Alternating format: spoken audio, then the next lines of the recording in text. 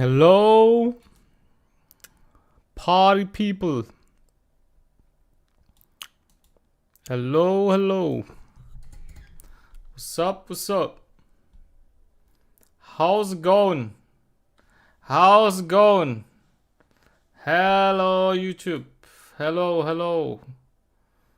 What's up, what's up? Guys. Guys.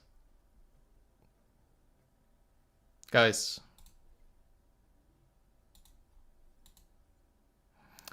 There she is. Our Queen, Lord and Savior.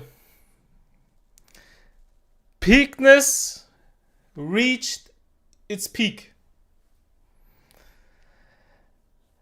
Familia, my queen arrived. Oh, cinema. There she is. There she is, guys. There she is.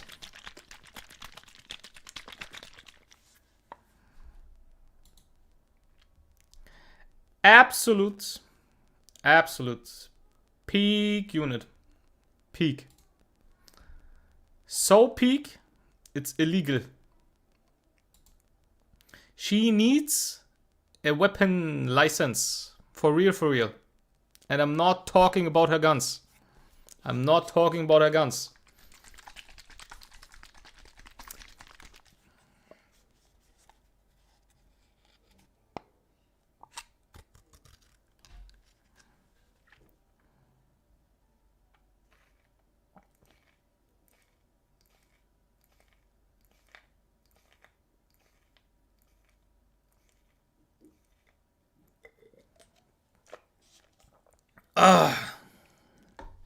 Guys, the reason, what's up? The reason for my rank 1 arrived. There she is. There she is. You want to see how rank 1 looks like? There she is.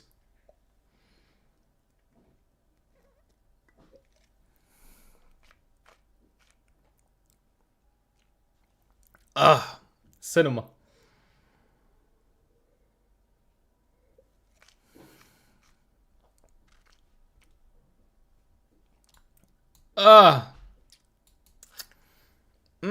P5555. Okay, guys. Let's be real for a second here. But just for a second. The thing is, she is a support, right? She is a support. And she's an LD. And we all know how unbelievably criminal expensive it is to P5 an LD, especially when you think about like the fact how fucking RNG based this entire pulling system is, right? If you think about it. Either you are giga lucky. That's basically what happened when I pulled for Lowen. That's the only reason why I P5'd her. Because I was just giga lucky. Technically, I could be insanely unlucky with my pulls for Familia, right? But. I tell you something that we will do tomorrow for sure. 100%. Zero doubt about that one. Zero doubt. I will at least P3 her. At least. Because the base stats increases 10% HP is fire. It's fire on her. It's just fire. Right? The same way of fucking jiggle physics are. They are also fire, by the way. That's crazy. Yeah, like I said, she needs fucking license for her weapons. And I'm not talking about her guns. Yeah, so we will at least P3. At least. Right? Not sure about P4, P5. If I get her P3, because I'm the luckiest motherfucker on earth, then we technically could go for P5, right? Because she is just her. She is just her. Dolphin a bet out of P5, 5-5 gun check. Guys. Surely she is a sniper unit, right? She will save turn 1. Surely.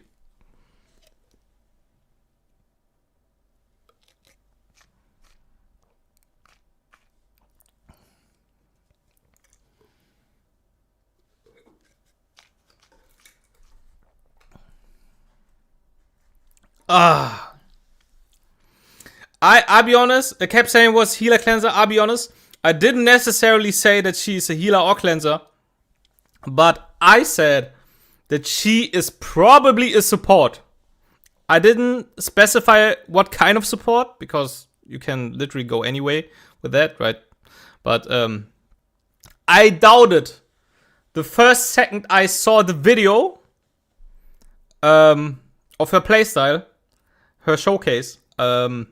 I doubted that she is a DPS. But, guys,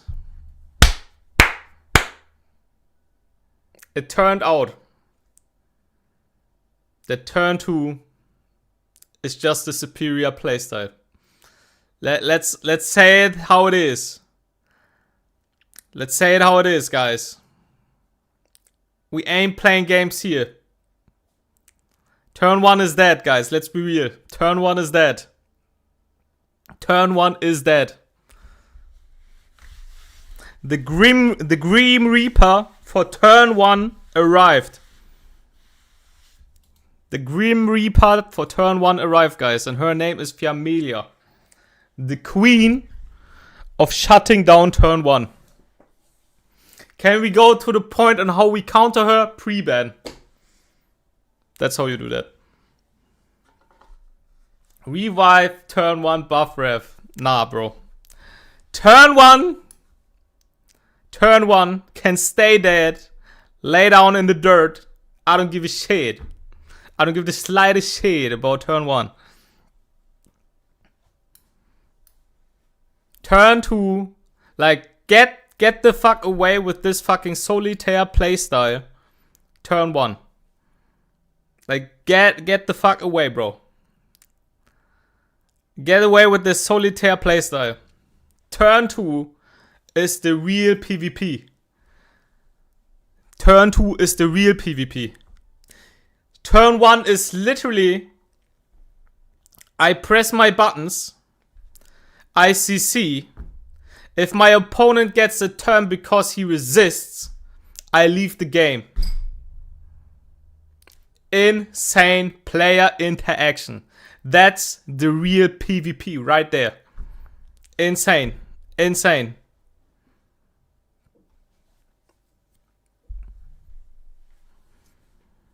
Some dev need to Frankenstein turn 1, makes superior playstyle once again. Nah, bro, we good.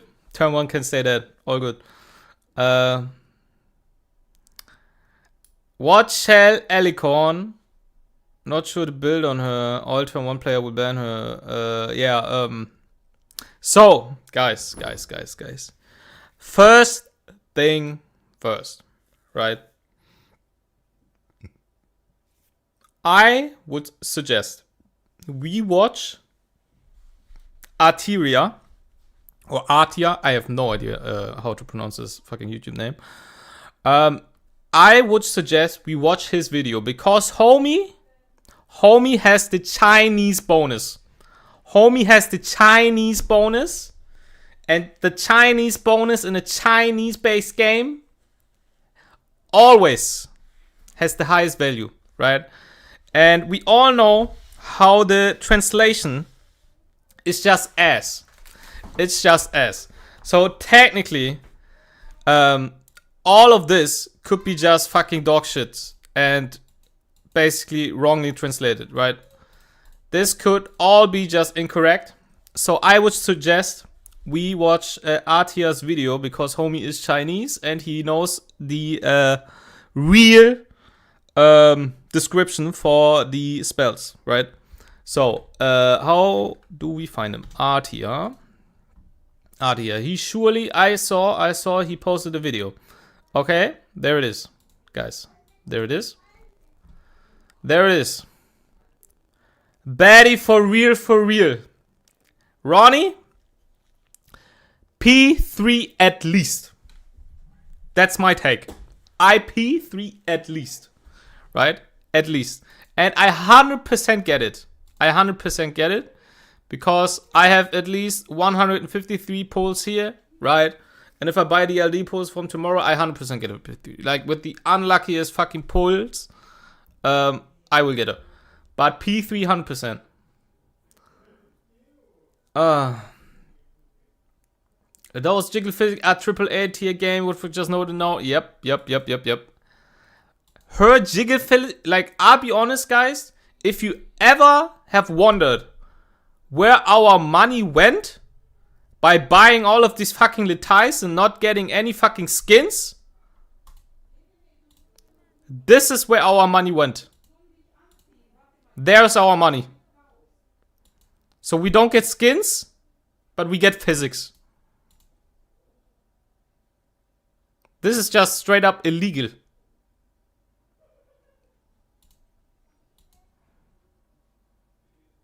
Insane. Insane. That's content. That's content. The way I look at these bazookas or whatever you want to call them, it's the same way you watch somebody play table tennis. That's the same way. I look left, I look right, I left, right. We look left, we look right, and left and right. That's the table tennis energy, guys. We ping, we pong, we pong, we ping. That's how it is. So much physics. RTX on. If you have both if you're ripping in the way. yeah. You know. I don't want to see that, bro. Anyways. Now we all gooned enough. Now let's talk about the facts, right? Let's talk about the facts. So we watch RTA. Shout out to RTA. Homie made a video about my Hoyan PvE session because I ranked 1 with Hoyan in Chlorus and in Terramaton, I think. Maybe also in Sharon. I think I also ranked 1 in Sharon. And he reached out to me, wanted some footage, and yeah. Homie made some videos. So yeah, he's basically keeping fucking Etheria content alive, in a sense. Shout out to PvE homie. He is him. And he has Chinese bonus. And we all love our Chinese bonus guys. We all love them. Without exception.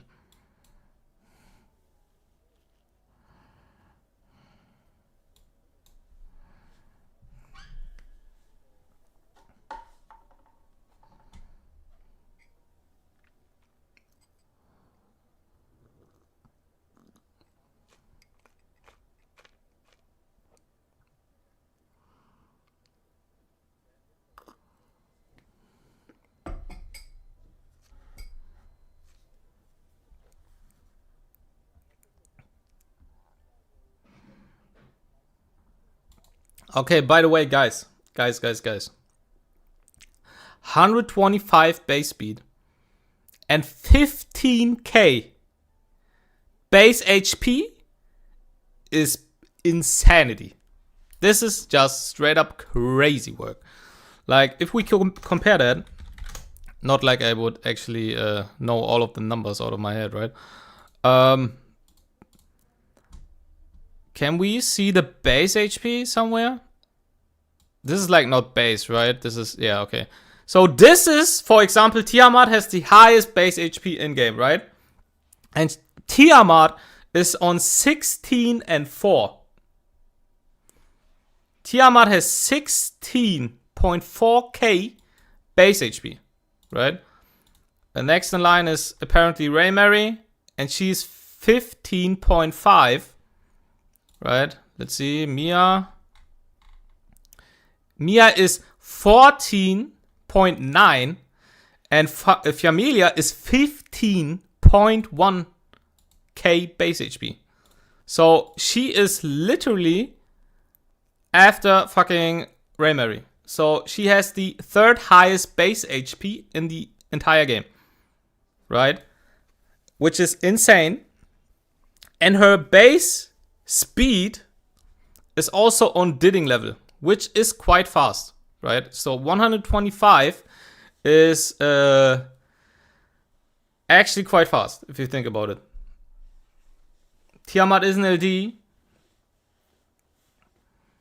Yeah, I don't know. I'll be honest, guys. Like, a lot of people are talking all about this fucking, yeah, LDs are more important and more broken and this and that. And, yeah, I don't know. I don't necessarily agree, because it's not like I can draw 5 LD units and I win. It's always the combination of the units and basically what they can do with the kit. For example, fucking Senyu, right? What Senyu does, in my opinion, is fucking LD material. Because fucking Rev exists. And the reason, because, like, the fact that fucking Rev exists is the main reason why fucking Senyu does fucking billions amount of damage. And, yeah, I don't know. There are so many fucking RGB units that, in my opinion, could be LD. So, for me personally, this entire fucking talk about LD, that's the main reason why she's good and so on, I personally find it quite silly. I don't know. Yeah. Tiamat S1 one-shots fucking squishies. Technically an LD mechanic if you think about it, but she's blue, right? So, I don't know. Fuchu, for example, guys. Fuchu is, right? We all know who Fuchu is. If you think about what she does, right? She's green. So, I don't know. This entire, yeah, okay, she's LD, she's broken, doesn't really apply, in my opinion, in Etheria, because there are so many RGB units that are also broken. Freya as well, exactly. There are so many fucking units that are giga busted, and they are RGB, and, yeah, I don't know. Obviously, Raymary is an outlier, right? But, yeah, I don't know. Plume is getting checked by fucking Aya, a green unit, right? I don't know. Anyways, yeah, her base HP insanely high. Her base speed also very high. Doesn't even need that much speed, actually, in my opinion. Like, this speed is actually quite high. Okay, let's see.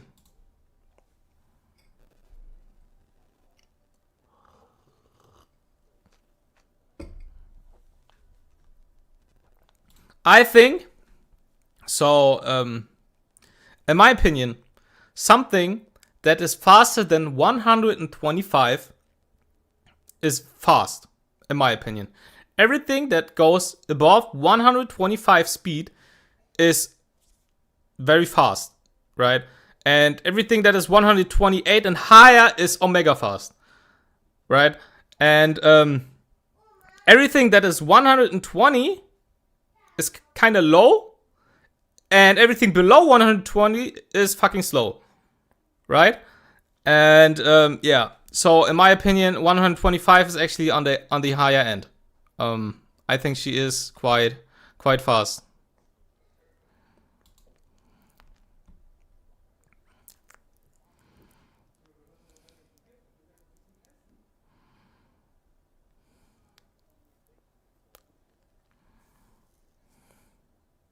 Like, she is, like, if you think about it and you put her into perspective with Mio, she is only 1 base speed slower than Mio, right? Think about it. She's 1 base speed slower. RGB also easier to P5. The long gives equal, if not better value than LDs. Yeah. Do you already have an idea how you will build her? I have multiple builds in mind, and what build or which build is the best for her depends on how exactly her kit works.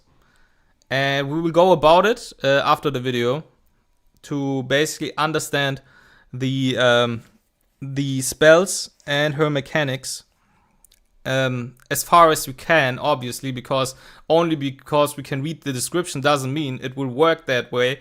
We all know that Etheria's fucking descriptions is always fucking dog shit in 9 out of 10 cases, and sometimes it has specific interactions which we just can't know until we test them, and then a useless unit can just become unbelievably broken out of nowhere, right? So for like, if you think about it, if you have ever read the Fuchu on her release or the Aya on her release the first time, all the fucking CCs, the content creators, were saying they look extremely mid. Imagine. Like the first time people read fucking Fuchu on her banner release, they said she looks mid. And you can skip. And that Nahor has higher potential because he has defense down and CC at the same time or something like that. They were saying like Nahor has higher potential. And now look at us. Worst Valyrian, exactly, worst Valyrian. Like think about it. And now we are fucking at the point where we all know that fucking Fuchu is giga busted, one of the best units in the game, and the same goes to Aya. So only reading the description doesn't necessarily mean you know the full capability of the entire kit or the interactions. Her passive says 8 stack proc free turn, but only 1 stack per ally per turn. So if enemy like S3 Plume should be 3 stack, 4 if she gets 8% or more damage. W Future by Aya, and I advocate for how broken she was at the start. Yeah, I'll be honest, like it's kind of hard to evaluate how good a unit is only by looking at her kit and the base stats. But to be fair, I personally would say that I'm at the point where I can look at the kit and the stats and guess how good the unit probably is or will be. I would say that I'm at the point where I have so many fucking I have so much fucking playtime in this game that I would actually say that I probably guess it's quite right. Yeah, and we are at the point exactly. So yeah.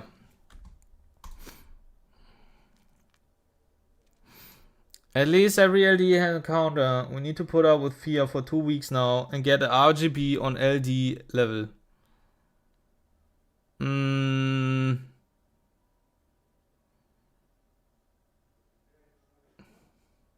Yeah, we can talk about it. We can talk about it after the video. I think we can all talk about that.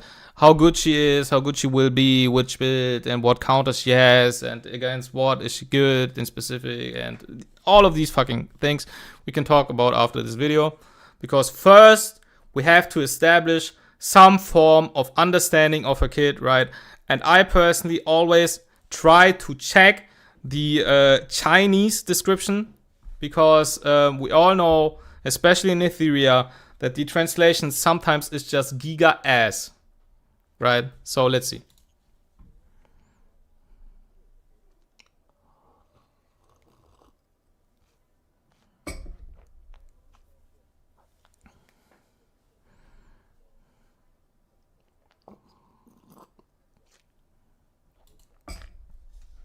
Okay, we go slow, guys. S1. Reckoning has come. Familiar deals 240% damage to a single enemy. Increases turn meter by 15% for all allies not inflicted with dispellable buffs.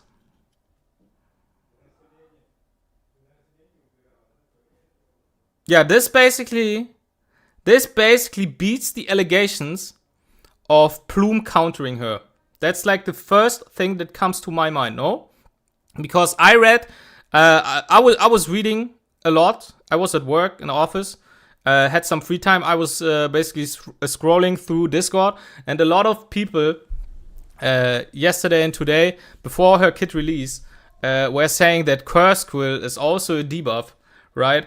And Curse Quill would technically shut down her entire S1 mechanic because you cannot remove the fucking debuff of Curse Quill, and it's a debuff, right? So the moment you lock Plume into her S1 wouldn't work the moment Plume debuffs you with Curse Quill. But now, it looks like the description says dispellable debuffs. So I would assume maybe the developers already basically they knew that Plume's interaction is too good against her, and they already planned to do that, or they have some fucking spies in Discord that were reading all of our fucking mind interactions that we made that she could have with other units, and basically they included it in fucking like the shortest amount of time possible.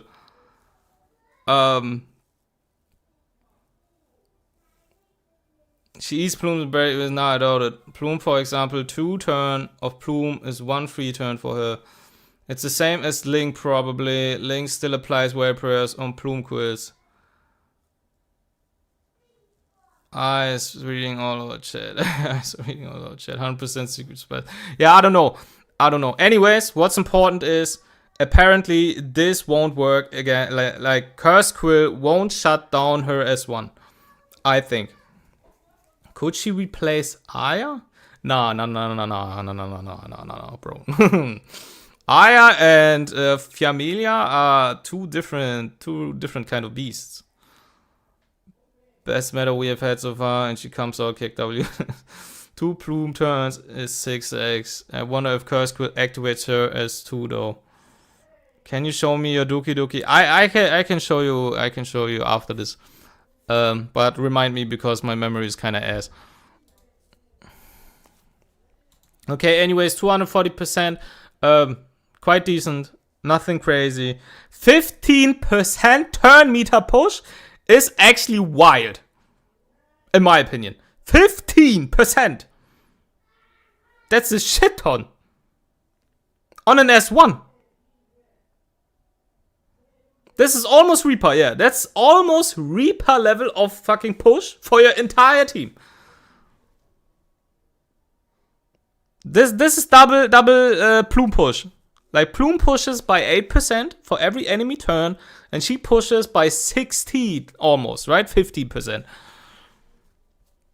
And it's for all allies, yeah. So if you think about it, I would assume, because that's how that's basically how Etheria or XD rather how they describe fucking allies in this game. If they state fucking all allies, they always mean that they include the unit itself. So I would assume that she is included with all allies. So she also pushes herself, which is, if you think about it, a 60% turn meter push in value in RTA, like 4 units.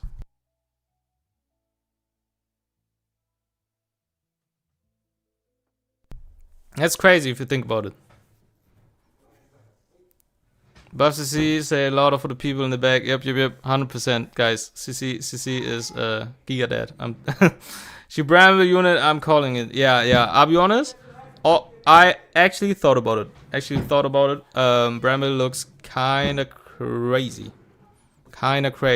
Because the thing about it, if you think like what kind of matrices you could use on her, it's most likely not Strive, because why would you bother about her pushing all the time if she already basically gets herself turns, right? So why would you do that?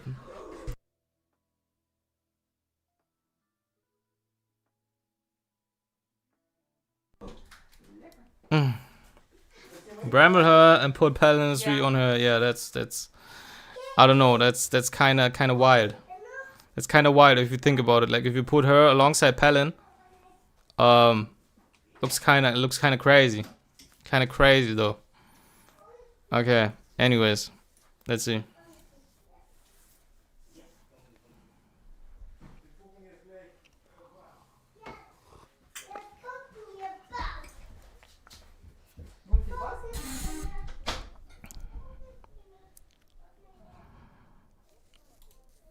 Deals damage to a single enemy grants allies who are not afflicted by any debuffs. Yeah, that's a change in description. That's a change in description. But to be fair, I always thought that the description that we get here from this picture is always kind of vague. So I never took this information as face value, right? This is more like a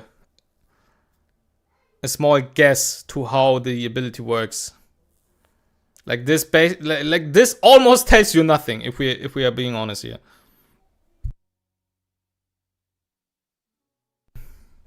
Lily plus her, yeah. Already making up a rope Freya. Yeah, that's weird. I found my new Lily slave. Damn. Yeah. Yeah, okay.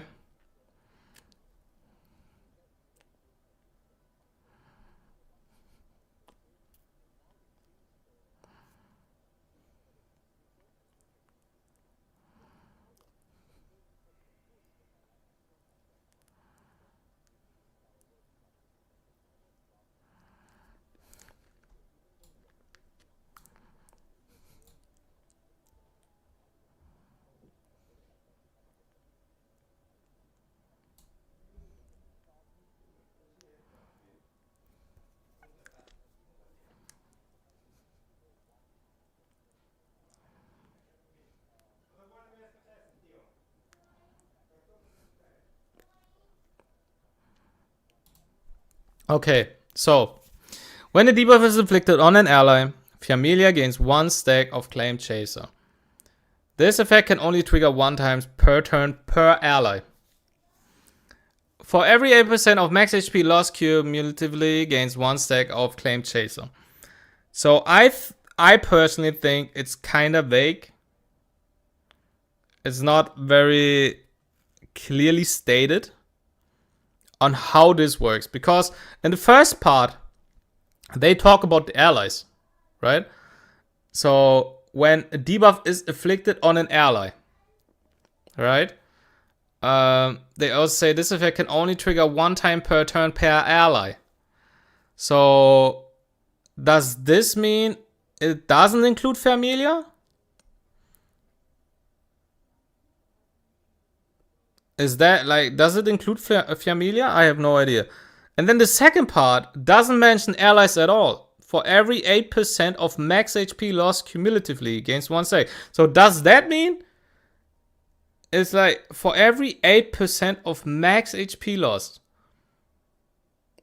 Does it mean, like, is it talking about the allies also, or only about her now because it doesn't mention the allies? Like, this is giga vague. Like, that's why, let's see. Because most of the time RTA has the Chinese translation.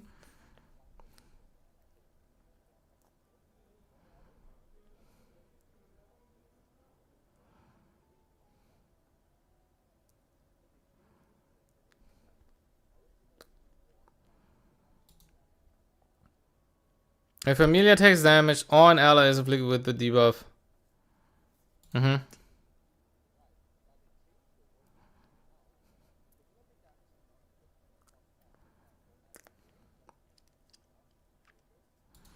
Familia doesn't get stacks being debuff.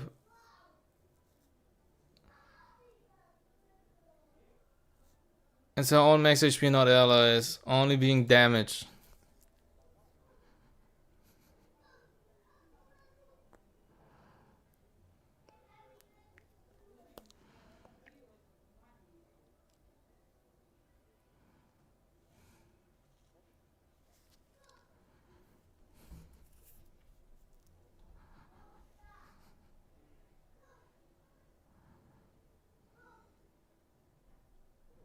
Okay, Chinese.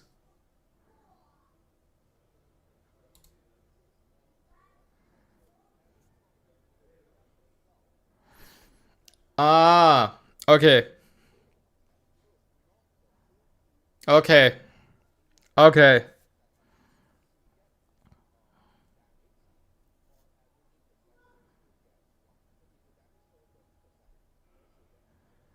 Mmm.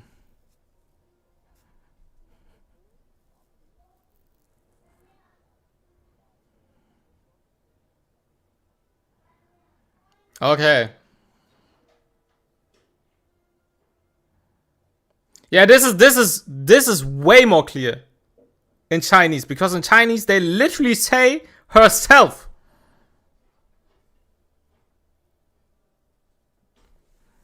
So if we build her full HP, she will get less stacks from herself because damage threshold becomes higher. That's true. How can they not hire one translator? 3 HP, no bloodbath, most likely. So is the last skill to Latize S3, S1, S2? I don't know. So we didn't get so far yet.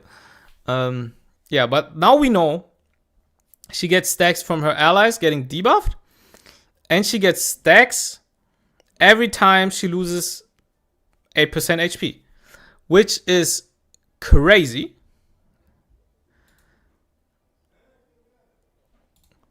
This is crazy. Because that would mean that she not only is good against CC, she is also good against cleave. This literally means she's also good against cleave.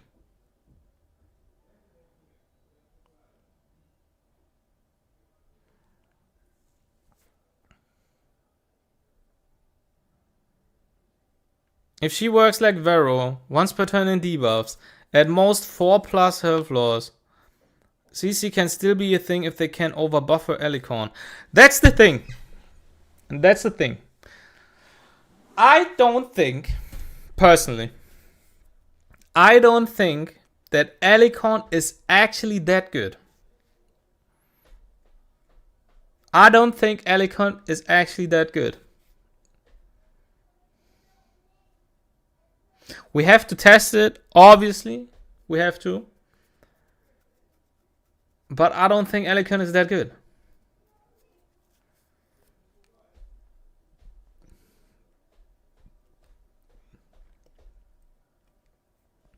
Happy 2 should have also cleansed all debuffs. Again, alongside her. Yeah, that would be balanced. Finally, someone that understands it. I think she will get 3 turns extremely easy against the CC. That's the thing. Like, guys. If we think about it. The main reason why we lose to CC and why we lose to Rope is not because our units lose 1 turn, right? That's not the reason. Like, our units getting CC'd for 1 turn doesn't matter. If you think about it, it really doesn't matter. The main reason why we lose to CC is because we get CC'd the first turn, the second turn, the third turn, and every fucking turn after the first turn. Right? That's the issue we face when we play against CC. So, giving her Alicorn, which not, like, if you think about it, Alicorn is not even necessarily good against debuffs, because if she has fucking 8 debuffs on her head, Alicorn will just miss and you have, like, literally not a shell equipped. Literally. Like, I have so many people in my chat saying, bro, build fucking Alicorn, it beats everybody in CC. No, it doesn't. It doesn't. Because Alicorn can just miss.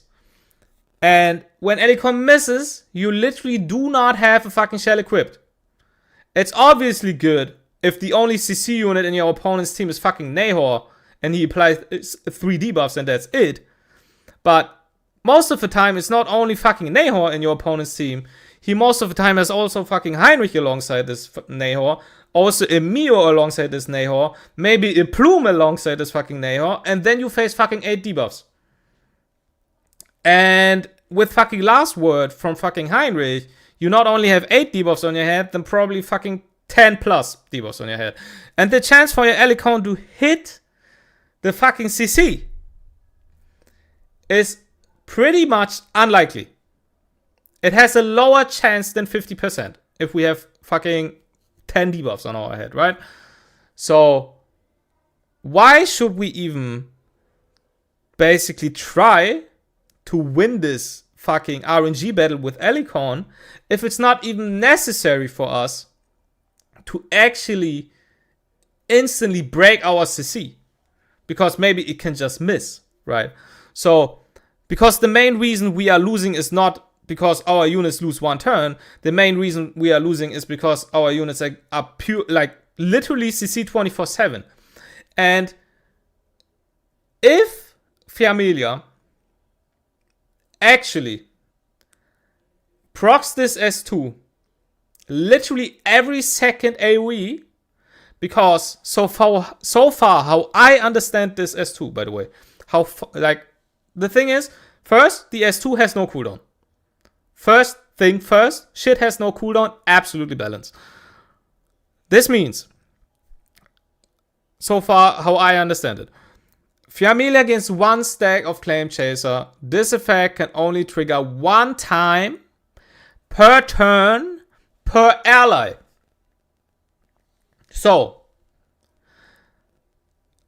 how it could work means you have 3 allies alongside her, and you can only get 1 chaser per ally per enemy turn. So if fucking Plume or whatever presses an AoE debuff, you basically get 3 stacks, because you can only get 1 stack per ally per turn, per enemy turn. But if your opponent manages to deal 8% of Fiamelia's HP as damage, she will get another stack from that. So she is on 4 stacks. If it's a Rev Plume, it's more. It's way more. Because a Rev Plume does more than 8%. Right?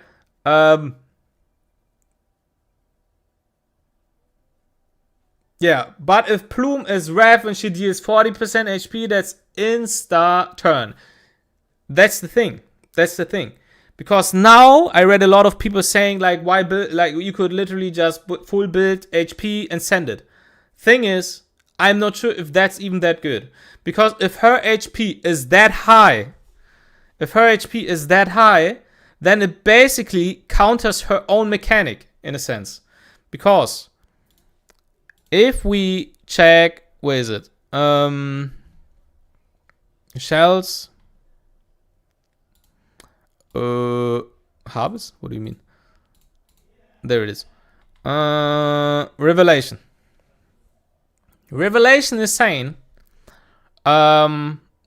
additional true damage 12% of the target's max HP, right? Which is technically 36%, right? And 36% is 4 stacks on Fiamelia. But the thing is here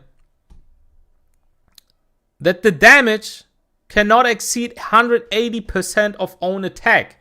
This means for a Rev unit to actually crit for 12% of the target's max HP, and the target is a HP based unit like Tiamat, who has fucking 50k HP or something, these units actually need a lot of attack, no?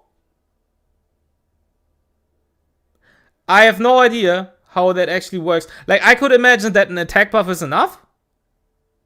I can imagine that an attack buff is enough. But most Rev units are running 2 crit pieces, and some of them are running 1 accuracy piece alongside it, I would assume. Like Silence or Plume. So their attack is probably like, I don't know, fucking 2k max, no? And if their attack is 2k max, then they are literally not capable to basically damage for 12% of the target's max HP if the target has 50k base HP, you know?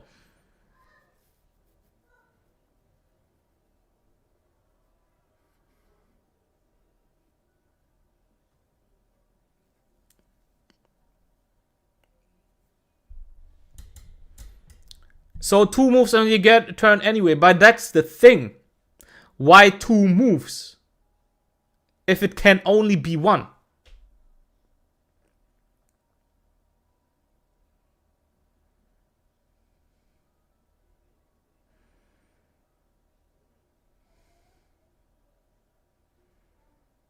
Like, if you think about it, right?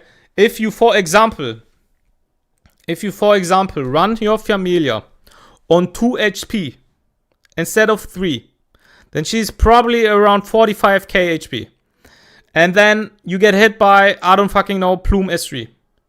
It's possible that this Plume S3 does 40%. If your max HP is not that high, her S3 could maybe deal 40% damage, because it's not only 36 from this, right? She also has her own fucking damage. So, if she does 40% HP of, like, 40% damage of fucking Familia's max HP, right? Then she gets 5 stacks from it. And because Plume also debuffs 3 allies, she gets another 3, and that would mean she would instantly get a turn, no?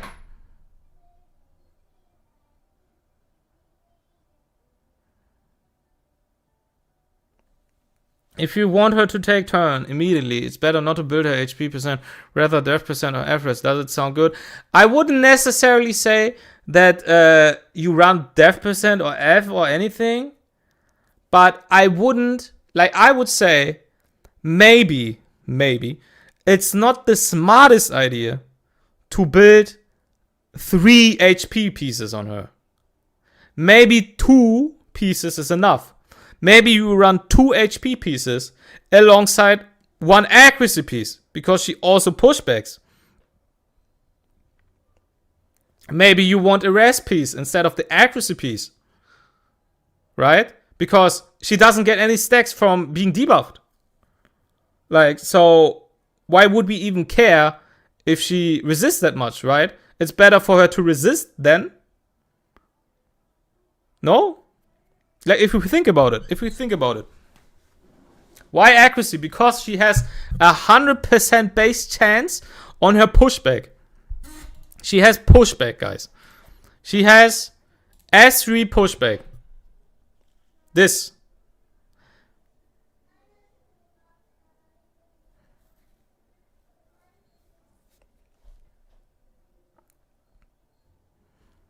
I would probably say HP, FRES. Maybe. But I'm just trying to beat the allegations here.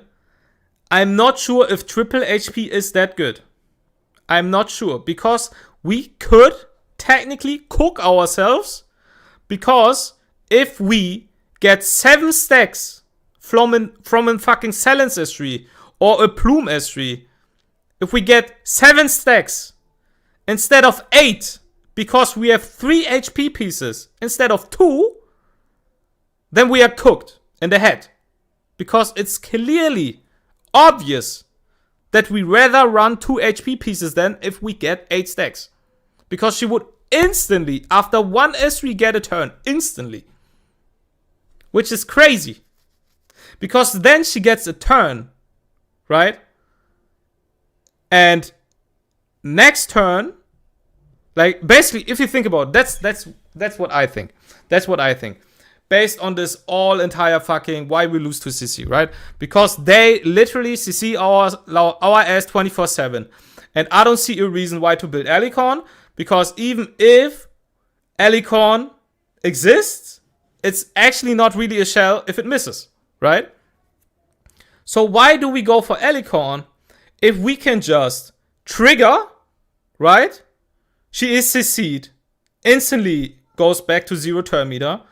Second CC unit goes, does the fucking CC Nevet or whatever, does a 3 or whatever, I have no idea.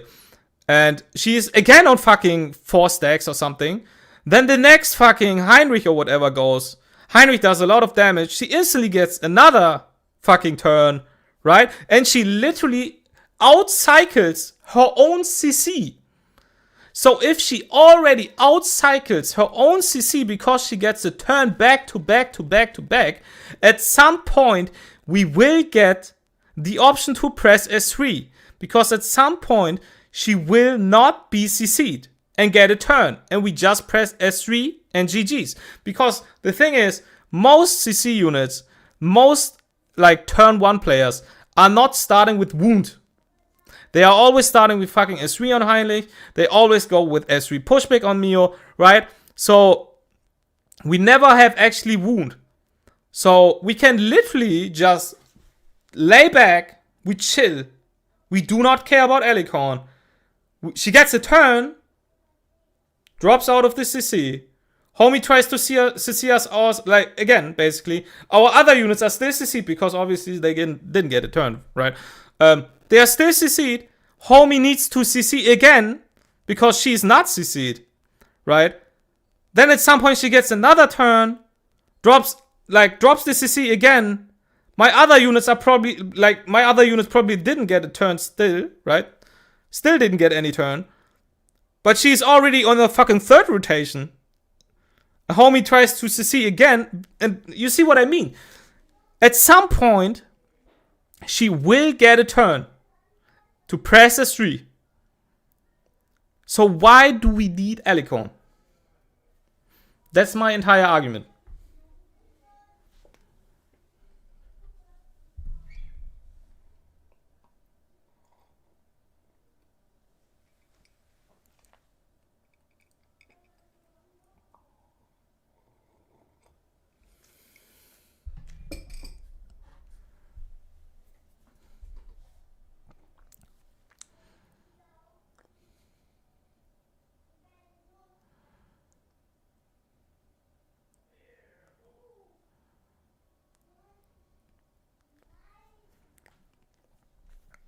Okay, let me read the chat. You are actually writing a lot here. I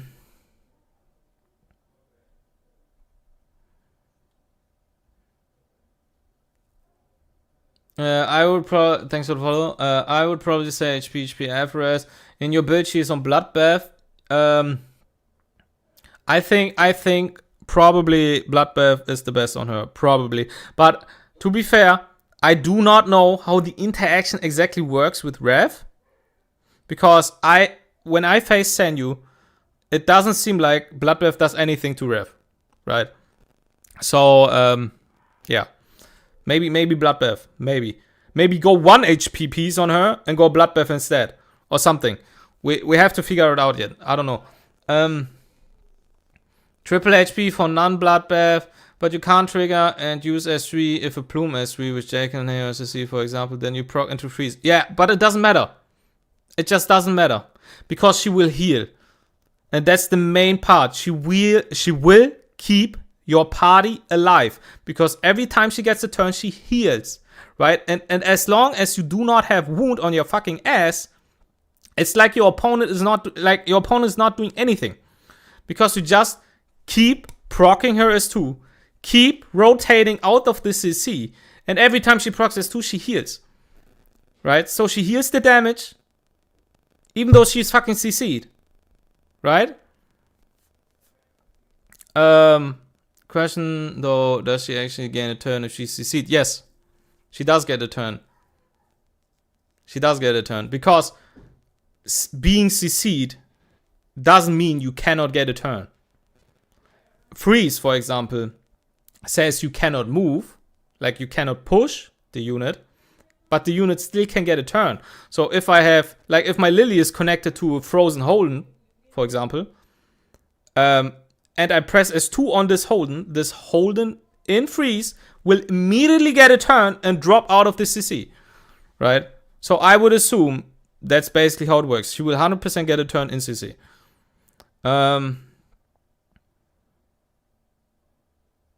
But something like Tia doesn't transform and gain a turn when she gets her stacks while CC'd. Doesn't transform and gain a turn when she gets her stacks while CC'd. I see your argument. We can check. We can check what Tiamat actually says here. Because first thing is bloodshed is blue, no? Bloodshed is blue. That's the first thing I see here.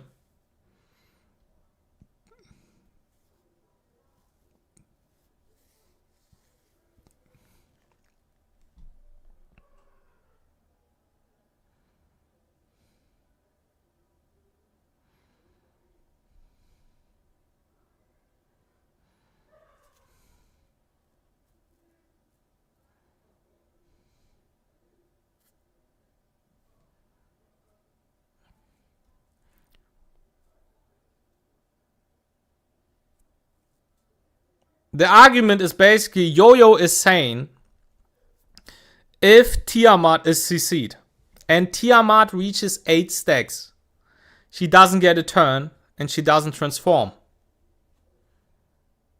So why should Fiammella get a turn when she's CC'd?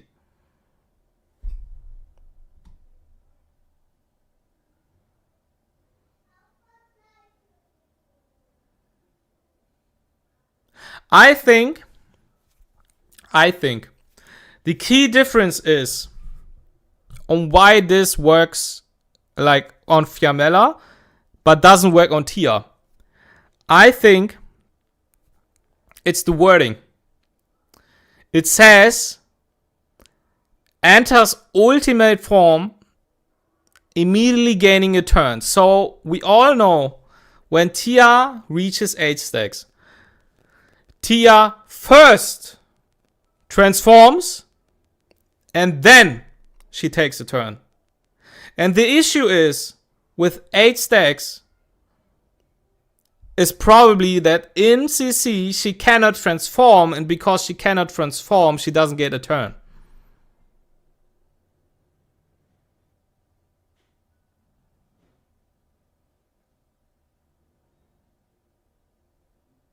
She does take a turn after transforming. Exactly. She gets a turn after transforming. But the issue is she doesn't transform when she's CC'd. So that's why she's not getting a turn. I would say. She takes a CC'd turn? No, she doesn't.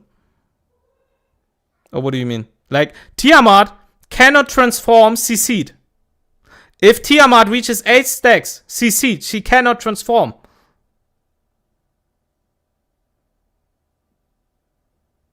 If you mean the Amber interaction.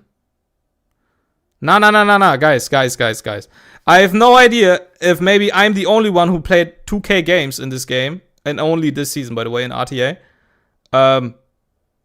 But I'm pretty sure that Tia doesn't transform when she's CC'd.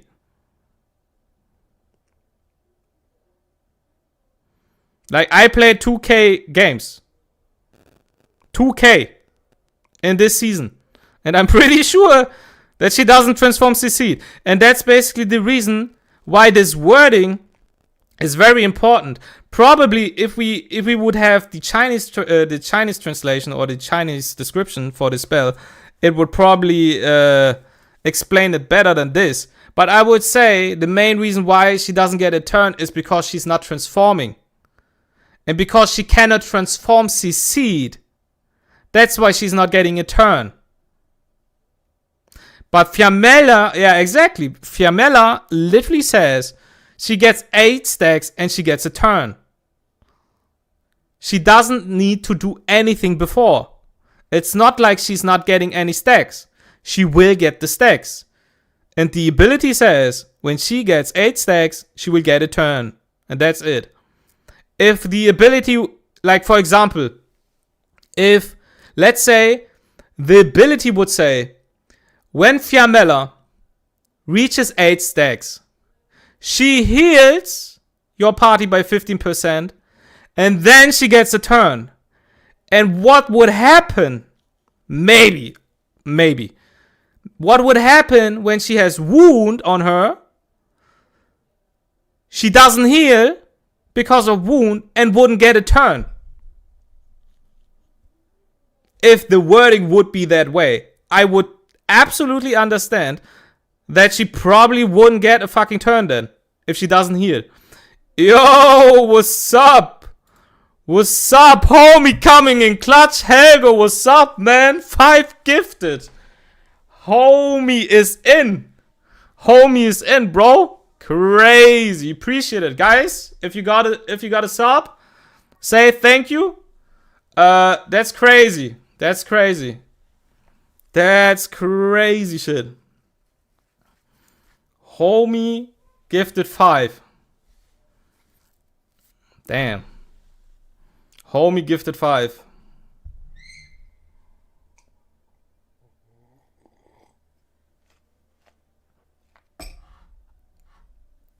Bro, this alert is going crazy.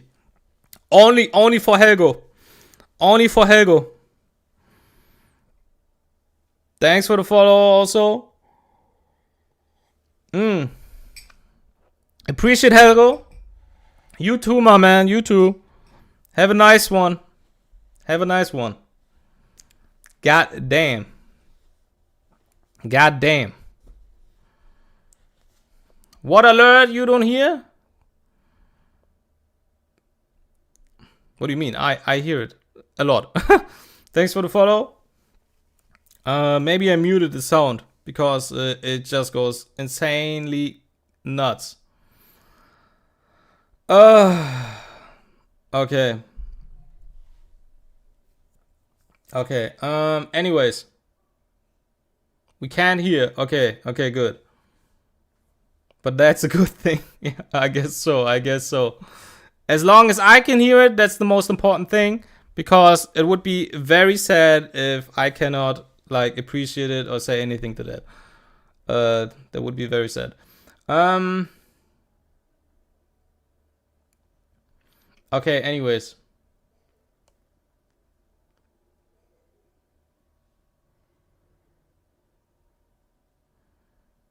It does not transform when CC'd. And by familiar, it's just anything. Stop from happening. I should speak to you again. Turn when CC. Double Swift, Amber, this for her, I think. Then abuse Amber interaction if she works like Tia Amber. That's the thing. That's the thing, guys. Personally, so far, I didn't think a lot about it yet. Probably Amber again, best fucking shell on her. Probably. I'm not sure yet. But I'm not sure if she really needs that fucking, like, if she really needs so much speed. I have no idea. I have no idea. We have to check the alternatives. I have no idea.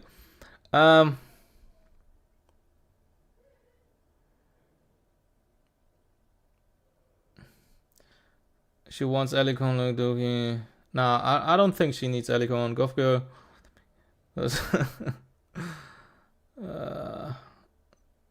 Full cleansers her with Amber, and then takes a turn. If that's the intention, then that's business slot.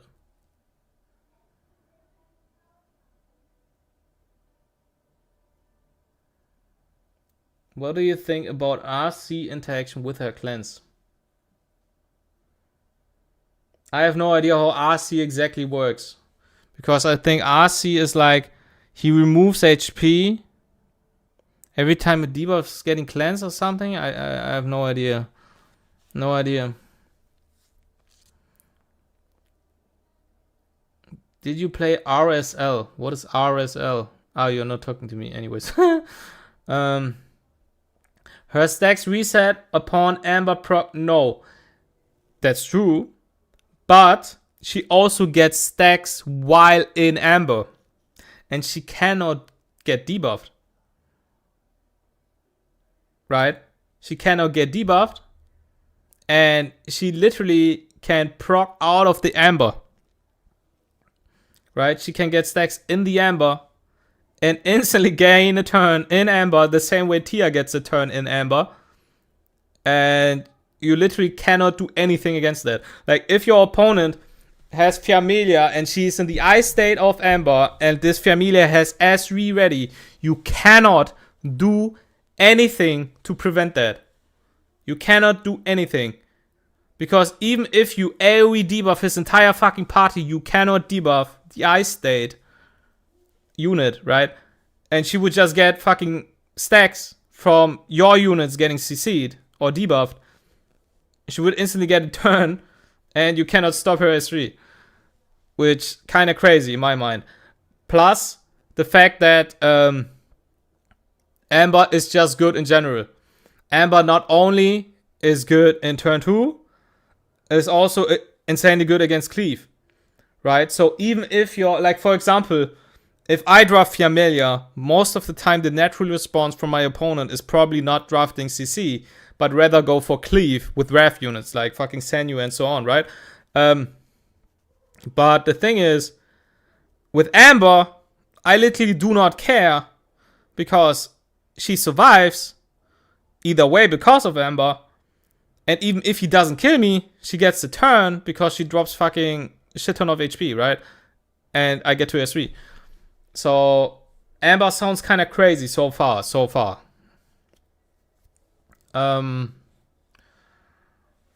Okay, guys. Anyways. Before we talk about everything else, we need to watch this.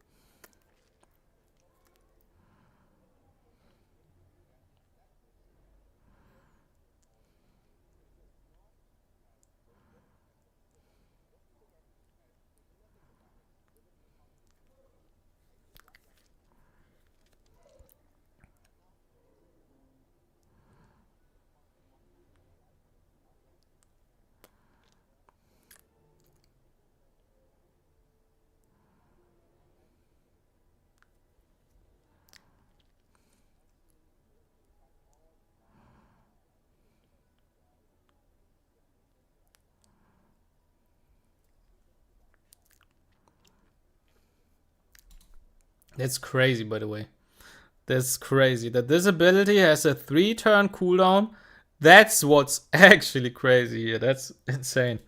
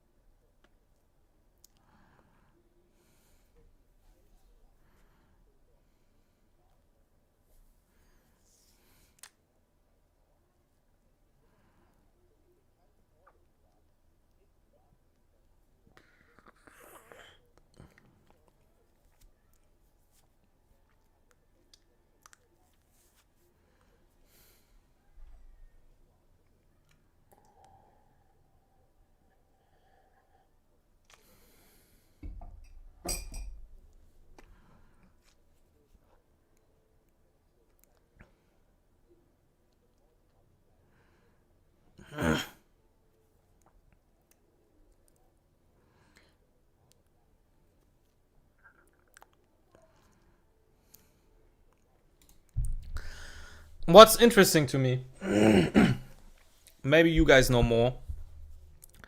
It says 16% of her max HP on every fucking enemy, right? Heals all allies for the same amount. Are we talking about the same amount of 16%? Or are we talking about the total fucking amount that we remove Because that would be a whole different story.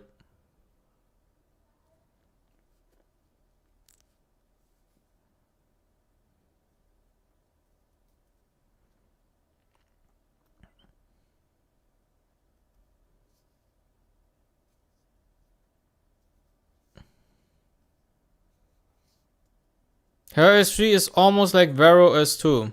Just her HP. Yeah, but I'm talking about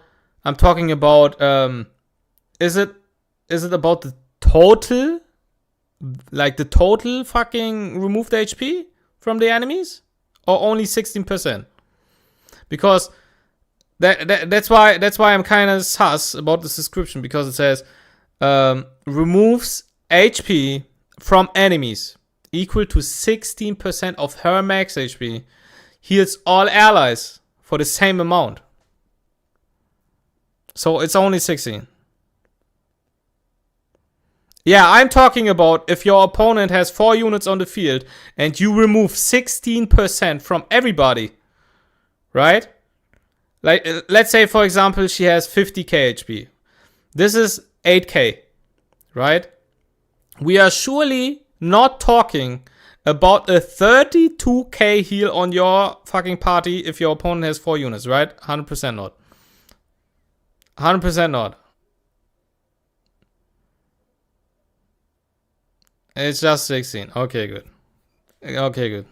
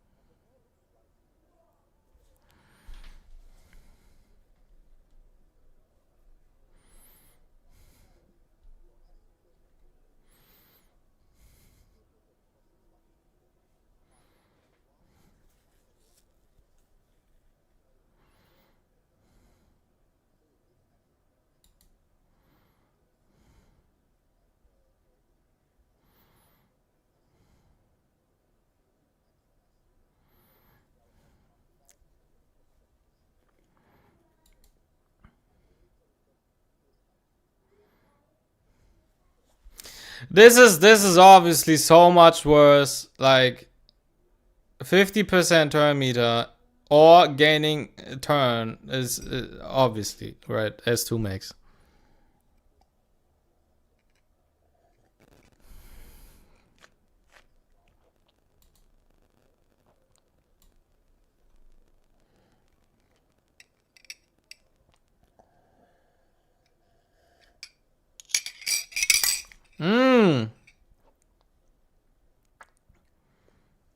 Accuracy. Accuracy. To be fair, I think min investment can be 155. She doesn't really need speed, and S1 doesn't unlock crucial passive or something. That's absolutely true.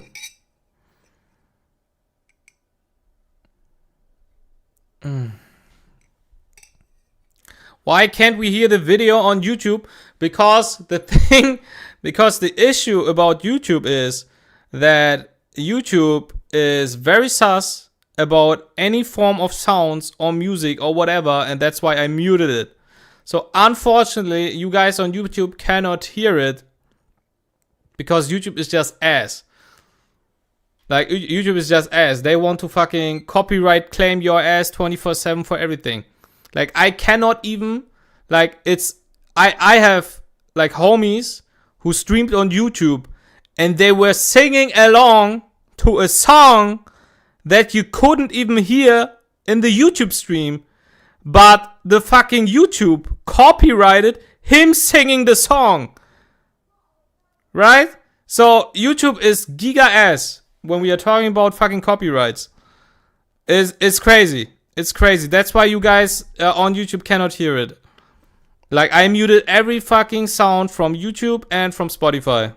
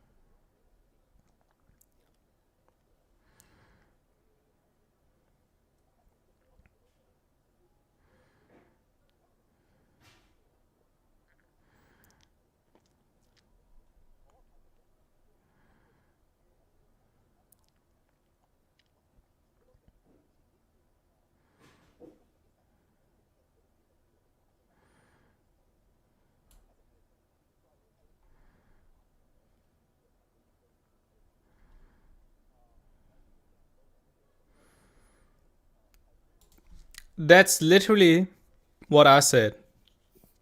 And he said it again. You have to gamble with Alicorn. You have to gamble. And that's the worst part about this fucking shell. I do not want to gamble anything. I do not want to gamble anything. Right? The only fucking gamble I want to deal with is either fucking Bramble, which is already fucking toxic enough, Rahu Slot Machine, which is fucking pathetic, and the third thing is the 10% innate resist. These are the three things that I can handle gambling. Everything more than that is kinda dog shit.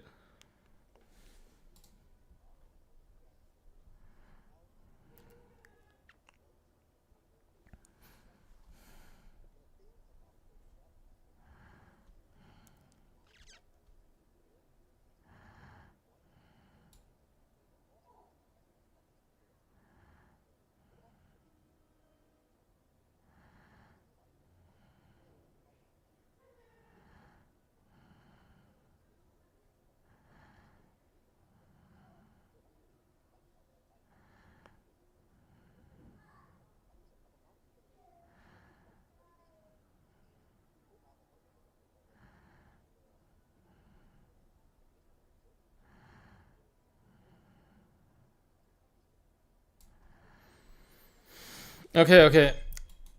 The yapping is crazy. Yep, the yapping is crazy. Anyways, we are done with the yapping from this video because now we all have a small or decent understanding of how the fucking unit works. Now we go to the toilet and then we talk about builds and whatever.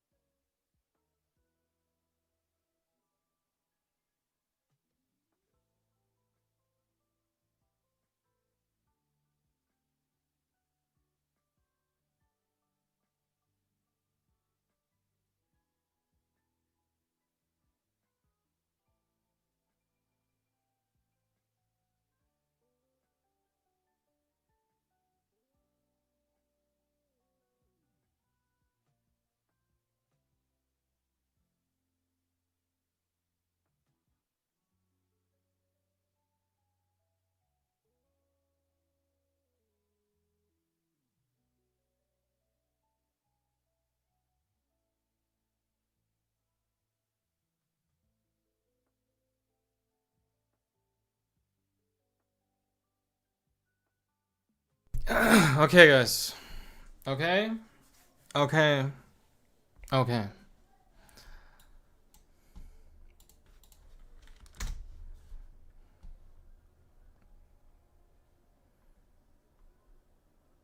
Let me play some music.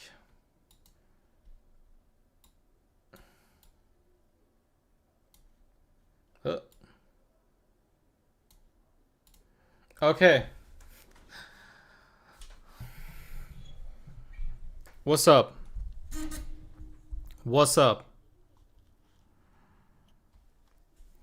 Guys.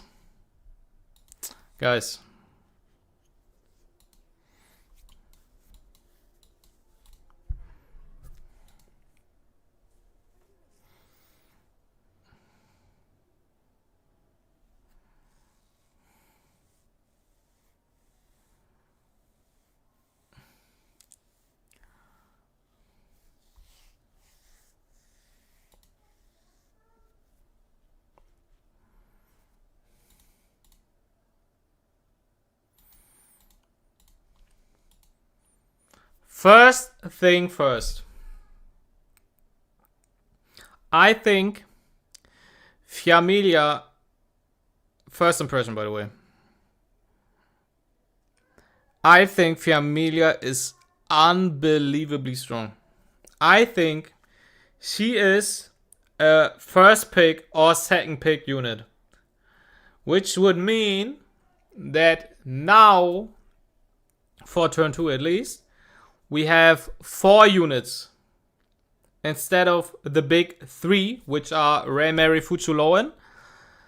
I think that Fiamelia also is insanely good in turn 2, which would mean that going first actually is kind of crazy again. Going first is actually kind of crazy again. Like, going first actually kind of crazy. Going first was fucking unbelievably garbage, dog shit, insanely bad. The reason she exists, actually crazy.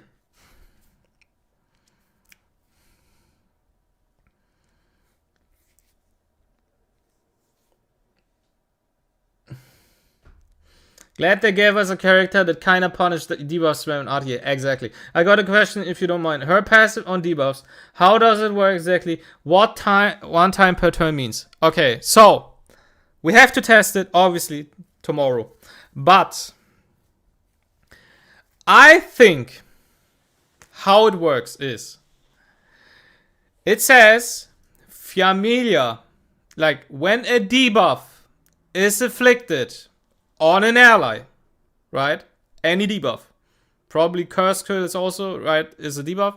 Curse Quill is a debuff. Weakness is a debuff. Every fucking, you know. When the debuff is afflicted on an ally, Fiamelia gains 1 stack, right? 1 stack of Claim Chaser. It actually states stacks, right? Stacks. So, in my opinion, there are 2 ways on how this shit works. It's either the unbelievably giga busted broken way, which I probably think is not how it will work, because that would be insanely busted, or it's how we all assume how it works. First thing first, how we all assume how it works is, if you have 3 allies, basically a party of 4, and your allies are getting debuffed, it doesn't matter how many debuffs connect, it only matters if your allies get debuffed. So if your allies get debuffed, you get 1 stack per ally. So if your opponent's Nahor, like, presses S3. If your opponent's Nahor presses S3, he debuffs fucking defense down, freeze, and rest down. 3 debuffs. But Fiamelia doesn't care about 3 debuffs. She only cares if your units are getting debuffed. Which they do, obviously, against Nahor. So 3 units are getting debuffed, like 3 allies in your party. Which would mean she gets 3 stacks. Because she only gets 1, like she gains 1 stack per per debuff, per fucking ally when they get debuffed. Per turn. So Nahor is 1 enemy turn, right? Nahor is 1 enemy turn. And you can only get 3 stacks if he AoE debuffs. Like, you can only get 3 stacks because you have 3 allies. And when they all get debuffed from Nahor S3, you get 3 stacks. Because first, she doesn't include herself. At least it's not stated exactly that way. And second, it says it's 1 stack when your allies are getting debuffed. When they're inflicted with the debuff, right? And this can only trigger 1 time per turn per ally. Per turn means per enemy turn. Per ally is obviously per ally. And basically 1 stack when they get debuffed. So your opponent goes, Nahor goes first, presses S3, you get 3 stacks. Second in line, Heinrich applies 1 billion debuffs, doesn't matter. He hits all of you, but she only counts your allies, not herself.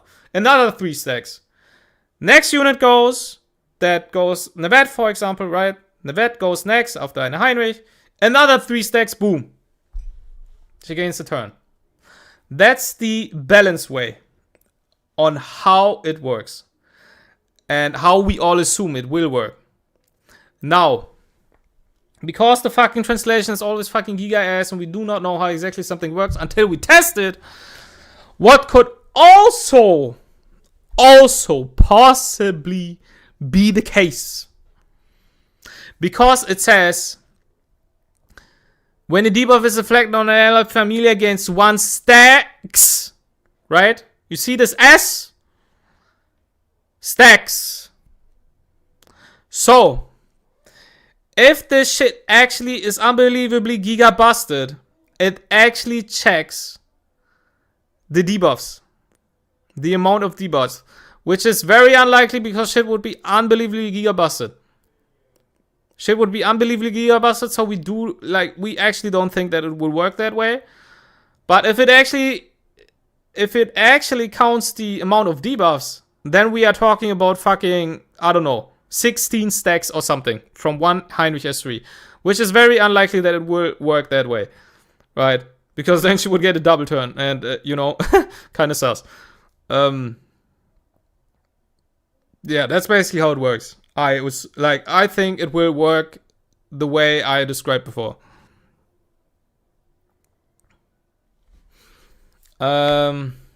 Silence value gets higher and higher every patch. That's the issue, guys. That's the issue. Let me show you something. Obviously, you can say, yeah, I mean, because of passives getting more and more broken over time, silence gains value. The general idea makes sense. I don't think that it applies here. Or in general. Because the issue is, we are getting more and more cleanse units. We are getting more and more units that can cleanse. And because we get so many units that can cleanse, forgetfulness just doesn't stick. It doesn't. Because, for example, before Sanya got her awakening form, right? Her awakened form, she was very susceptible to fucking silence forgetfulness. She was basically a dead unit after silence S3, or rather her fucking forgetfulness debuff. She was a dead unit. The same way Aya, in a sense, is a dead unit, right? Now, Sanya literally doesn't care about silence. Literally, she doesn't care about silence because Sanya can just cleanse forgetfulness. So if Sanya, for whatever reason, gets the forgetfulness debuff from silence, Sanya presses S3 on herself, cleanses the forgetfulness, and maybe snipes 2 other forgetfulness with her S2 passive. And that's the issue. We got Santic, right? We are getting Fiamelia. We are getting, we got Sanya, Awaken Sanya, right? So we are getting more and more cleanse units. And I find it kind of hard to imagine that Ninfo buff as well hurts Silence, exactly. Like, I find it kind of hard to imagine that the Forgetfulness debuff actually sticks. But we are still losing. Shake my head. Yeah. The way it reads to me is she will get 4 stacks from AoE debuff on her team and more if she takes a bunch of damage from say ref. Yeah. I'm not sure if she's included. We have to check it tomorrow. Yeah, but I'm not sure if she's included. Mia buff too, I guess. Yeah, in a sense. That's the issue. Technically, you are right, and I personally also thought that Silence gets better and better over time. And that's basically the same fucking thought process like all of the people have that do not play that much of the game, I guess, or do not play that much RTA. But I played so much fucking RTA, I'm always fucking 2K games in this season only. And I can tell you, Silence debuff doesn't stick. What you were able to do before, I can tell you, what you were able to do is, you draft Plume. Obvious answer to Plume is Ire on 3 from your opponent. If your opponent goes Ire on 3, you were able to answer the Ire on 3 with Silence on 3. It's kind of risky, but you were able to do that. Because you shut down the entire Ire, basically forcing your opponent to draft another cleanse unit. Right? And the other cleanse units weren't the best. Right? They weren't the best. Because Doki just shut down your entire Ire, which is giga ass. It's just giga ass. Sanya doesn't cleanse because she has no passive. Right? Before this season. And, yeah, other cleanse units weren't really good. Now, we got Awaken Sanya, who doesn't care about fucking Silence. We have Santic, who doesn't care about fucking Silence. And we are getting Fiamelia, who also doesn't care about Silence. Because all of them can just cleanse the Forgetfulness. Right? And that all of that happened in one season. We got 3 insane, plus the info by the way, 3 insane cleanse units. That just shit on this fucking entire Forgetfulness mechanic. That's why I'm saying, yeah. Silence is losing value. Even though she should gain value with more broken passives.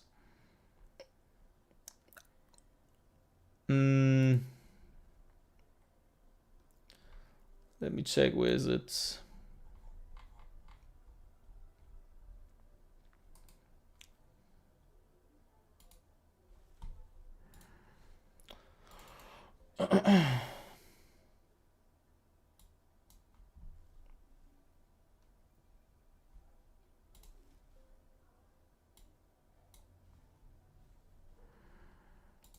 So, for example, this, right?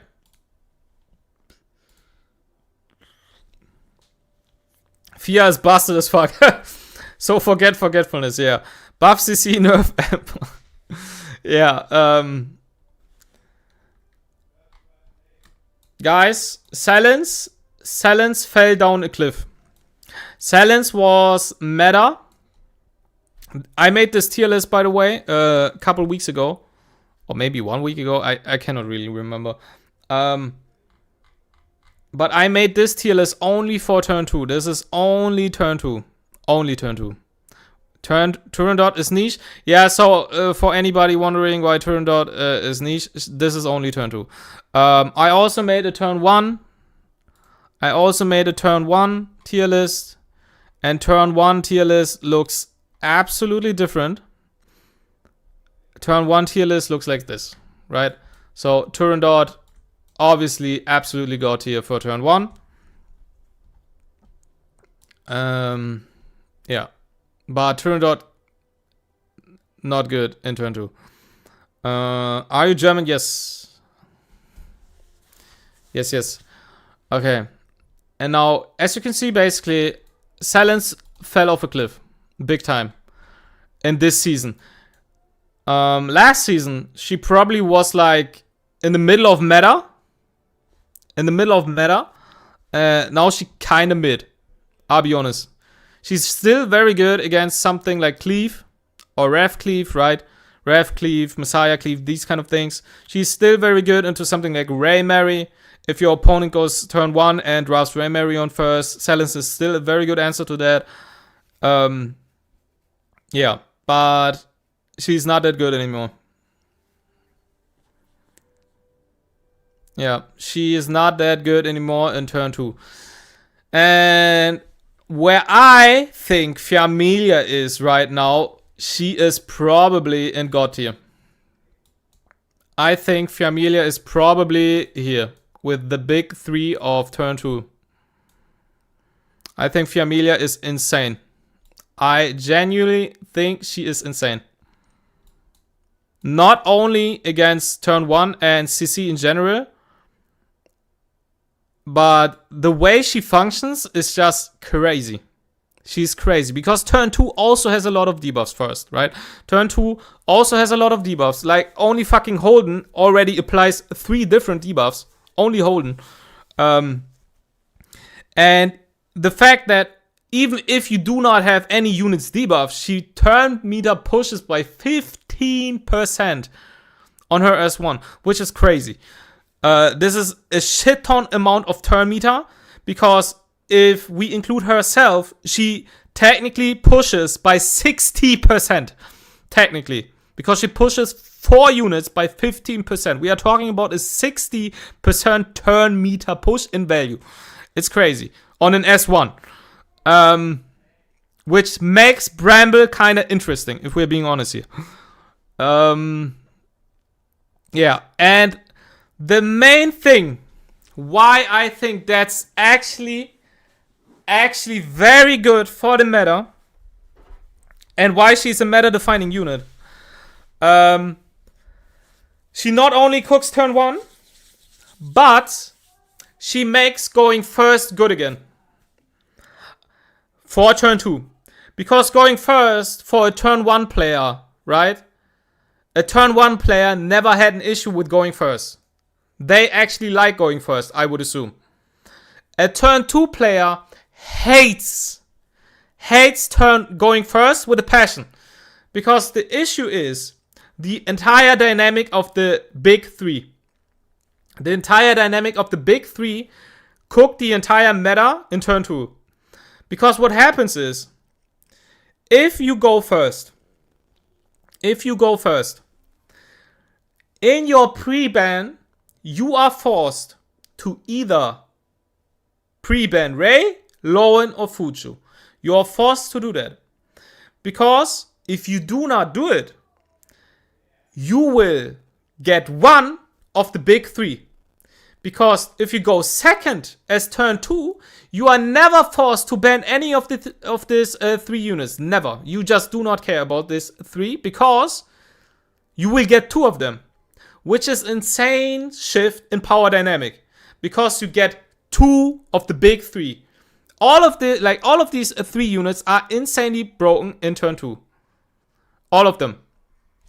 And if your opponent who goes first does not ban one of these 3 units, you maybe get Ray, but your opponent goes Fuchu Lowen. So you are instantly forced to deal with one of the other. And because Fuchu is very, very, very hard to deal with in turn 2, most of the time you have to deal with Lowen. And if you already know beforehand that you have to deal with Lowen, most of the time your opponent also knows that, right? Your opponent knows if I go second and I get Fuchu Lowen, most of the time I know my opponent doesn't want to deal with Fuchu if he goes turn 2. So I will get Lowen for sure. So my opponent, if I'm turn 2, is forced to draft in a way so he can deal with Lowen. Means he has to go something like Palin. He has to go speed units like Lily or something to deal with Lowen. Like maybe push a hole and reset her. He also is maybe forced to go Kokari, right? And this is all a shit ton of information. This is a shit ton of information you get if you go turn 2. So not only as a turn 2 player do you get 2 out of the big 3, where one of them is already 100% post-banned, you also, and that's the most important part, is you also get the pick on 5. And the pick on 5 is most of the time a forced ban for your opponent, because if your opponent drafts in a way that makes him vulnerable to a specific playstyle, let's say he has no cleanse, you literally can pick any CC unit on 5, which is Nehor, Mio, or Lilith, or something like that. Pick it on 5, and your opponent has to ban the CC unit on 5. Right? So he has basically 3 units that are insanely busted into his comp, and he doesn't have enough bans to deal with them. Like, he cannot, like, he has to deal with either Fuchu or Lowen, or maybe the pick on 5 also, right? So if he bans Fuchu, we get the pick on 5 and Lowen. If he bans Lowen, we get Fuchu and the pick on 5. If he bans the pick on 5, we get Fuchu or Lowen. So turn 2 is just 10 times better. Going second is just 10 times better than going first in turn 2. Because of this big 3. But now, with Familia, we have the big 4, which changes a lot of things. A shit ton of things in turn 2. A shit ton. Because this makes going first good again. Because if you imagine, now, because there are 4 units that are busted, as the going first player, you are not forced to ban any of these 3 units anymore.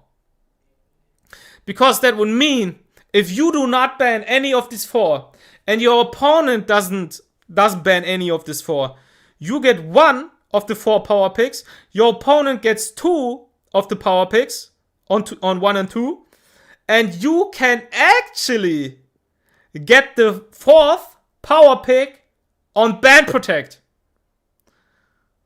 which is crazy.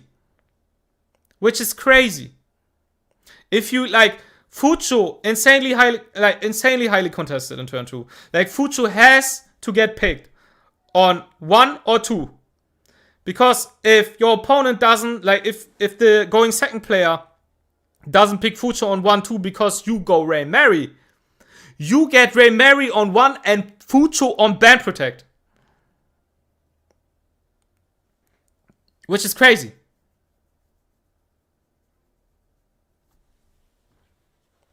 Except if the opponent pre-ban 1. And that's the thing. If you are going second now, if you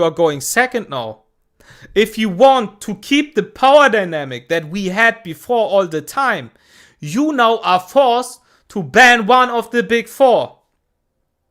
Which is very bad for going second, because even though you make your life good against turn 2, because you keep up the power dynamic, you make your draft insanely vulnerable to turn 1 or against turn 1 players, because then you have to deal with Turandot, you have to deal with Mio, you have to deal with Senyu, you have to deal with Freya, because you do not ban any of these units.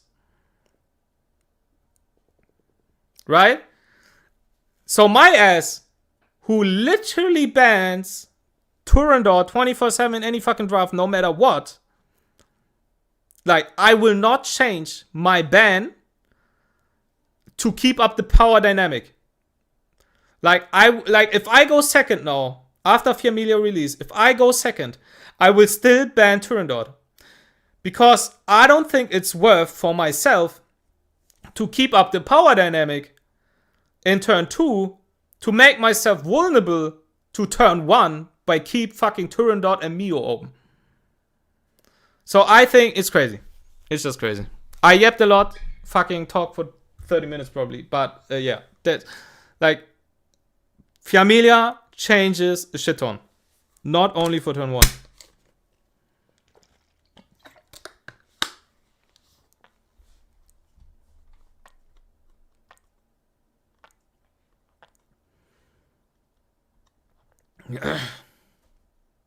I think it's too early to say. Technically, you're right. But I personally think with the experience that I gathered from playing this game, and around 2K games only this season, I'm pretty sure that Fiamelia is probably got here. Because she is insane. She is absolutely insane. Even if your opponent doesn't draft any fucking debuffs, which is possible if he goes Tiamat and Sanya and I don't fucking know, Lily and Veronica, I have no idea. Something like that. Literally 0 debuffs.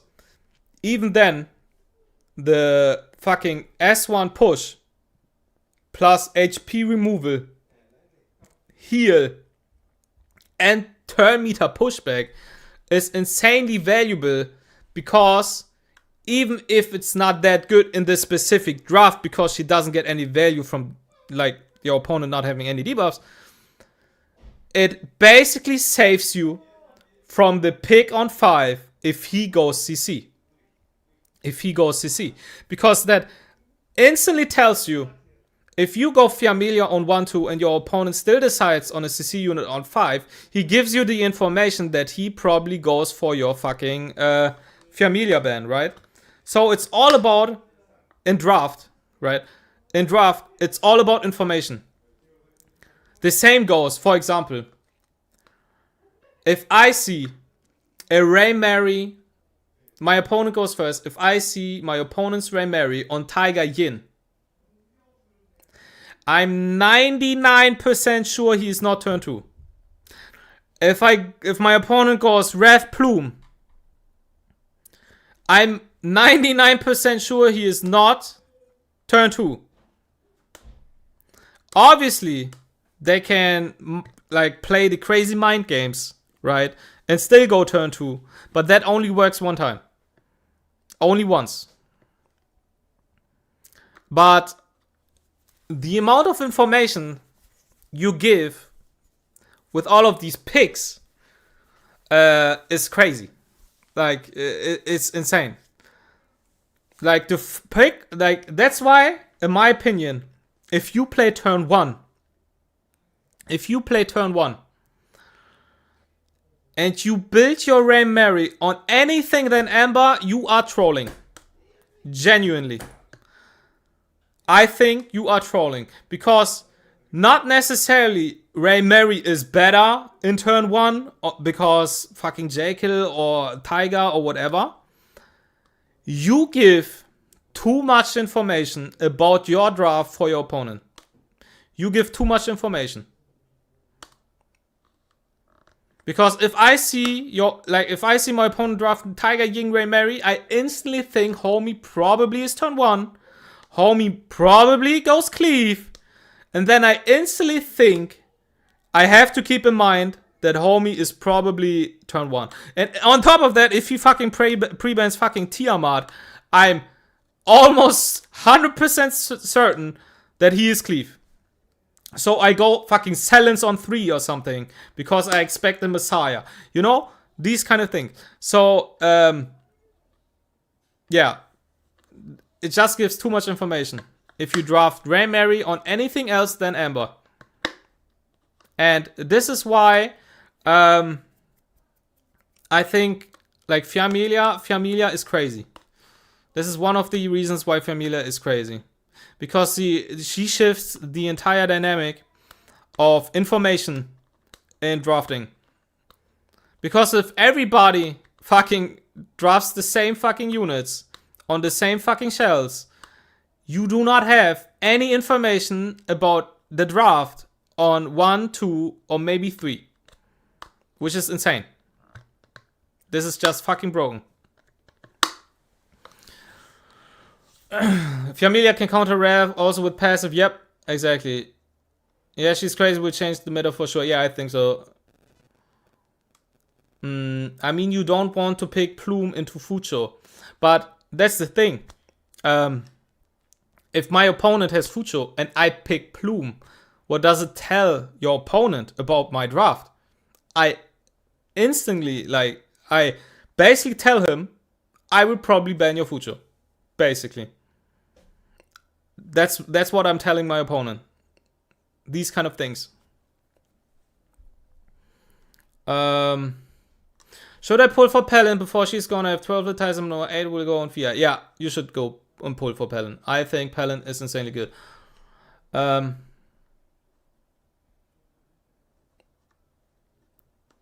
Did Plume get power crap? No, I don't think so. Plume is still insanely good. She's just not that good in turn 2. Like, she's still insanely good, as you can see. These are the top 6 units for turn 2. Like, how to read this entire fucking tier list is the units on the left side are the units that are almost about to ascend in the higher tier, and the units on the right side are the worst in the tier, are almost about to go down, right?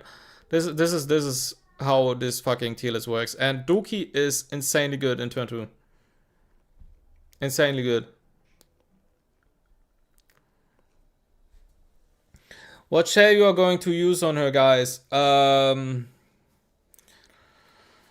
We have to test.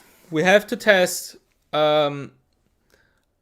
First thought I had was Amber. But I'm not sure if she actually needs Amber. But Amber sounds very compelling. I just hope the game does not turn into LD pre-ban and then draft 8 or 10 LD units. But who am I kidding? I mean, that's not how it works, right? You are just not fucking... You are not picking 8 LD. Like, it's not like you pick 5 LD units. Right? Every fucking draft. That's not how it works. Question, how will...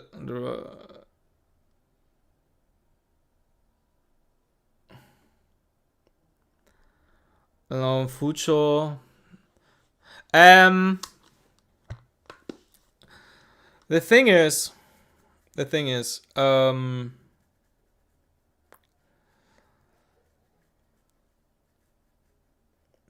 as a turn 2 player, it's very, very hard to draft as a turn 2 player if you do not have any bruiser unit or DPS unit on 1 and 2. It's very hard. Most of the time you want a cleave unit on 2. I mean a bruiser unit on 2. Like either Rain Mary on 1 or Lowen on 2. So I could imagine that Familia maybe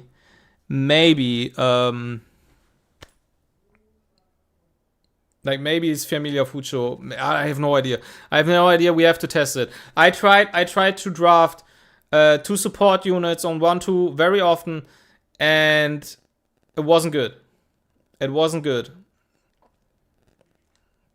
That's why I'm telling you, going first feels so much better now. Because if going 2 support units on 1-2 is bad, the natural answer is Fucho Lowen. But that would mean if you go first now, you get Ray on 1 and Familia on 3. And Familia on 3 means you are instantly safe against CC. Instantly. So that gives you a lot of information about the opponent's draft. 2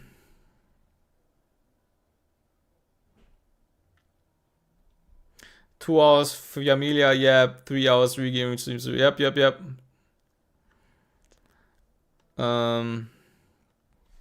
Would you build Lauren as a turn 1 player? Yes. Which skill up does she need?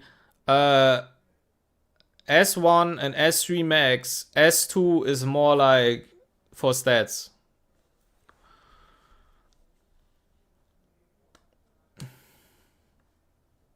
How fast do you want Fiamelia to be? I don't think that she needs to be that fast. I think Fiamelia is already good enough on something like 260. I don't think Fiamelia needs to be that fast.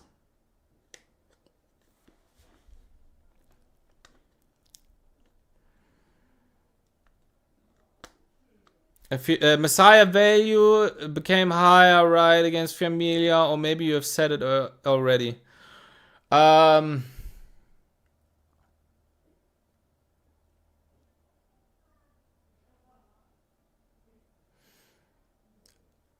feel like Messiah value went down, no? Because if you draft Fiamelia, if you think about it, I think Messiah value actually went down. If you think about it, your opponent goes Messiah on 3, Tsuki on 4, Beyo on 5, and you get Fiamelia on 3. Fiamelia only needs to lose how much fucking HP? She needs to lose 64%, no? If she loses 64% of her entire HP, she gets 8 stacks only from damage.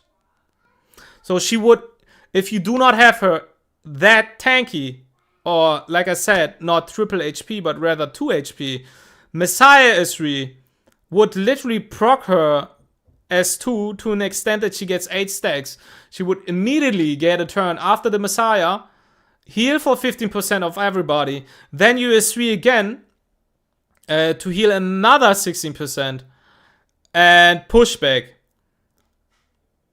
Which maybe would mean Messiah ignore passive. Oh! You guys are so right. You guys are so right. That's why I'm not turn 1, because you guys are just him. I'm not. You guys are just him. You're so right. You guys are so right. Okay, let me evaluate it a little bit more.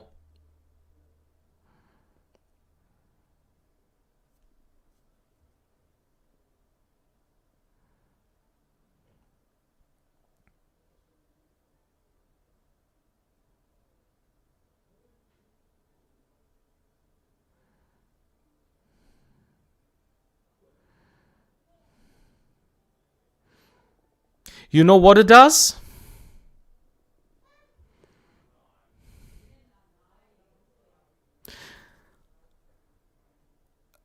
Fiamelia completely kills frfr, I think. Because frfr just procs, like, gives her 8 stacks instantly, no?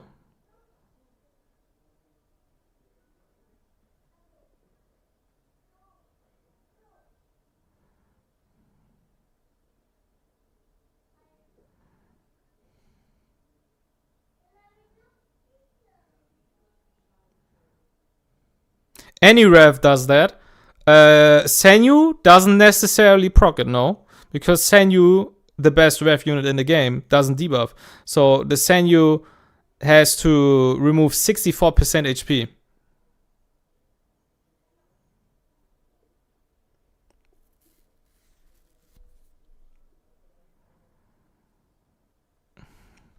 Rev Plume High will proc her as well, yes. You need debuff plus take 40% HP. Yeah, I think so. If we assume that she doesn't get any stacks from getting debuff herself. Like, so far we think that she only gets debuffs from allies, but if she also gets stacks, she gets debuffed, which would mean she gets 4 stacks, then she would only need to drop 32%.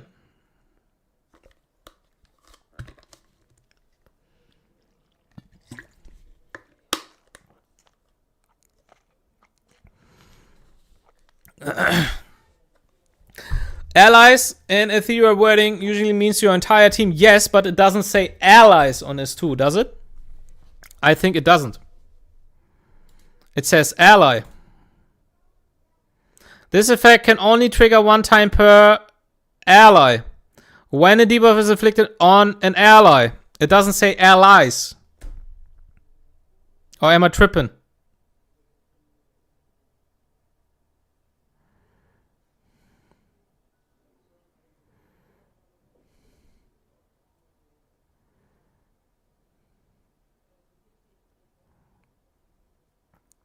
It doesn't say allies.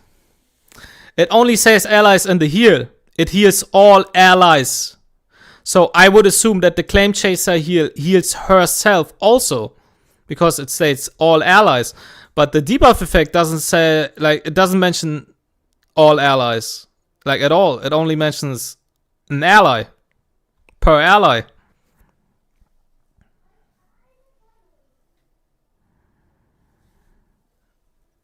Doki S2, for example, specifically says other allies, as she cannot reduce herself, is what I'm getting. If it was allies, it would be one stack per everyone getting debuffed in team at the same time. Yeah. Yeah. Yeah, so basically,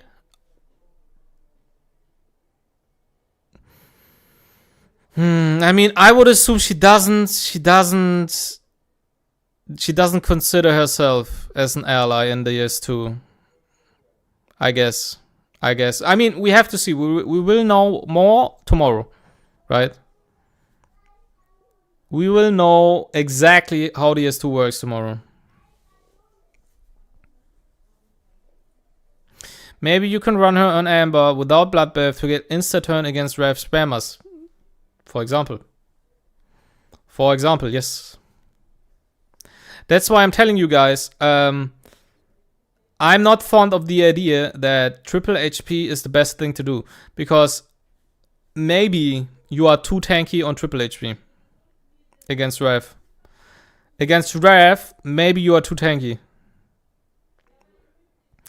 I could envision myself run Bloodbath on 2 HP and run on 45k HP. I'm guessing while in Amber you gain stacks. Yes. You will drop your stacks when Amber procs, like every fucking other unit. But you will be able to gain stacks in Amber. Which makes it very bad for your opponent to target her. And if your opponent has debuffs, she technically could reach her stacks very fast in Amber state and gain a turn. Or we all can agree to not pull her and tell XC we don't want fun units. Nah, bro. She is the best addition to the game. Best addition to the game. Peak. Absolute peak. How about no Bloodbath plus 3x HP?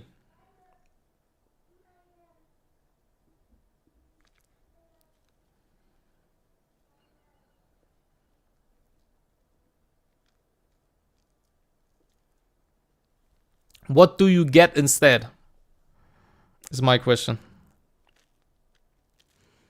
Like, if we think about it. If we think about it for a second. Time Weave.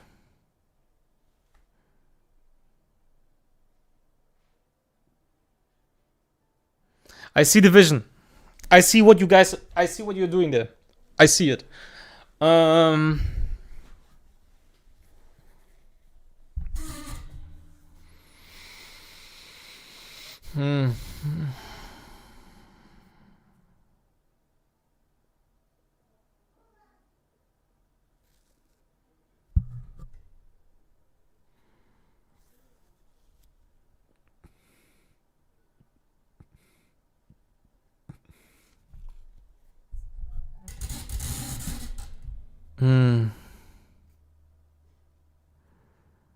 I just got a perfect shell. I'm done. Halloween. Are you guys sold on Halloween?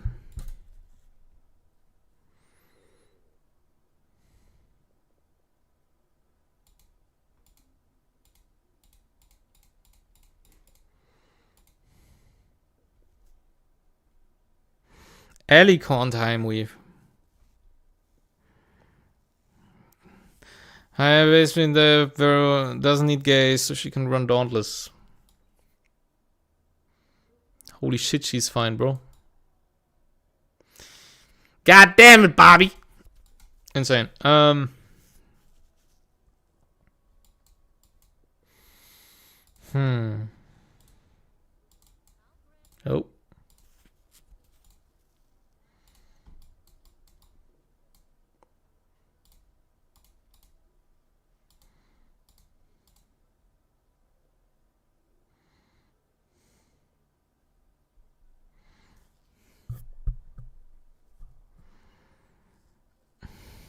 Is she another Bloodbath, Bulwark, Ether Plague, or Bloodbath Time Weave? Bloodbath Time Weave doesn't work. Or are we talking about Force? Ah, you said Force, yeah. You said Force. Yeah, Force doesn't work. Am I dumb? You cannot force Time Weave in Bloodbath.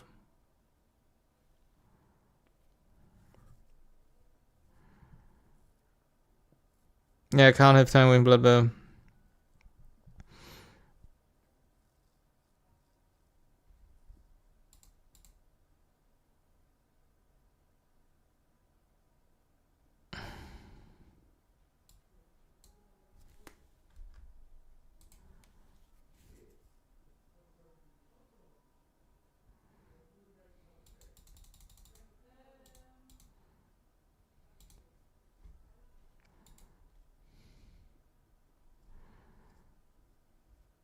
Amber with Bramble, Bloodbath, and Swift. It's Bulwark, Ether, plus Bloodbath, or Time Weave with running Halo. Yeah, I'll be honest. Bulwark sounds very interesting again. Bulwark sounds very interesting.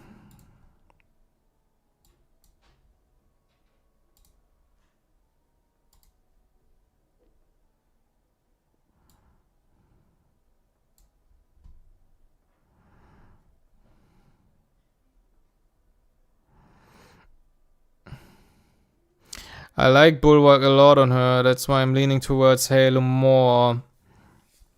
Amber not having Bulwark is meh, but you can force it. Because do you necessarily need Ether Plague? If you think about it. Like, of course, it sounds so nice because you get a 6 set piece, right? You get a 6 set core. But you can just drop the 6 set core entirely and go 3 Bulwark, just force it and go 3 Bloodbath. That's basically what we are doing on Linglo, right? Like maybe you just run her on Linglo. Maybe you just run her like this.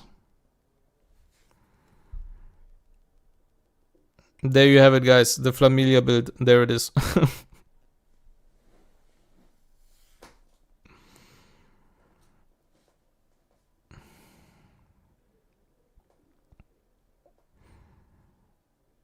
Jake, more turns, more damage. I don't know. I don't think Jekyll is that good. I don't think Jekyll is that good. I'm not even sure. I don't think that Jekyll triggers on S3, does it? Like, because it's not an attack, is it? Is the S3 of Fiamelia an attack? Probably not. Doesn't. Yeah, I would say so.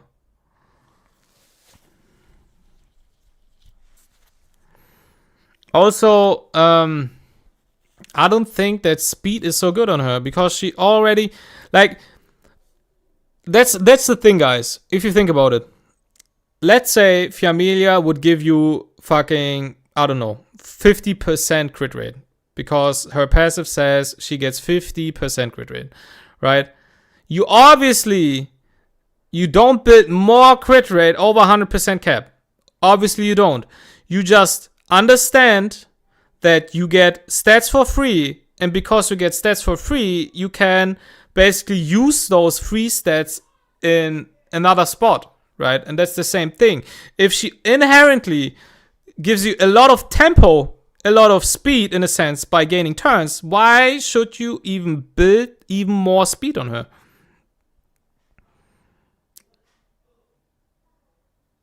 At least that's my opinion.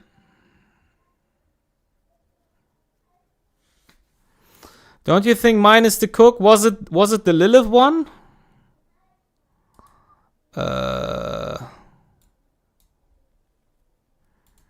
Give me a second.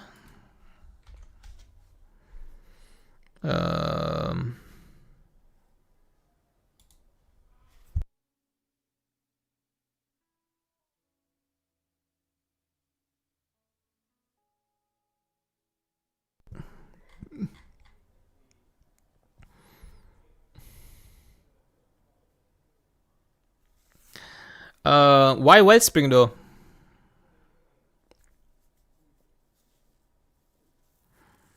I don't see a reason to build Wellspring.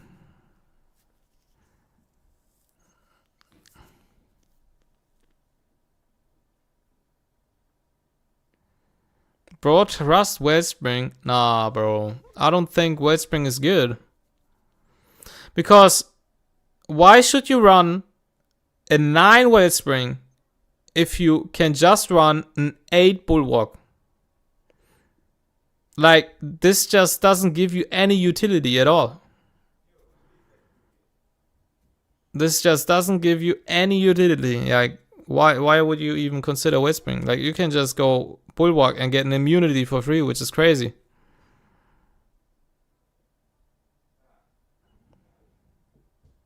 I just wanted to be fat. Okay. Okay, I see. Just build it like Adept on crit. Guys. If you really want to see how to build a Lilith, that's how you build Lilith.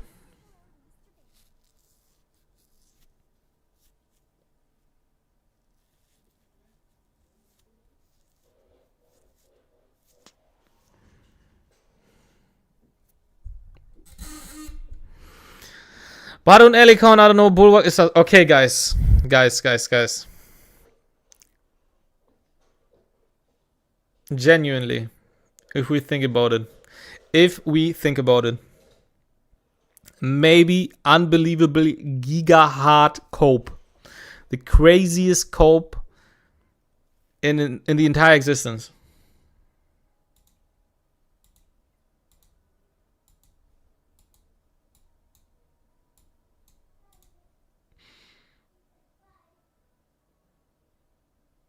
What about Fortissimo?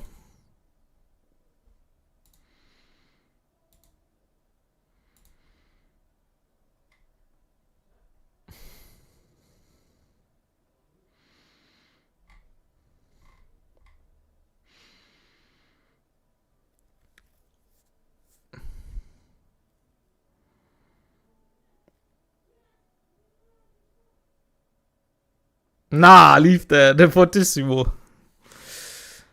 We have to see how much he is. I thought about it on Sanya. Just got a shiny Fortissimo, by the way. Just saying. Look, guys. The vision I have. The thing is, if you have something like Sanya, right? Sanya has a shit ton of heal. An unbelievable amount of heal. So why would you ever run a shell that gives even more healing if you can just give her a utility shell, right? But Fiamelia's heal is decent, but it's not crazy or anything.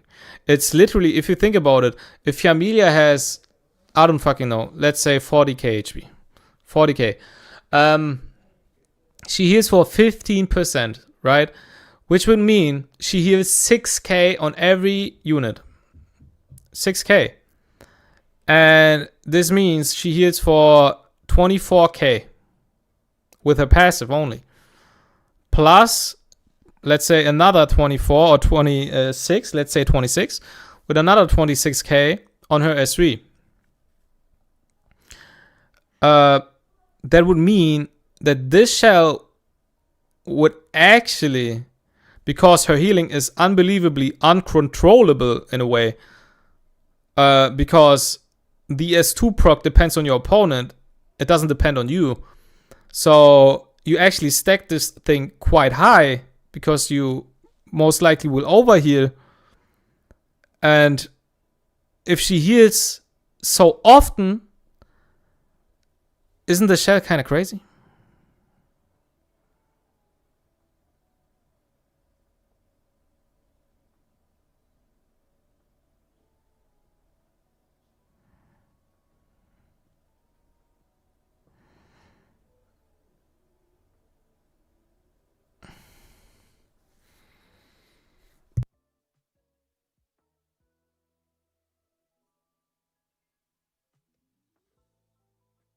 How about you test, guys? So you guys understand, because you probably cannot even spell this fucking shell's name because you have never seen it before. This shell, just so you know, let me show you something. This shell has insane base HP.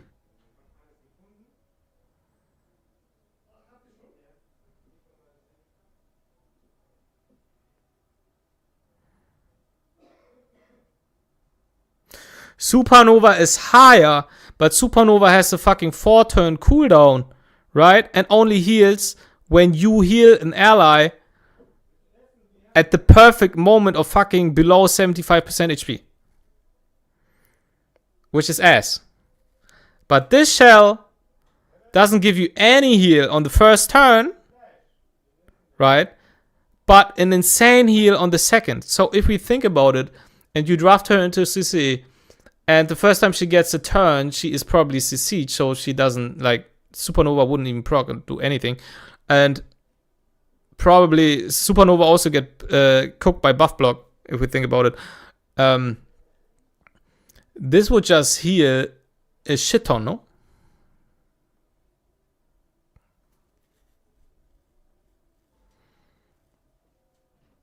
Maybe I'm hard overcooking. Give me a second.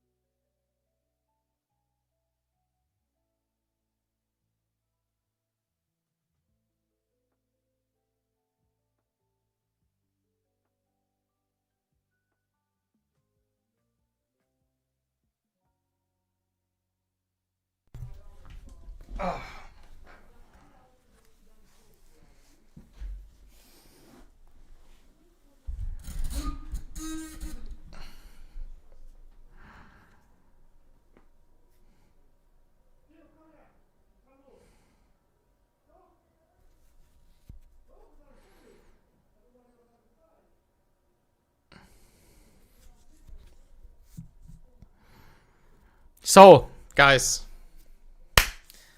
what are the opinions? What are the opinions? Like, we do not actually need Strive, right? We do not care about Strive. We do not care about Wellspring. Cure is better than Wellspring, literally just better. We could force a Bulwark on this fucking shell.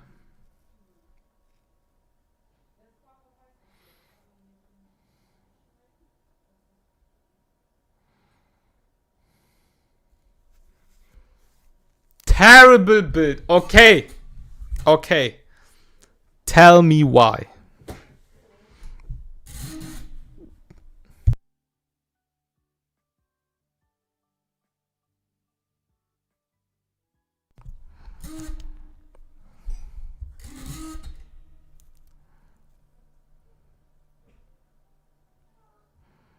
Because it's a 1 or 2 log character. Wooden for this only work in turn 2 mirrors. Why?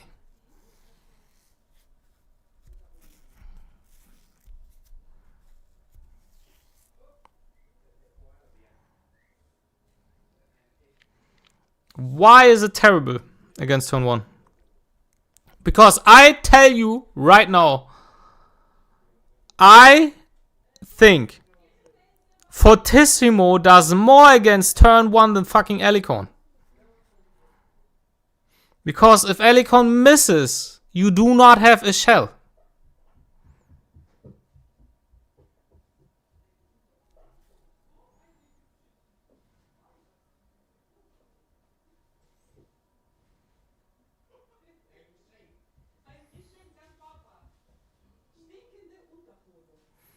There's only Elikon who can work when you pick her on 1, 2, or log. No, I don't think so. I think Amber is better than Elikon. I can pick Amber on her, and it works on 1 and 2 against both playstyles. And it's just better.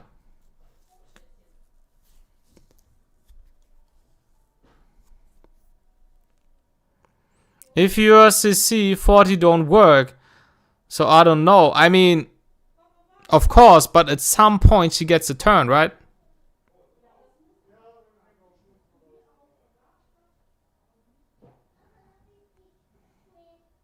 What Amber does against CC though, Amber gives you the possibility that if your opponent sees Flamilia and thinks, okay, I don't want to CC him because I don't want to force myself banning her, so I just go Rev or Cleave. But wait, he has Amber. So Rev and Cleave is not that good, is it? Question mark. Question mark.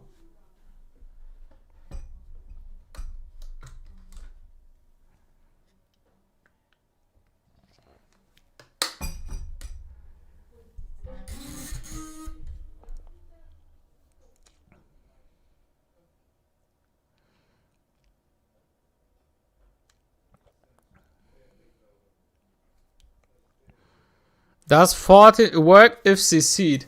Funny question. I have no idea. No idea.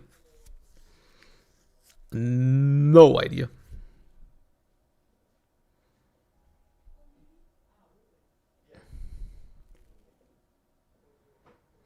I think Supernova will do better. I think Supernova is just worse. Because Supernova gives you a hot. It does increase your healing, but it gives you a hot. And if you have buff block, you do not get a hot. And it's a fucking 4-turn cooldown.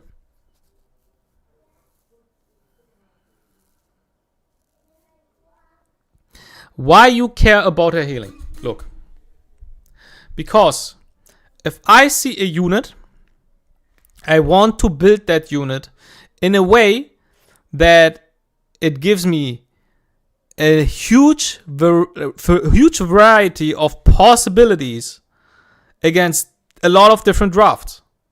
Because if I draft Elikon, I tell the world, basically, I want to counter CC. If I want to pick her on 1 and 2, and my opponent goes Cleave and has no fucking debuffs, I not only cook myself by not proccing her as 2, I also cook myself having a fucking shell that doesn't do shit. Literally nothing. Nothing. She has no shell equipped. So, I would like to give her a shell that is very good in any matchup. Because I want to pick her on 1 and 2 and just draft her into any matchup. I just can't see her without Elikon. I don't think Elikon is good. I genuinely think that Elikon is not good. Because Elikon is just Giga RNG. So you think like, yeah, I mean, Elicon is very good because if my opponent goes CC and she gets a turn, I proc Elicon, I get out of this CC, I press S3 and win the game. Yeah, bro, but what if fucking Elicon misses? Yeah, whatever, lost to RNG, hehe. What?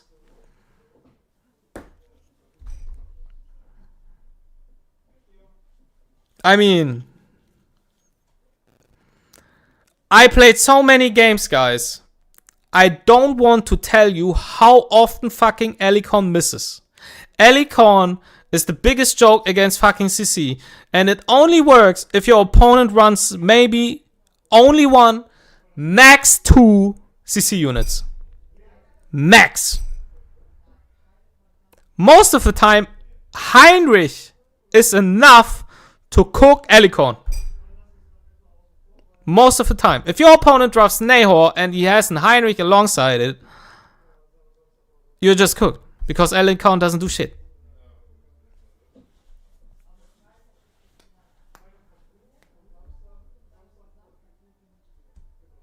You can proc another turn cause of your passive and get another Elicon. I don't think it's good. I can't see how Elicon is good. I see the vision, but I just hate the shell.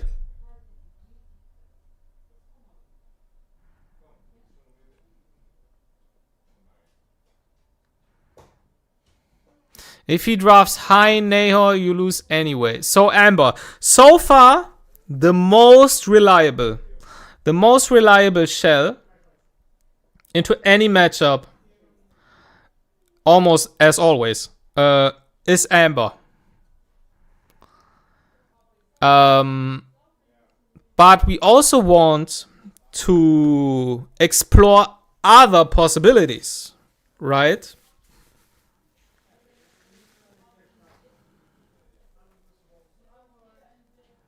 On Bloodbath Force Bulwark, exactly.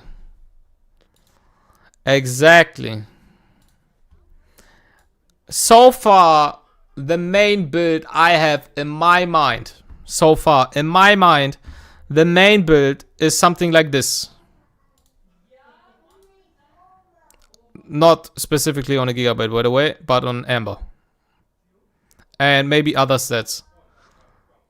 But this is so far the main vision I have.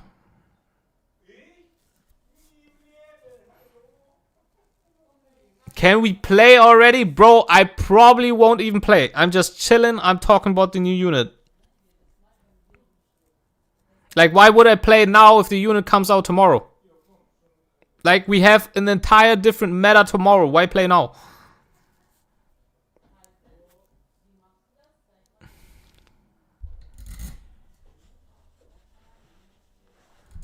To entertain us. Okay, good point. Good point. You got me. You got me. 2 HP, 1 res, or 2 HP, 1 effect, or is her base chance of turn meter already high enough? Her base chance is 100%. Her base chance is 100%. But the thing is, if you think about it, if you do not have any effect accuracy, right? And you draft against turn 1, most of these turn 1 units have insight, and insight also gives res. So they inherently have higher res than you have effect. So you actually have a lower chance to pushback. That's basically the same for almost fucking all units that run insight, right? And you do not necessarily want to run insight on her. Not necessarily. So maybe you want to run effect. Maybe effect piece and Dauntless is better than, I have no idea, fucking HP and Insight. HP piece and Insight.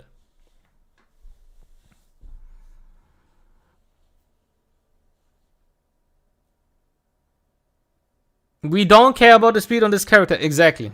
I don't think it's important to have speed pieces on her. I don't think that she needs to be fast. We don't care about having too much FRS on her. I don't think that it's necessarily, like, is it that necessary if you think about it? Is FRS that necessary on her? Full HP and HP on subset. I don't know if that's good. Because we maybe do not want her to be that tanky. Because if she's too tanky, she doesn't proc from Rev fast enough in a turn 1 environment.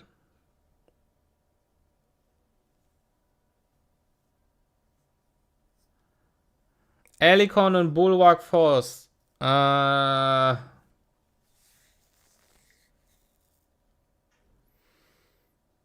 Yeah, Alicon doesn't do against Cleave anything. But you want her against Cleave as well. That's why we run Bloodbath.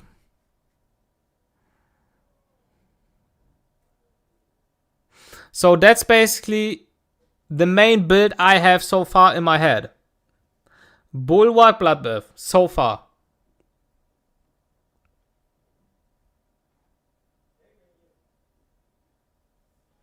Alicon also have Bloodbath, but Alicon is dog shit. Alicon, I don't like Alicon at all. I had so many fucking games where I lost because Alicon just missed. So many fucking games. And I hate it if I don't have the power to basically decide on how the outcome of the game will be. Like, it's just, I don't know. It's annoying as fuck. I don't want to deal with more RNG with all the RNG that's already going on.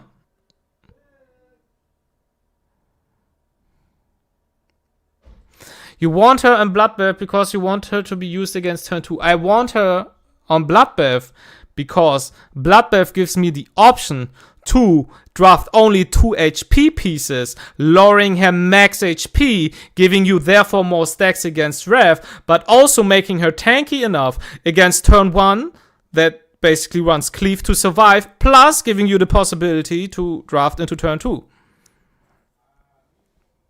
Because if I do run, like if I don't run Bloodbath, but I run triple HP, I might be too tanky. Because her stacks depend on 8% of her max HP. Right? So, if I'm too tanky, I might not get enough stacks. Because for now, for example, guys, let's say you face Heinrich on Rev, which is pretty likely, and homie for whatever reason goes after Freya. Let's say Freya goes first, press S2, pushes Heinrich. Heinrich is on Rev. So, okay, now let's assume she doesn't get stacks when she gets debuff. So you get 3 stacks, 100%, because Heinrich debuffs 3 units in your team. And you basically get 3 stacks, right? Now she needs to get additionally 5 stacks to instantly get a turn after only Heinrich and S3. Which means she needs to lose 40% of her max HP. Now, question. How is it more likely for her to lose 40% of her max HP? Is it on 3 HP pieces and no Bloodbath? Or is it maybe on 1 HP piece or maybe 2 HP pieces with Bloodbath? And that's the main question.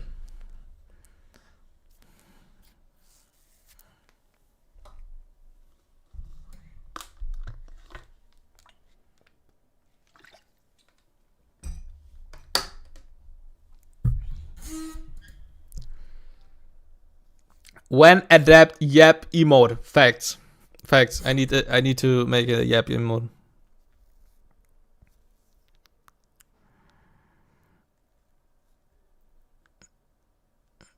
I would still go with 1 or 2 with Bloodbath and likely pick her in any matchup. Maybe. Like, I could imagine that you run Bloodbath Bulwark, 1 to 2 HP pieces, and 1 FRS/effect piece.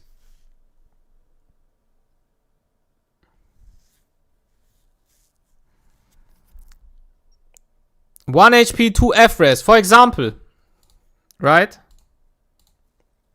Because you see Linglo base stats, right? This is Linglo base stats. She is on 15k. So Fiamelia will have the same amount of HP. Almost the same amount. And I have 1 HP. So this is literally Fiamelia stacks with the exact same build I would run her on. So her stats would look similar to this. If you need a comparison on how that would look like, this is Fiamelia with 1 HP, 2 FRES, and Bulwark, Force Bulwark with Bloodbath. On, I don't know, Amber. For example.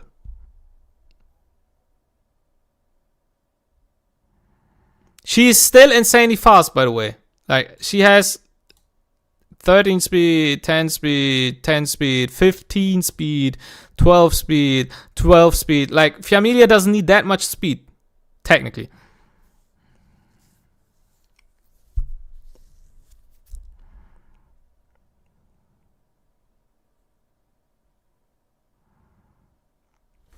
And against Cleave, the more HP, the better. Will now...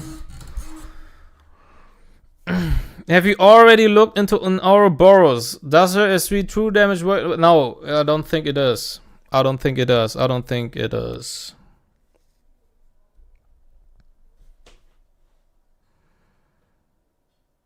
But what if you pick her on 1 or 2 and your opponent goes full turn 2 without debuffs? Doesn't she kinda not good without speed? Not necessarily, because a turn 2 matchup, the tempo is decided by the tempo makers in the turn 2 matchup. And turn 2 tempo makers, most of the time, are Plume, Doki, Lily, and Aya. Right? These are the most common tempo makers in turn 2. And like generally, like if you think about it for a second, if your opponent goes full speed, he goes like Plume Lily, for example, and has 2 tempo makers, you need, in my opinion, at least 1 tempo maker to match his tempo. Otherwise, he will just outcycle your ass. It feels unbelievably terrible to draft into a tempo maker draft. Like, if your opponent has any tempo maker like Plume, Aya, Doki, or Lily, and you do not have anyone, it feels absolutely terrible.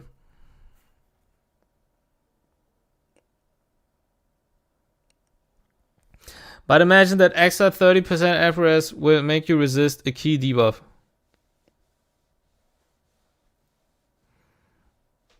Are you talking about the FRS passive? The passive?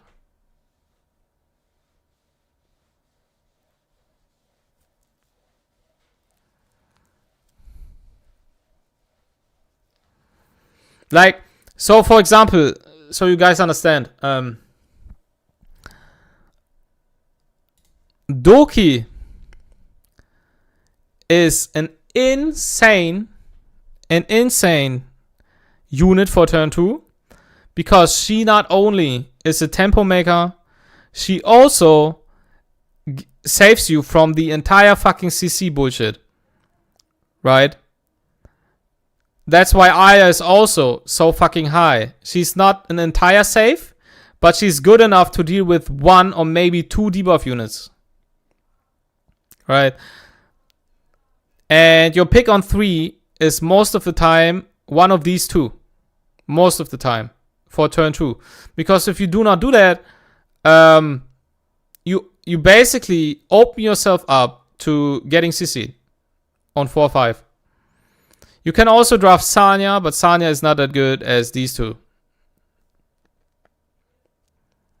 Right?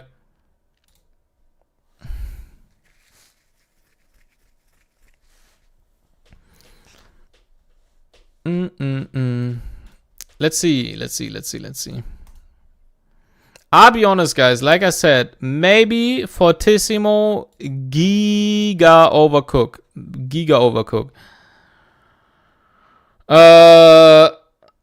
But so far it feels like it's like Amber.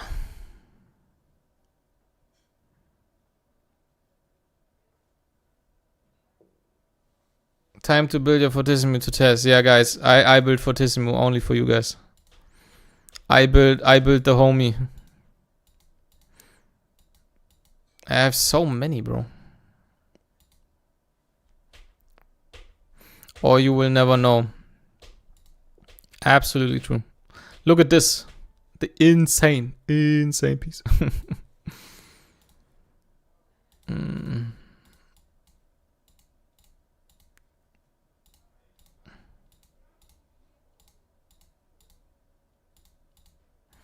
Okay, yeah, I guess it's Bloodbath and then Forced Bulwark, no? On Fortissimo.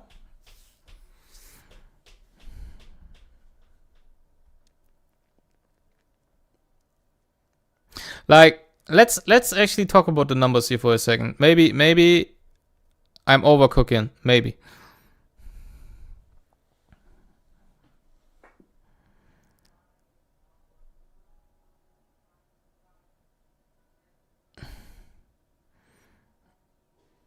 It's 35% of the healing, right? 35%. And 70% of the access healing. 70. So, if, for example, let's say you are full HP for whatever reason, or almost full HP, and you proc your turn against turn 1, right? You proc her as 2 against turn 1. She would heal if she has a... let's say her HP is 40k. She would heal 15%, which is 6k on 4 units, which is... that's basically 24k. And she would save or store 70% of it. Right? So she would store how much? Like 16k or something. So she would store 16k here.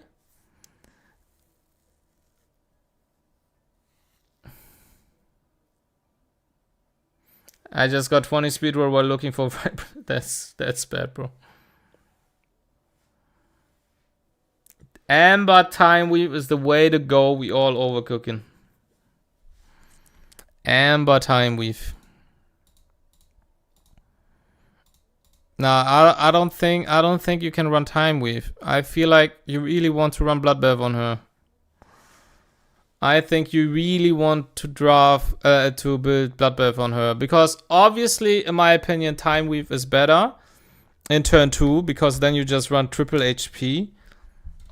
But I don't know.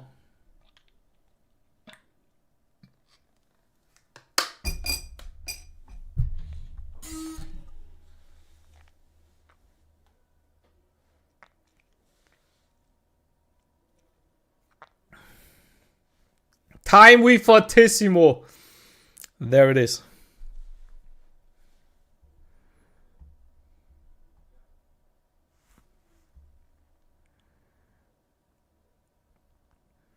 Halloween. Yeah, the thing about Halloween is it has the right fucking matrices on. Like, this is just so good. Like, I could see building Halloween on her only because of the reason that Halloween has the right fucking matrices. Like, this is so fucking high value. Like, she has everything we need. But her base HP is so ass. The feedback section is the true fucking content. Facts. Facts.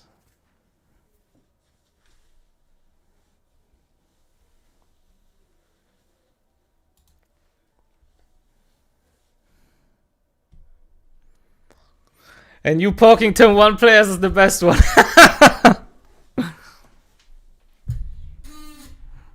So what if it's Halo? The Halloween? Let me check. I think I actually have the right Halloween, no? I have this Halloween. I have this Halloween, which is the right one, right?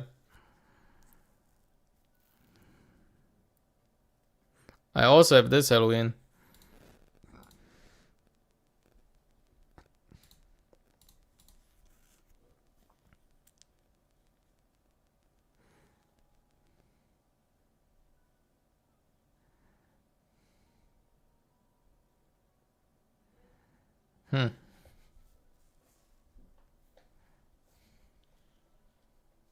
It's even better because she only has one skill on CD. Yeah, maybe.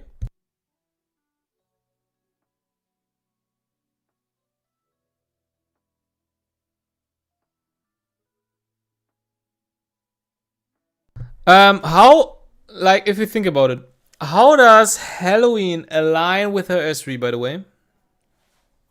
How does her S3 align with Halloween?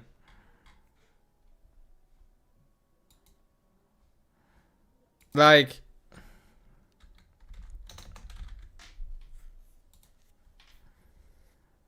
after 2 procs, so we both start on 3, right? And on her turn, it instantly procs. So we already desync, right? We have 1 and 2.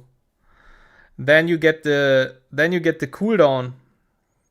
This is basically after your first turn, right?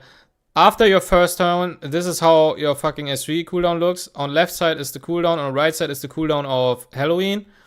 And then on your third turn, you have your S3 back, but Halloween is on 1 turn cooldown. And then you press your S3 again, this goes to 2, and this goes to 0. So Halloween value is kind of ass, no? Halloween value is kind of ass. Because then Halloween will just sit here all the time until this and this happens. So it aligns here again. So your Halloween procs on your first turn, which is somewhere here, right, in the upper corner. And then this is your second turn. This is your third turn, your fourth turn, fifth turn, and sixth turn. So it aligns every 6 turns. No?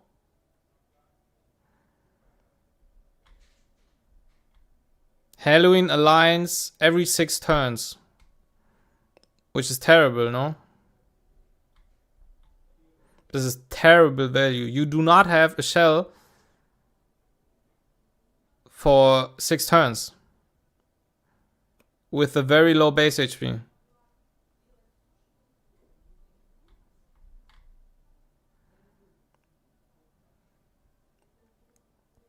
Bramble over Bulwark.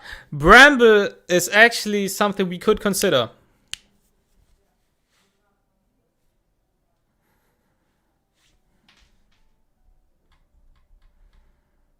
Yeah, I don't know. Halloween, like, the effect is terrible. It's absolutely garbonzo. It's giga trash. Time Weave can fix it.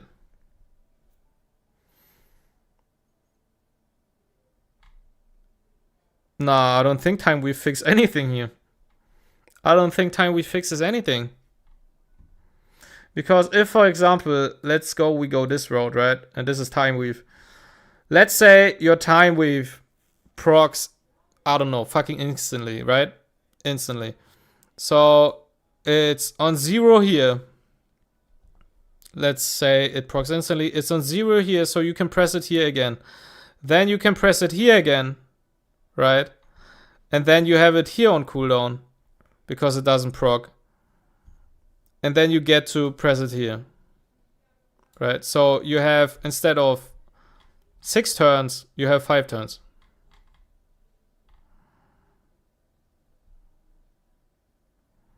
So how does it align anything?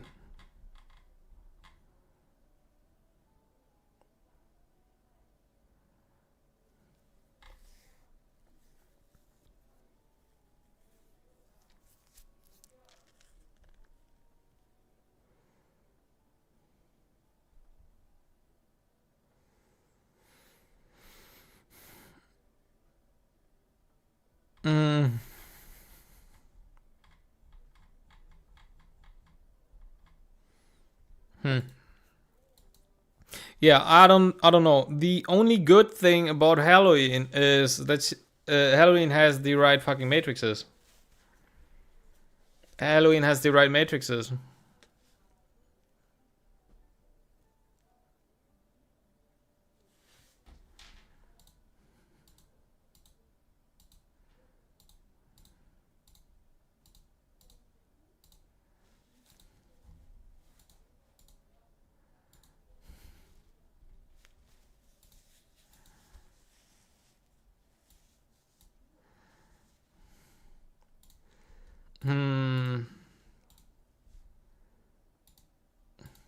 Yeah, I don't know. Let me try. Where is it?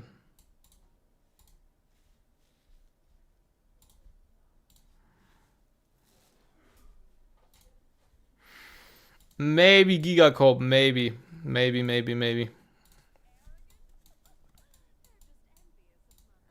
Oh wait.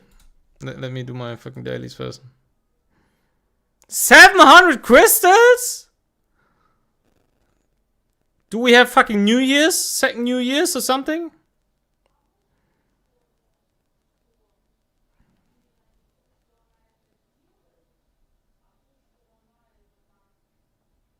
That's crazy, bro. 700. If you're waiting 6 turns, you deserve to lose. Yeah.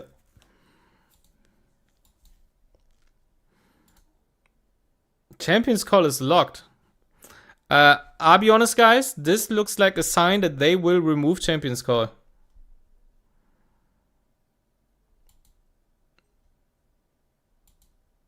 I feel like they remove it.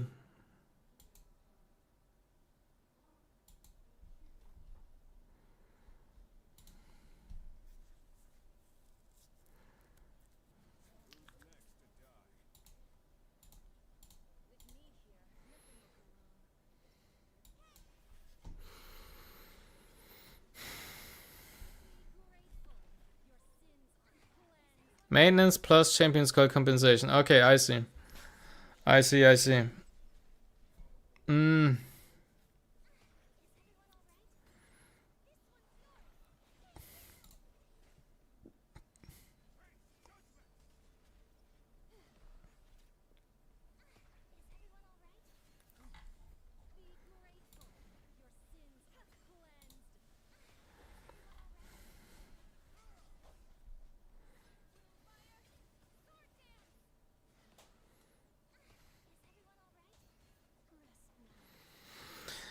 I'll be honest, guys. Elicon is so ass. I don't know. I hate Elicon. I just hate the shell. In my opinion, next patch, right? The next fucking season patch, whatever. Elicon should target hard CC. This shell is just garbage. This shit is just garbage. Palin, Vero, Tia, Fiamella, true damage matter. Yep.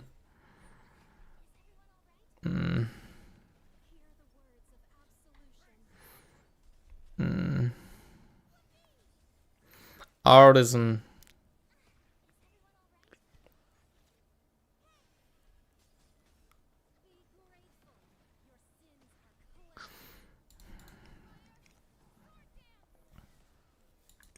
Hi there, first time watching you. First saw you after the Familia reaction on Sushi stream. How do you deal with CC before Familia comes out?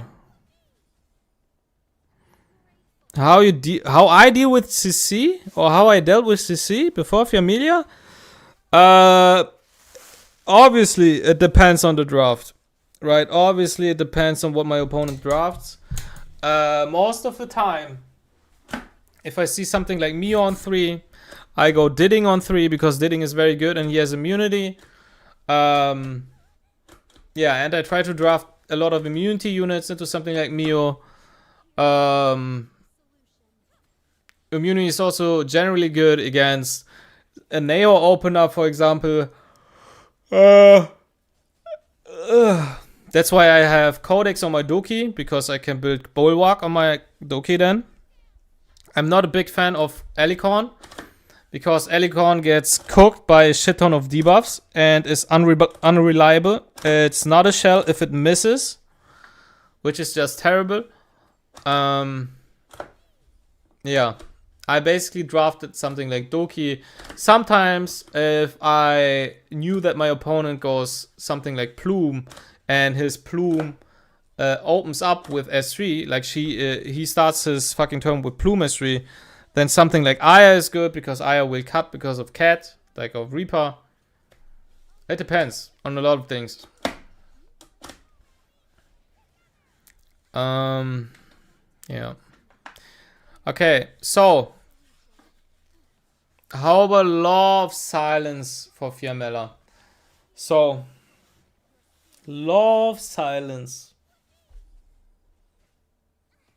I think Law of Silence, initial thought about it. I feel like it's counterintuitive to what she tries to achieve. Because she gets less damage, so she gets less stacks. Plus, she actually rotates out of the void state pretty fast. And what does Law of Silence actually achieve for you, if you think about it? Like, she is invis for the first turn. But then what?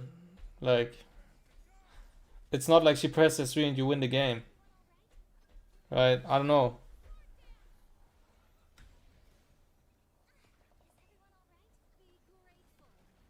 My issue is Senyu strip into CC. Yeah. Senyu is a very, very strong unit. Senyu is unbelievably strong. Okay, so my opinion so far, I don't like Alicorn that much on her, but we have to check. Obviously, we have to test and everything, you know. This all guesses. But so far, I'm not sold on Alicorn. I'm mostly sold on fucking Amber again. Amber looks pretty good on her. I'm not sure about Codex. I'm not that sold on Codex, I feel like.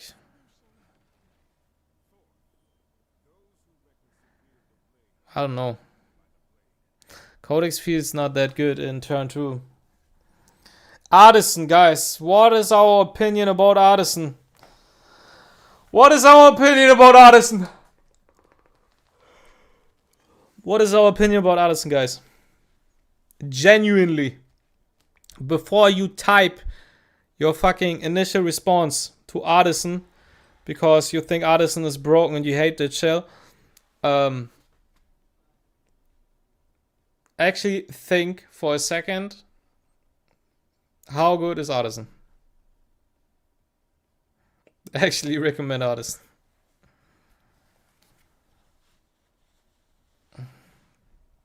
Terrible. Why though? Why terrible, bro? Why?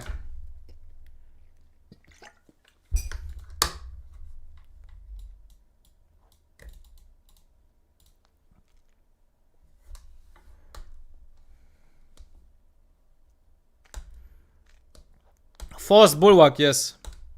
I probably force Bulwark on her, yes.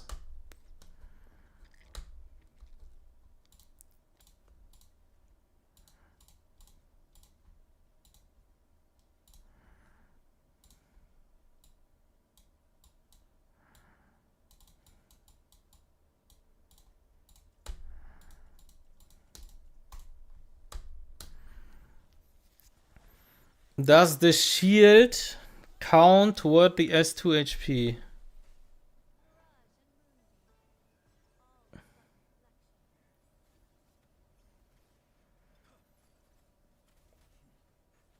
What do you mean count toward the S2 HP?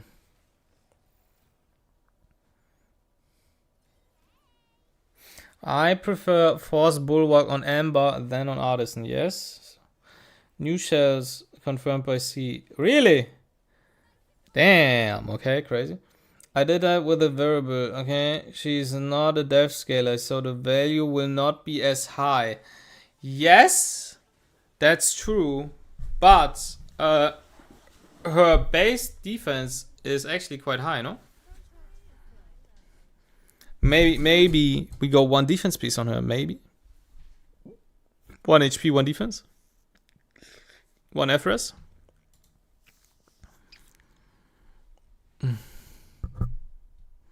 Bramble is kind of good on her. Actually, true. Bramble is kind of good on her. Guys, hard cook. Hard cook or mega cook. What about triple HP right side on Bulwark Bramble?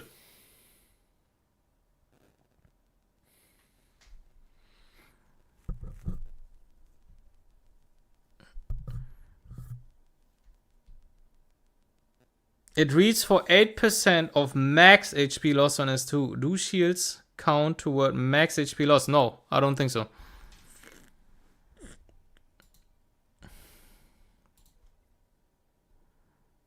Can you share, please, your PvP Holden? Yes.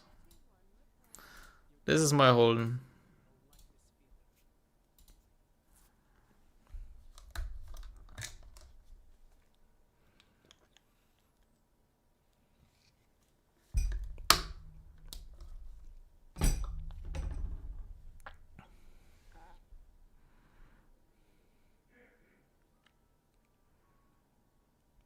So Amber, so far, everything points at Amber so far.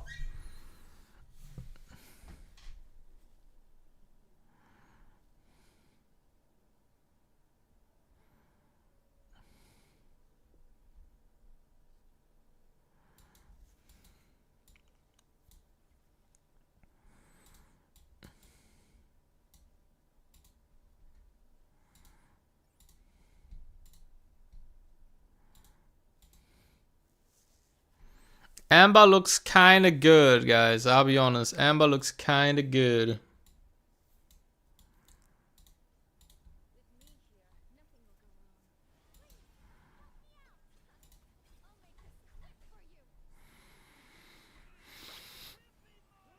But I'll be honest. I also want to try Fortissimo. I have no idea. I have no idea why, but Fortissimo, bro, I don't know.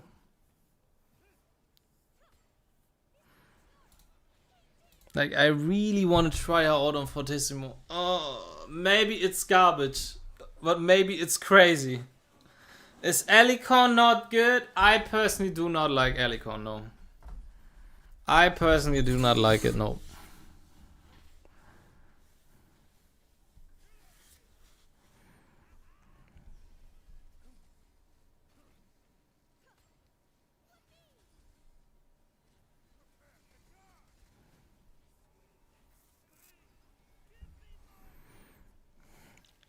Did any of you guys actually tried Fortissimo at all? How does this work exactly? It starts with a cooldown, so it's basically how like Artisan, right? And now the second part says before the owner takes action, if any ally's HP percentage is below 60%, he's all eligible allies equally using all stored healing.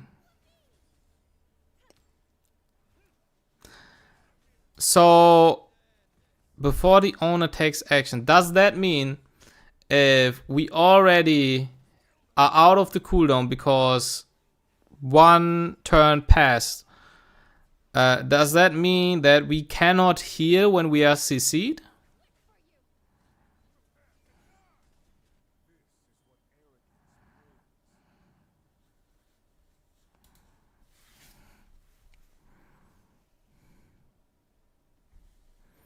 If you are CC'd, then no heal. So she cannot take action, so she doesn't heal. It procs the second turn user takes, and it doesn't heal if you are CC'd.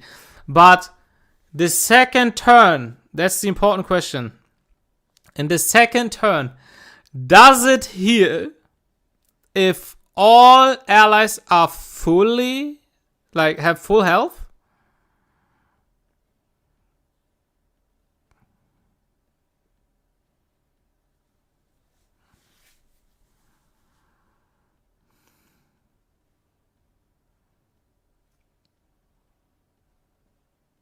It doesn't, it gets stored.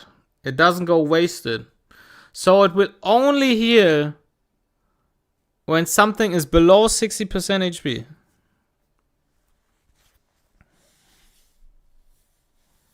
Only when at least one is 60%. Ah, okay. But that's quite good, no?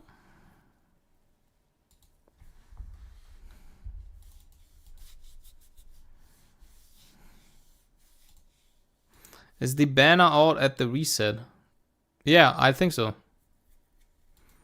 We get the banner tomorrow. In like 14 hours, I think. It uses everything stored, even if unnecessary too. Say you stored 500k here. Soon as it gets a valid target, it will heal them for 500k. So if it has 4 valid targets, it will just split between on everybody. No?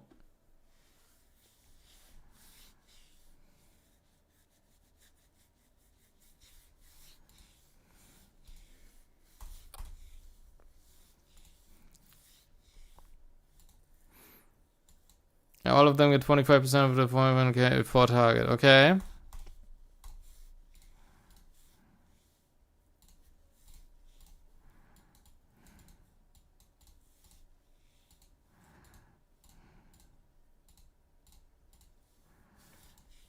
It doesn't save extra healing for the next time it procs. Oh, okay, I see.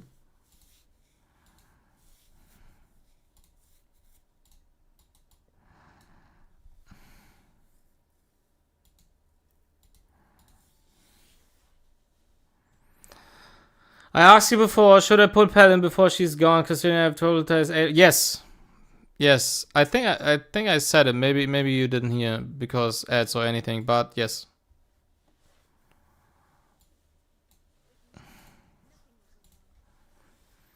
Oh, so you don't give the Union Assist tokens to yourself? I can give tokens to myself?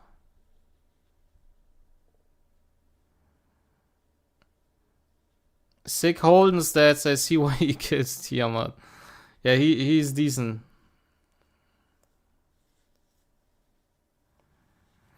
Do we think 155 VR is enough? Maybe. Maybe she is. Maybe. Like, S2 is absolutely necessary. S3, you could argue that maybe you do not need the last one because removing 3 debuffs is very good. You could argue that, but I would still get it. Personally, I would just get it. Yeah, but the speed on S1, like, you don't really need the speed, but the turn meter push is quite nice. Why do you have 4k stamina? Because I'm already stacking for X2. I'm already preparing for the next X2. That's why I have 4k stamina. I have actually more, look. It caps at 99.9, bro, yes. And you know what happens when you get more?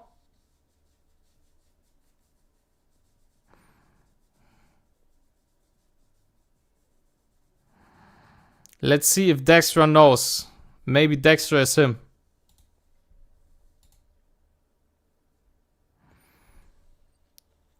Bro, the next X2 is in 2 weeks. What are you doing?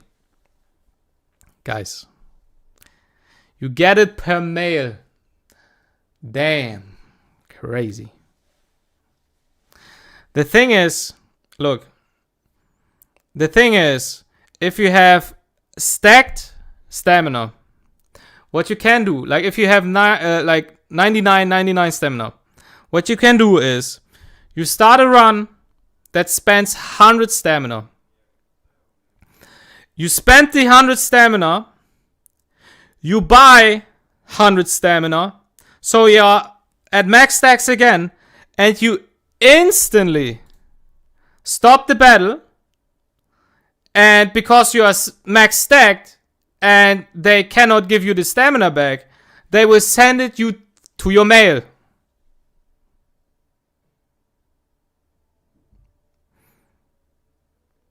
You can't spend gems to refresh as soon as you get 90. Exactly. That's why you spend 100 stamina. So you are on 98, 99. And then you instantly buy 100 stamina. So you're on 99, 99.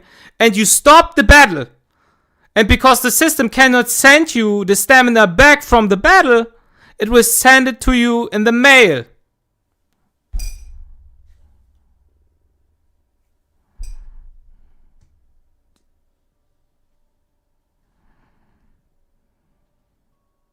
$900 IQ, guys.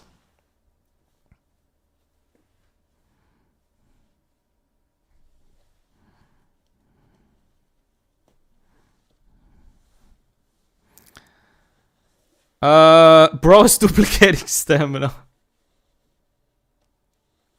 At this point, Adept gonna stack stamina after X2 for the next X2.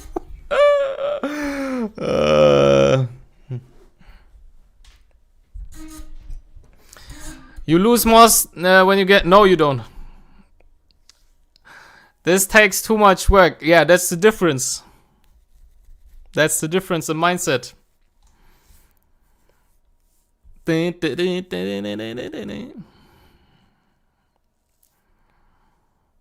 Is it worth buying Sanyu Latais or upgrading her at all as to? I'll be honest. Technically, as to turn 2, she's still very good because you can go into a turn 1 pivot, right? But I just don't care. I'll be honest. Like, I just don't care. Like, I have her fucking Latais. Do you see this? And I just cannot bother building this unit.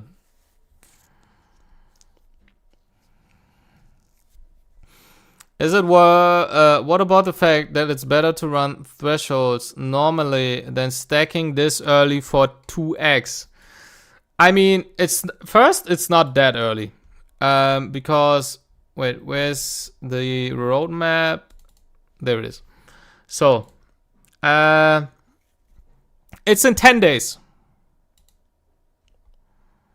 Blessing Galore is in 10 days.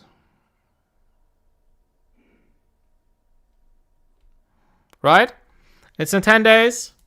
So, I'm at 5k, which means I'm at 15k, technically, on the fucking, Blessing Galore event.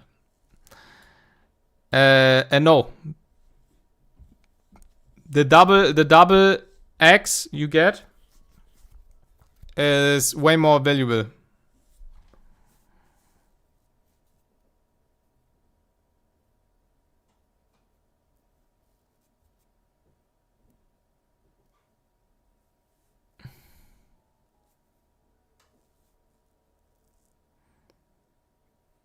That is wrong.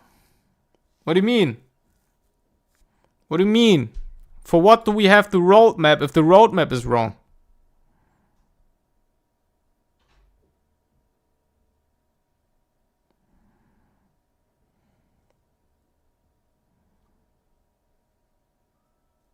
Ah, okay. I'm sorry. Yeah.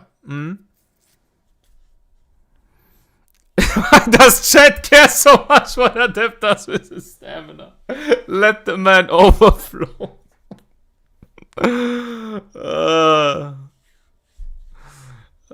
Yeah, I'll be honest, guys. If you need shells and you need fucking shell skins, then you shouldn't overflow stamina, I guess. Reaper steps on Familias with blood with smile. I don't think you need Reaper steps. Reaper steps is unnecessary.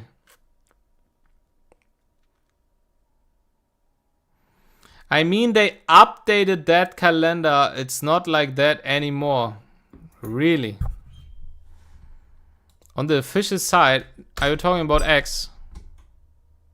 Or you mean about Etheria Restart, the real fucking... Blessing Galore is tomorrow? No, it's in 10 days, technically.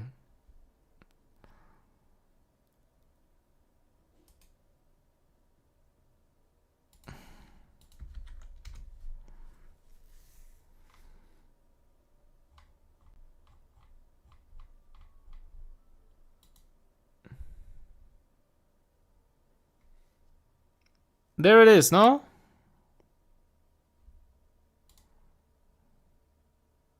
It's the same date.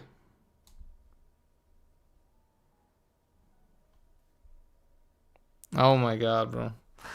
Homie is wasting my time, bro. Look at him. Oh my god. Guys. Insane. Insane. You fell for it. Homie is sweating buckets. Homie is sweating buckets to troll me. It's crazy. April Fools, 3 months ahead. Insane. Insane. Your face was beautiful. Yeah, I appreciate it. Yeah. Okay, let me take this. So are we getting CC'd one last time before Familia release tonight? Yeah, maybe. We can surely play one, I guess. 1 or 2.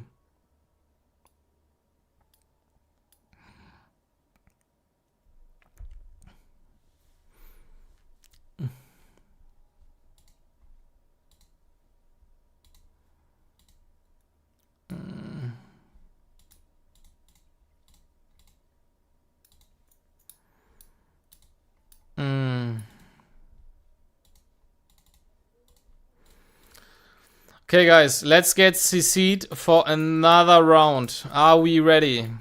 Bro, I didn't play for a couple days, actually. For 2 days. That's a lot of days for me.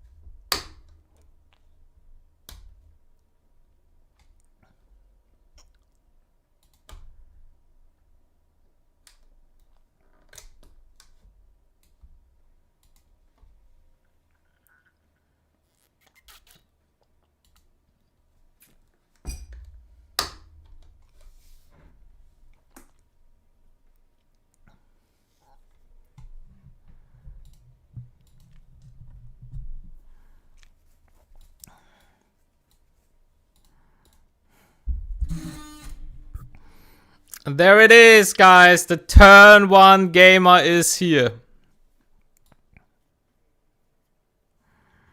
The turn 1 gamer is here.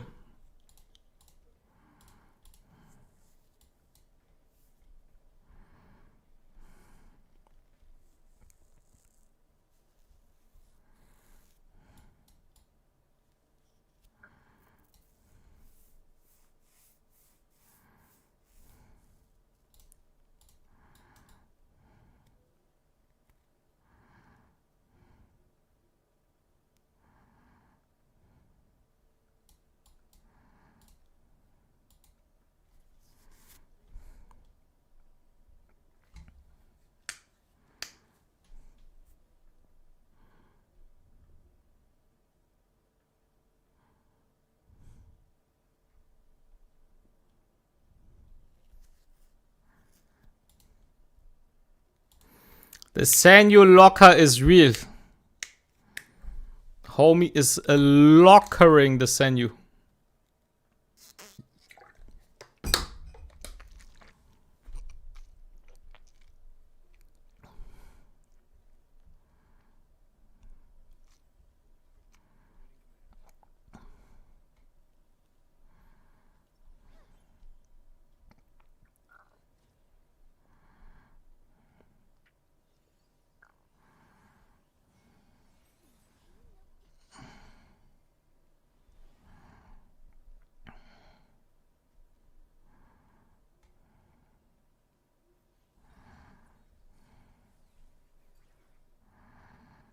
That's crazy, Oshikatsu, by the way.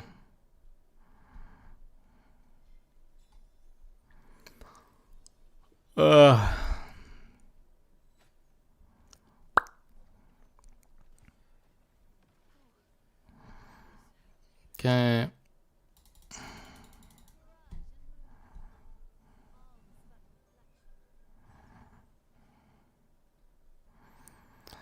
Bop, bop, bop.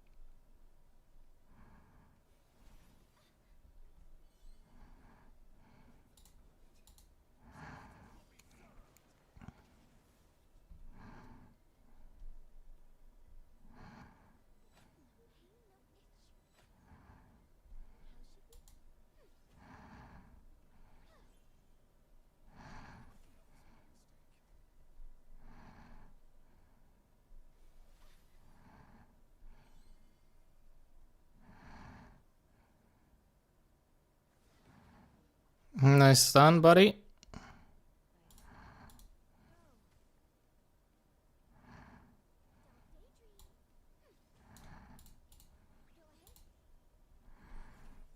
Nice freeze, buddy.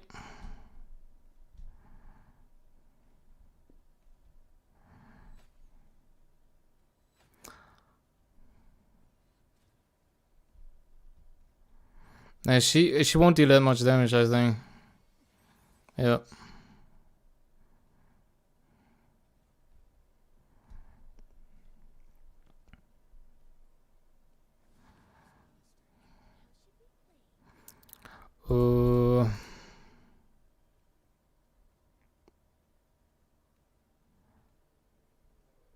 I could fish for the silence. Do I do it?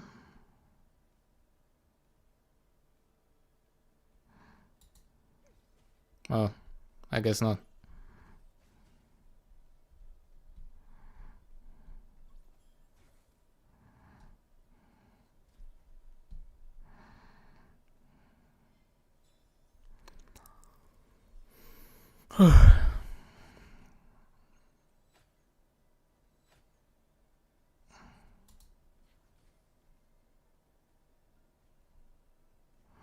And I'm cooked. Lost to RNG again. Nice. Nice, nice.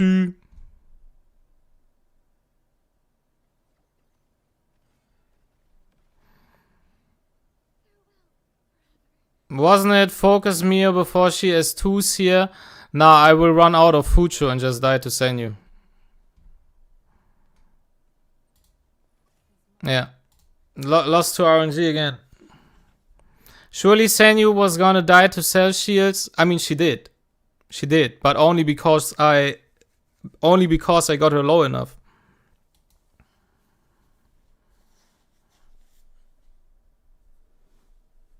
She died because I got her low enough. Yeah. I just lost her RNG again. As always. Mio S1 freeze my didding. Ray Mary fucking stun my didding. Like. Freeze and stun lost you. Yep. Yep. And that's why I hate this playstyle. So you can guys enjoy it for today and start pre-banning Fiamelia for the rest of your existence so I can get Tiamat for this. Or draft any other anti-CC units for CC.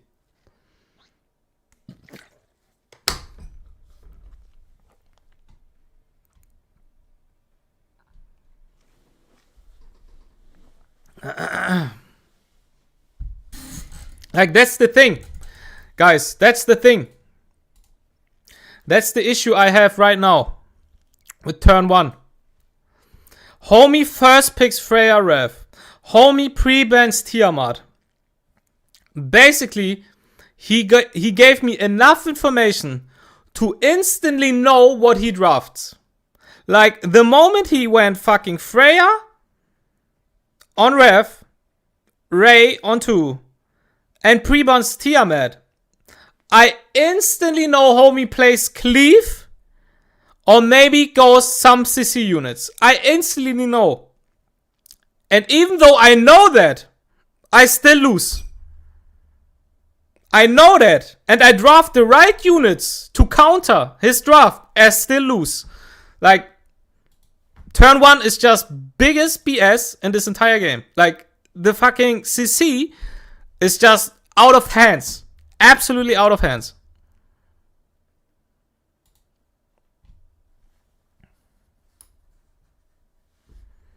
Like, the fact that he drafts in a way that gives me enough information to know what he's doing and me not being able to prevent it is absolutely dog shit.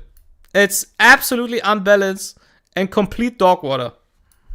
Like, it has nothing to do with drafting or anything. It's just getting cooked. It's just getting cooked and I cannot do anything. Unless my enemy fucking miss anything.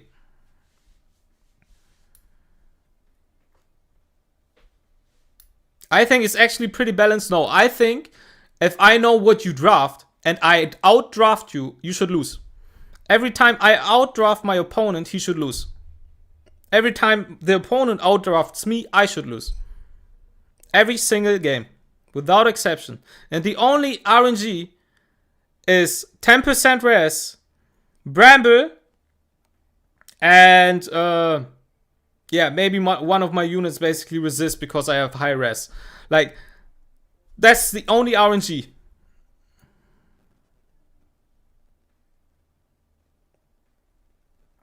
Turn 2 mirrors have similar type of RNG.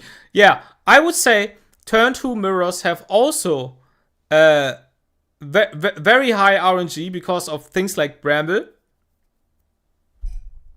Okay, but if you outdrafted him, wouldn't you win? Yeah, but I didn't. Because of RNG. I didn't because homie got the S1 stun on Ray Mary and homie got the S1 freeze on Neo. Like, that's literally just losing to RNG.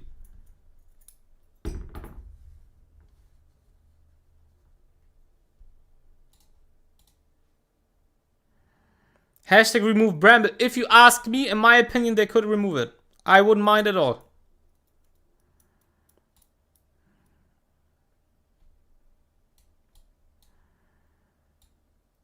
Like, going first is so ass. Like, I have no idea what he's doing. I just go Fucho. Give him Plume Blown. And if he goes Plume Blown, I still don't know what he does. I literally just don't know what he does. Maybe, like, unless he has Wrath on this Plume.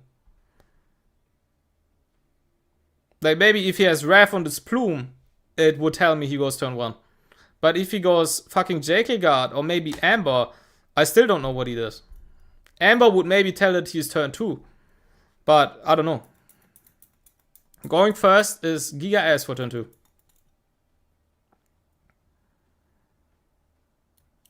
I mean, can't have RNG go your way every game. It doesn't have to go my way every game.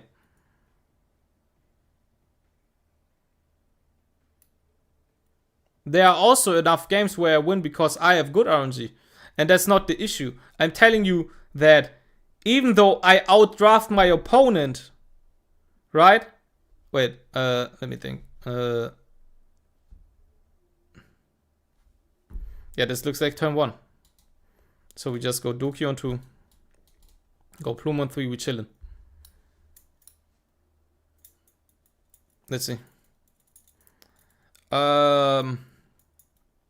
What I'm saying is, if I draft against somebody who's turn 1, and he goes full CC or full cleave or whatever he does, but he gives me enough information to guess what he does, and he still sticks to his game plan, even though I clearly draft units that counter his entire existence. I draft units that counter his entire existence, and he still sticks to his plans and wins. This is absolutely unbalanced. This is absolutely unbalanced. And for example, Didding, Freya, Senyu.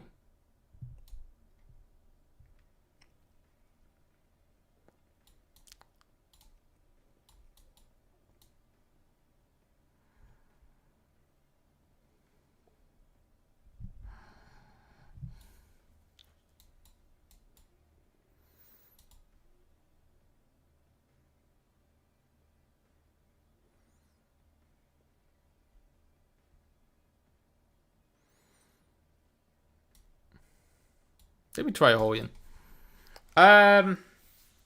For example, just so you can compare it.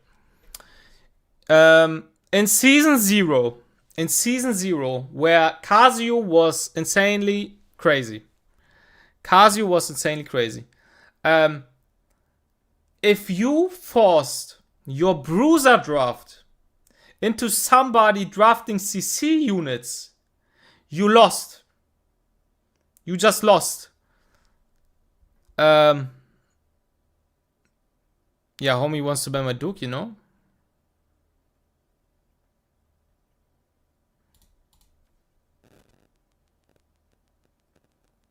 He bans my Tiamat. Homie's 900 IQ. Homie's 900 IQ, I'm telling you.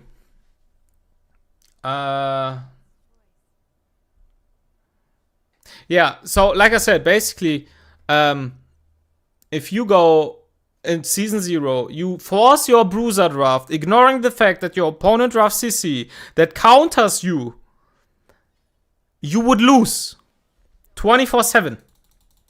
24/7, you would just lose the game. But now, if I draft against somebody who's turn 1 and I know what he does, I just get cooked anyways.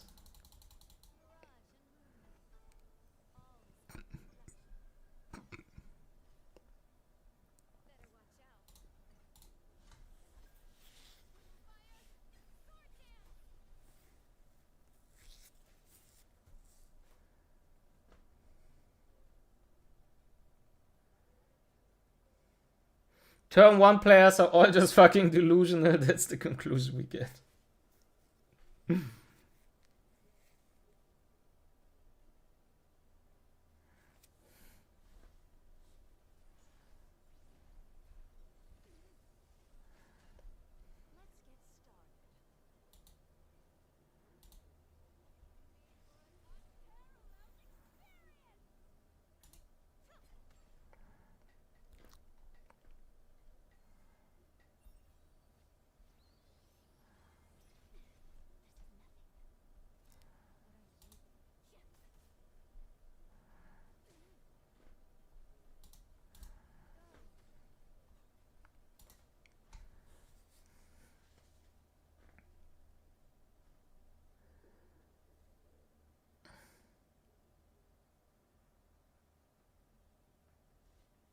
Turn 1 doesn't really have any must bans against turn 2 players, though.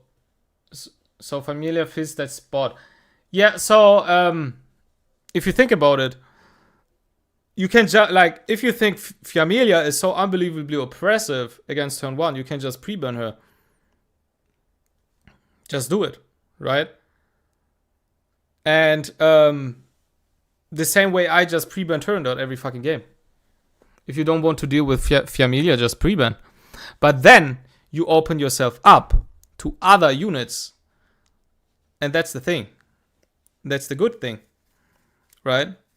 Because if turn 1 is forced to ban Familia, I can draft Freya and contest in speed. I can draft Tiamat if you want to cleave. I can go Doki. I can go Aya if you always try to pre-ban Familia. So I have a lot more options to deal with the enemy draft.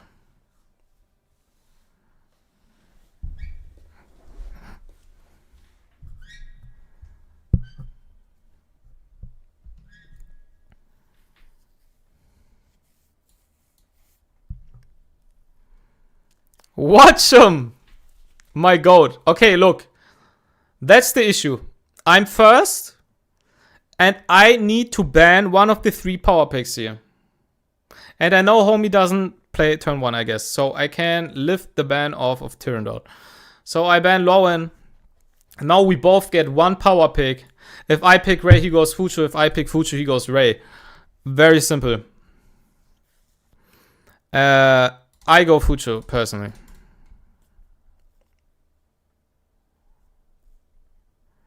That's like the issue. If you go in second, you have the freedom here to ban anything you want. It literally doesn't matter. Because I'm, as going first, I'm forced to ban one of the 3 power picks. against turn 2. Because otherwise he would get Lowen here. He would get Ray, Mary, Lowen, and then I have to deal with that BS. Okay. He goes Linglo. Maybe I can force him into a Holden draft here. Or Rahu draft. I can go TR.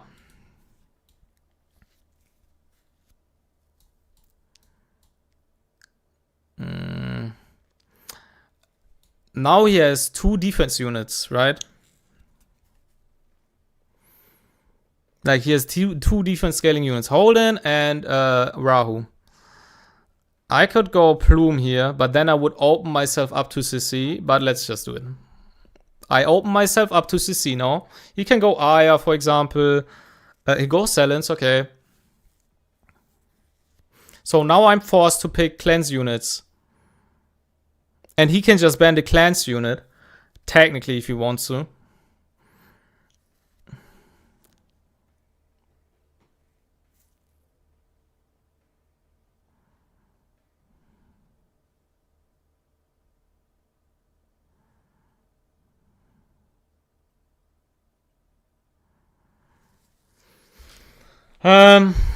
Okay. We need a second cleave unit, and that's Holden. He probably wants to ban Fucho.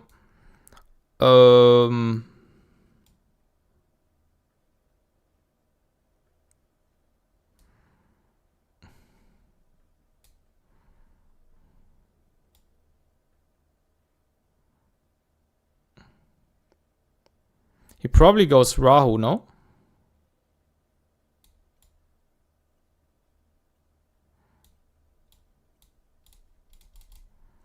Oh, misclick. Anyways, Doki's also fine.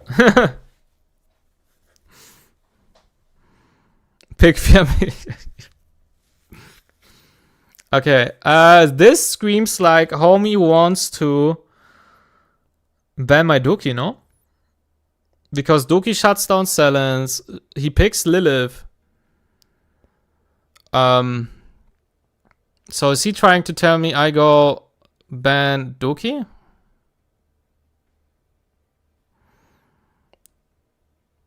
Maybe he tries to bait me to think that way.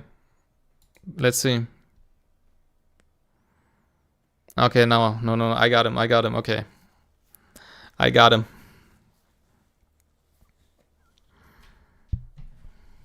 These are the mind games that are quite interesting. So I got the right ban here, at least. That's something. But my draft is not the best, to be honest.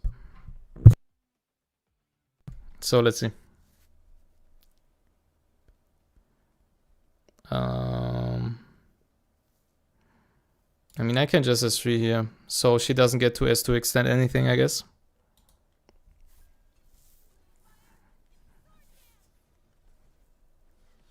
Oh, nice.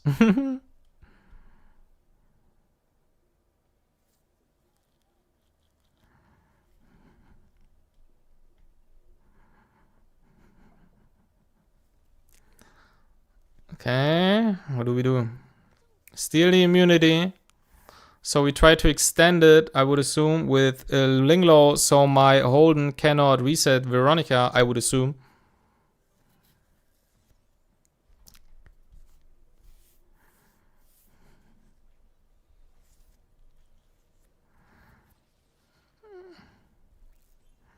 Hits everybody, okay. Ooh. I think I S3, so she doesn't get to S2 extend.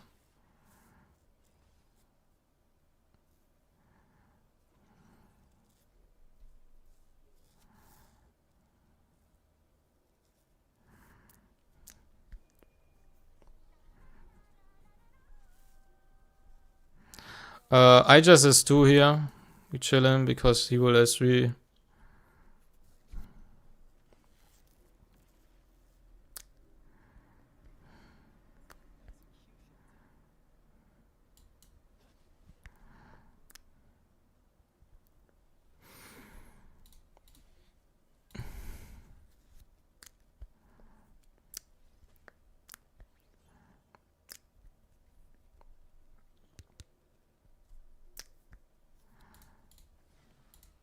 Gets the stun, which is crazy, by the way.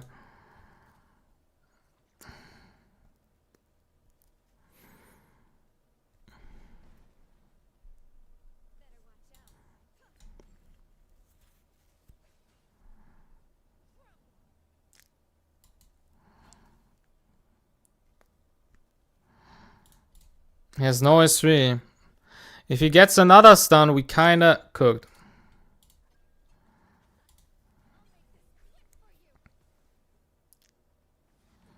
Bro, that's crazy. It's crazy.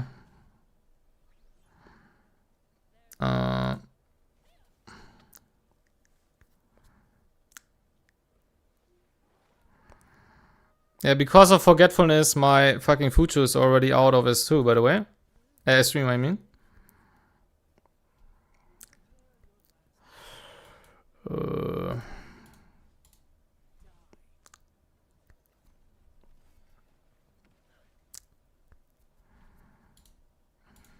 And she gets another stun. So, this Ray Mary stunned me 3 times already, just saying. This Ray Mary just stunned me 3 times already.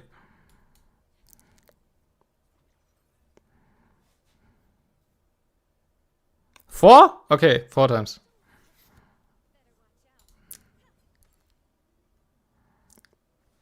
Five?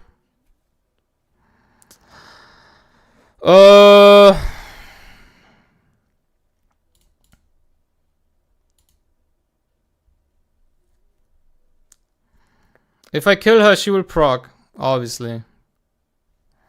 And my Fuchu is about to get S3 again. But he will S2, get my plume down, and then kill with Ray Mary. I think we just S3 here.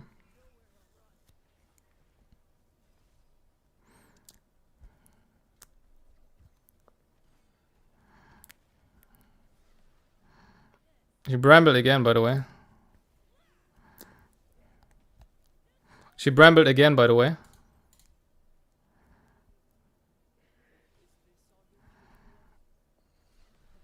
Okay.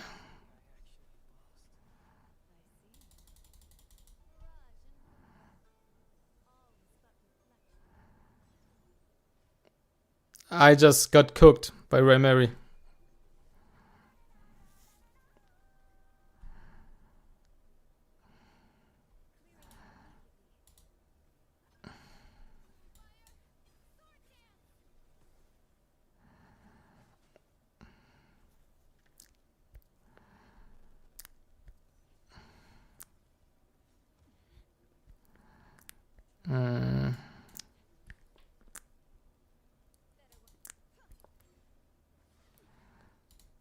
Bro. Nah, bro, I'm good. I'm good. I'm good. I saw enough. I'm good. I saw enough. That was illegal.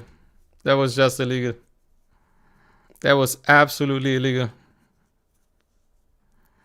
But to be honest, basically because Watchum is a good player, right? Because Watchum is a good player, he instantly abused the fact that I didn't get any anti-CC on 3. And drafted a CC unit on 5. Got silence on 3. So I was forced to ban the Lilith. Because I cannot deal with the CC because I have no cleanse. And therefore I open up to Ray Mary, right? So technically you could argue that way. That's why I lost, because Plume on 3 is not a good draft.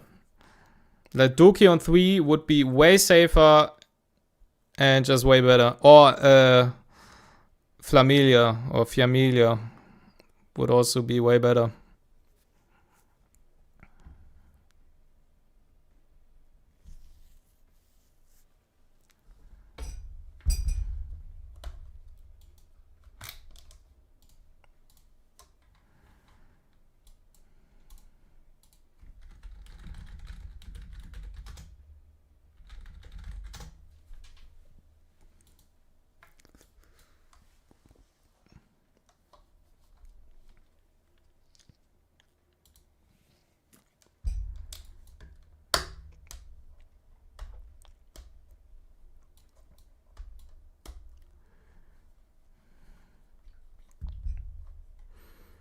So if he's turn 2, if he is turn 2, I'm instantly in an advantage, right? I get Lauren, I get Fucho, so 2 units that are insanely good in turn 2.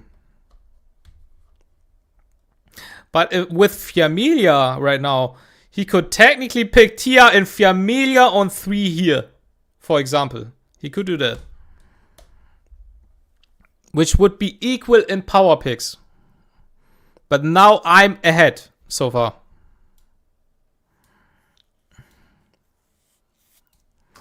Yeah, we can just go this. And we go Holden.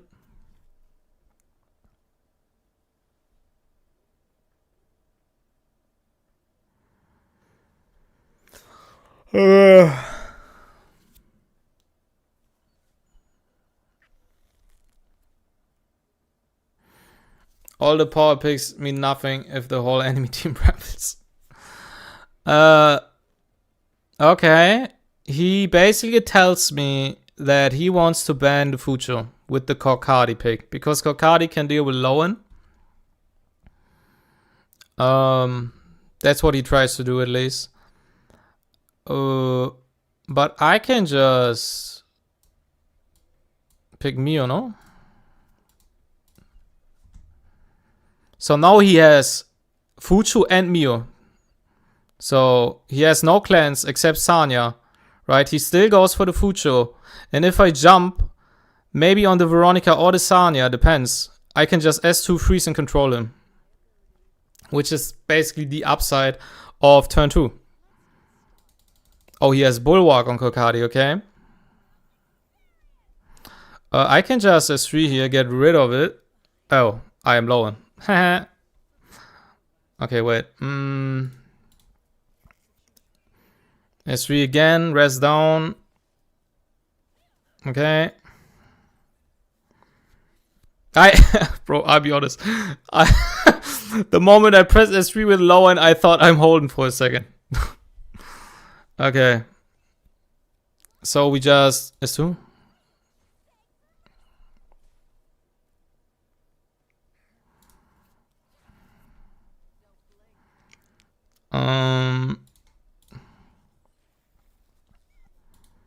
Okay.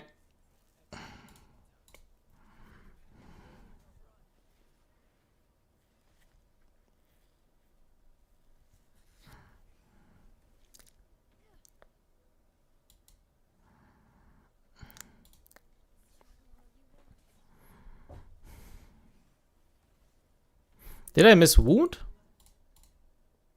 Oh, I think maybe Sanya got it. Maybe Sanya got it.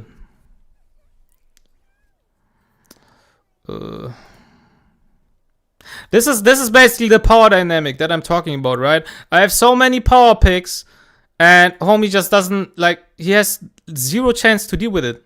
Like, it's just insane.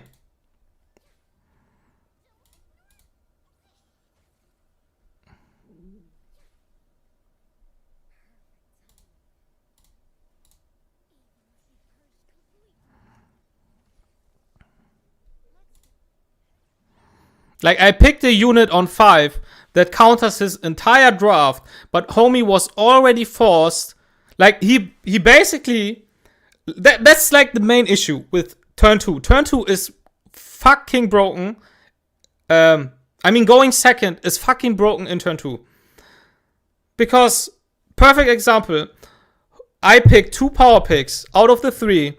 I can just easily ban the only power pick he has, that is Raymary. Homie knows he cannot deal with Fucho, so he bans, he basically drafts in a way to deal with Lowen, which is the other power pick, bans the second power pick, which is Fucho, but because I'm going second, I also have the entire counter to his fucking draft on 5, which is Mio.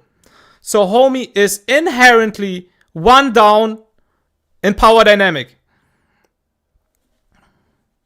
And just loses the game.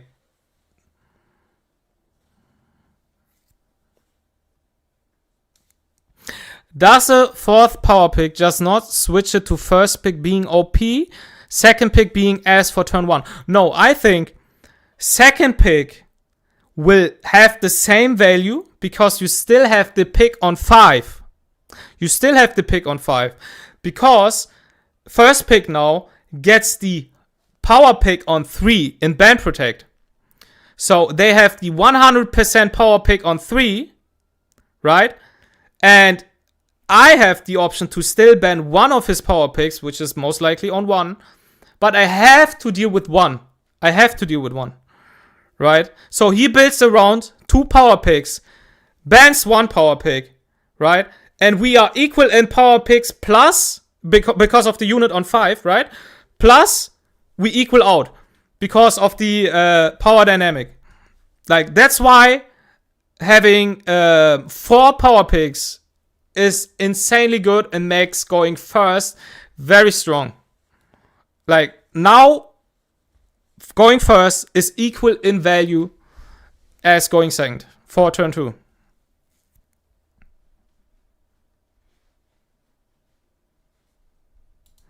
That's why the release of Familia has so much impact of the meta. Not only is it like good against turn 1, because the entire fucking kit of Familia kind of counters turn 1.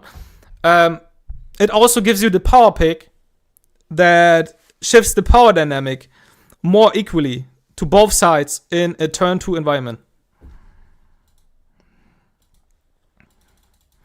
Which is just way healthier for the game. It's way healthier because with Familia as the 4th power pick, you are not forced to ban one of the 3 as first, so you can just decide on any unit that you do not want to face. And the same goes to going second. Because we just are equal in power now, and we both have the option to ban anything we do not want to face. That's why having a 4th power pick unit is insane.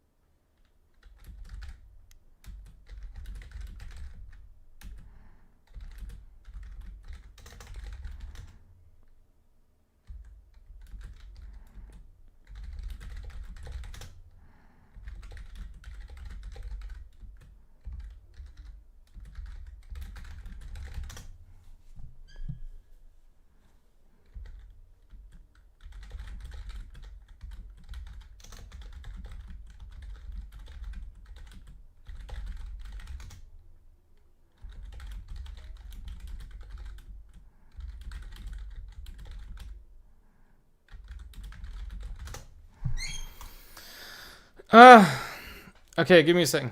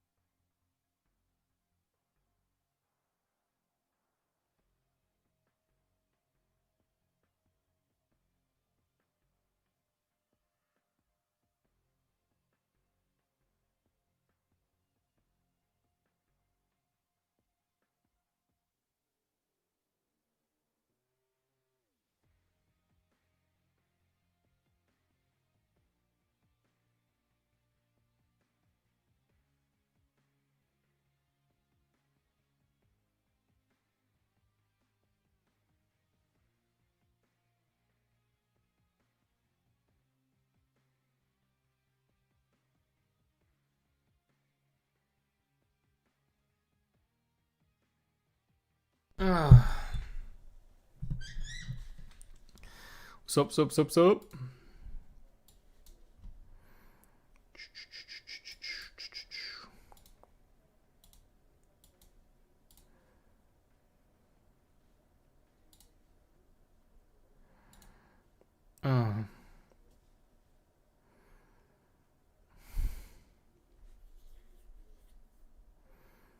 Holy span, someone ban this guy.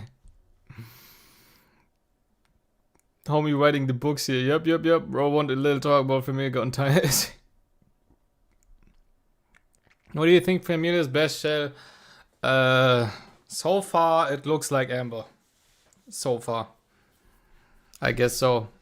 But I also want to try Fortissimo, actually. When he's done reading Familia's out in decay. Well, first pick, won't feel pressure to ban one of the 4 power pick, but then when you go second, you will do it to have the imbalance again.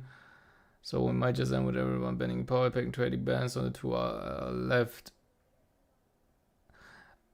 You are not pressured to ban any of the power picks going second, because they are equal in power now. First and second are both equal in power.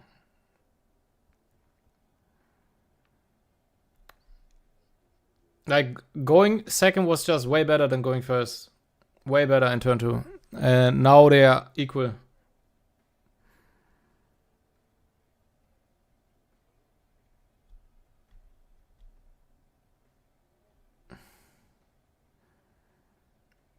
Meine extra turn every S3, not gonna lie. Fortissimo stones going up. Yep. Shocker, another Amber user. Yeah, maybe. She looks like Amber. So far. Looks like a classic Amber. Or maybe it is Fortissimo, guys. Who knows?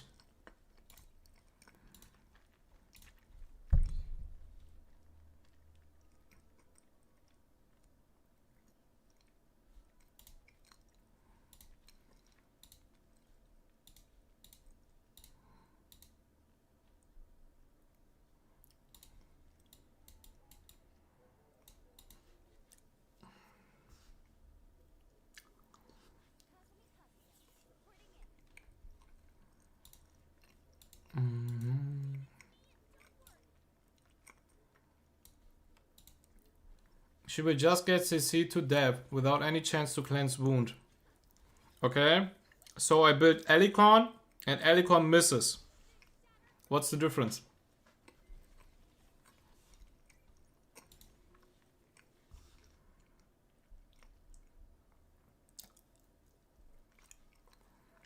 Halloween is so bad. Halloween doesn't really align that great with her S3. So the value of Helicon is quite low. The Halloween value is quite low.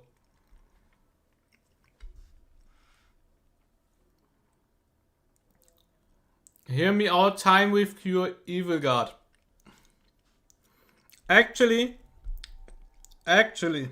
not that bad, if you think about it.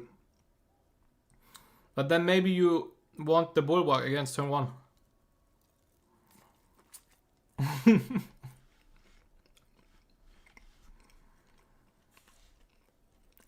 Do I have this Fortissimo? Absolutely not. You only need a Fortissimo on Bloodbath. You surely have one.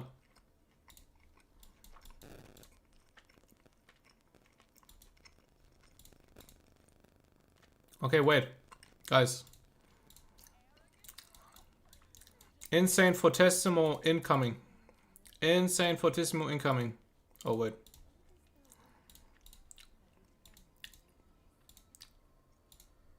Do this. Fortissimo.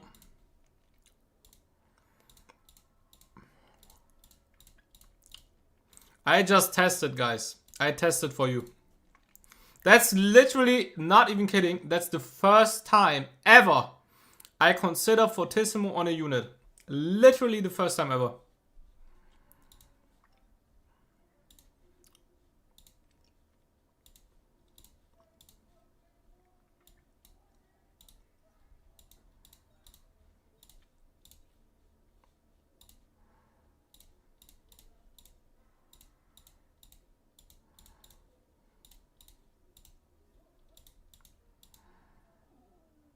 Sanya can use it by Sanya. Sanya doesn't need it, right? Sanya doesn't need it. Not sure. Whoa, whoa, whoa, whoa, whoa. What do you mean, not sure? No, I don't think she needs it. She already heals enough.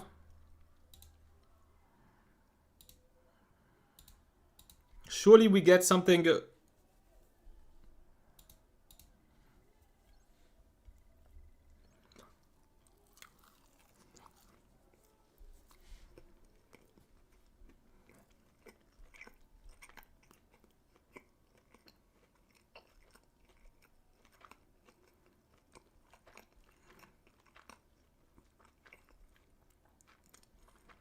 The idea is they hit you hard, you take the turn, full heal, and repeat. Yeah, maybe. I have no idea. Maybe we don't need Bloodbath on triple HP right side. Maybe.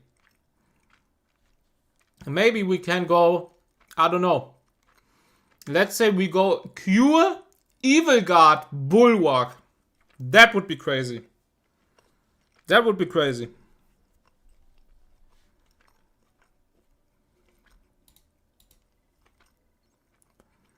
Yo, what's up, Raf? How's it going, mate?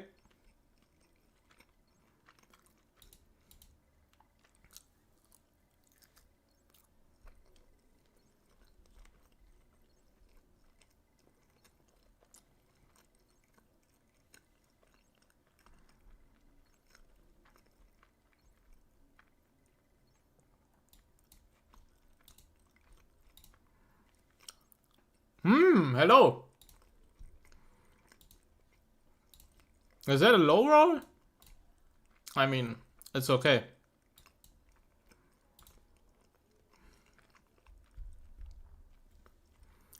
She's weak to Lowen. Why exactly?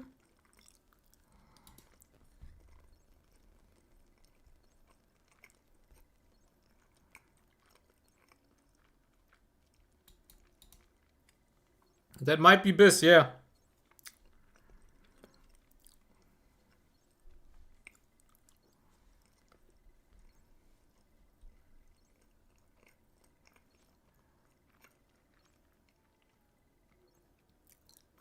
Holy shit. If she gets a read, does she even do anything?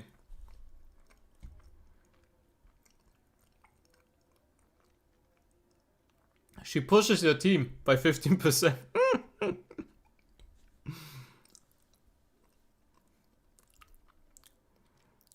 Is this shell for PvE? Nah, bro. It's actually for PvP. It's actually for PvP.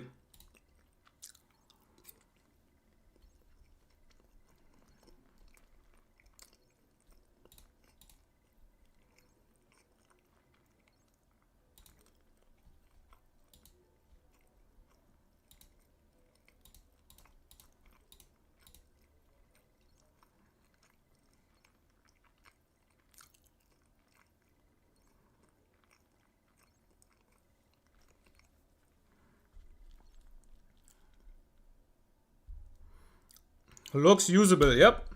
Looks usable.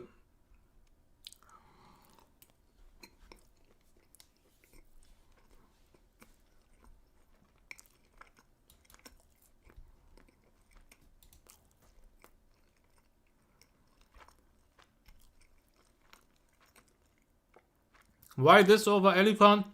I don't like Elikon. Elikon is a fraud. Fraud shell.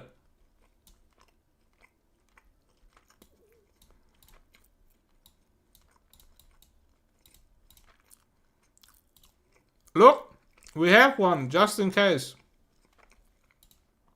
Just in case. We have the Cure Evil Guard, and we can force Bulwark. Technically, I could even run Time Weave. Time Weave Cure Evil Guard.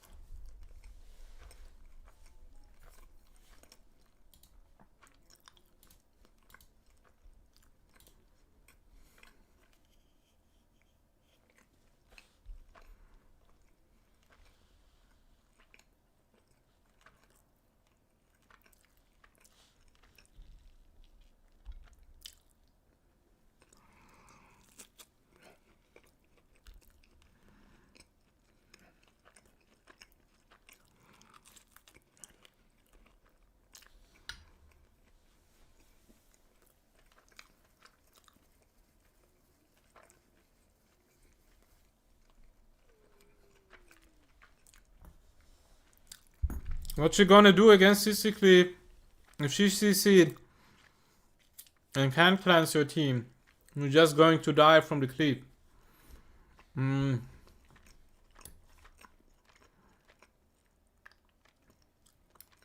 mean, maybe. Maybe that's why we draft Amber. I have no idea. What's with all the stamina you're saving for 2x already? Yes, I'm already saving for 2x.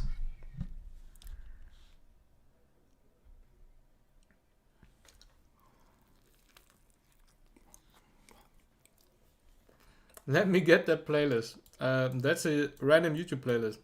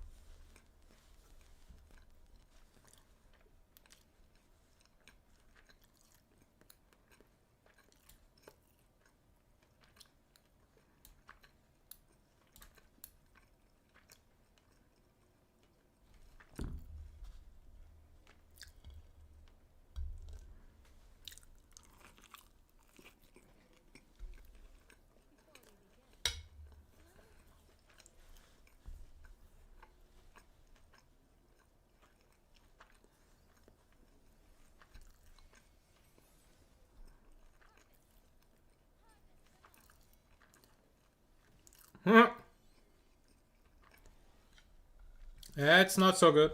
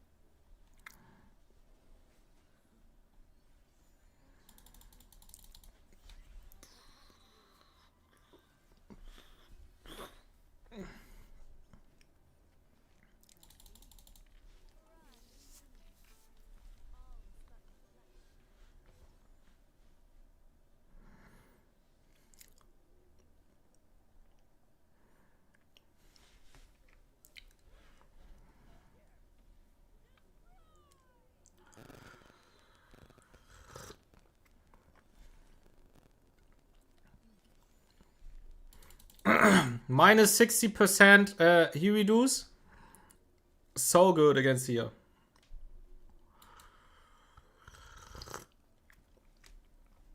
It almost did something.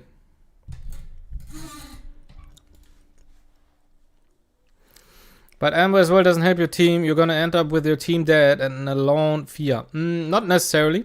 It's not like she's my only fucking Amber unit. What I like about Fia is she doesn't need crit, doesn't have debuffs in her kit to proc Reaper steps, also not proccing Strive Ray stacks, TR stacks, etc. Yeah.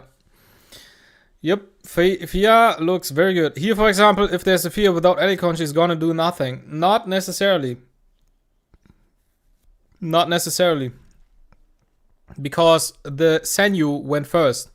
Sanyu literally just almost fucking one-shot one of my units, right? So if she's low enough in HP, she can maybe already get 8 stacks only from the Sanyu damage. Right? If she's not that high in HP. So she would instantly cut after Sanyu because she gets a turn. And then she would heal up the damage.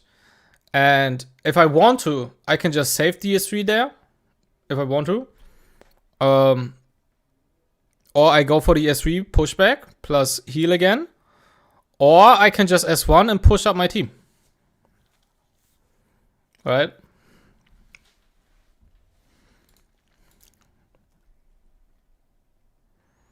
Pressing S3 here would insta transform tier 2, yeah.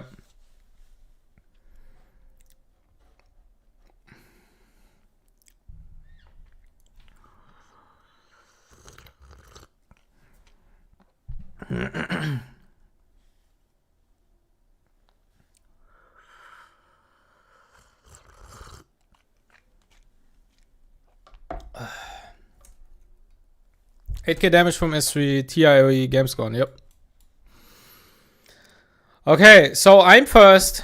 Homie pre-bans turned out. If he goes second, I'm basically 1 down in power pick, right?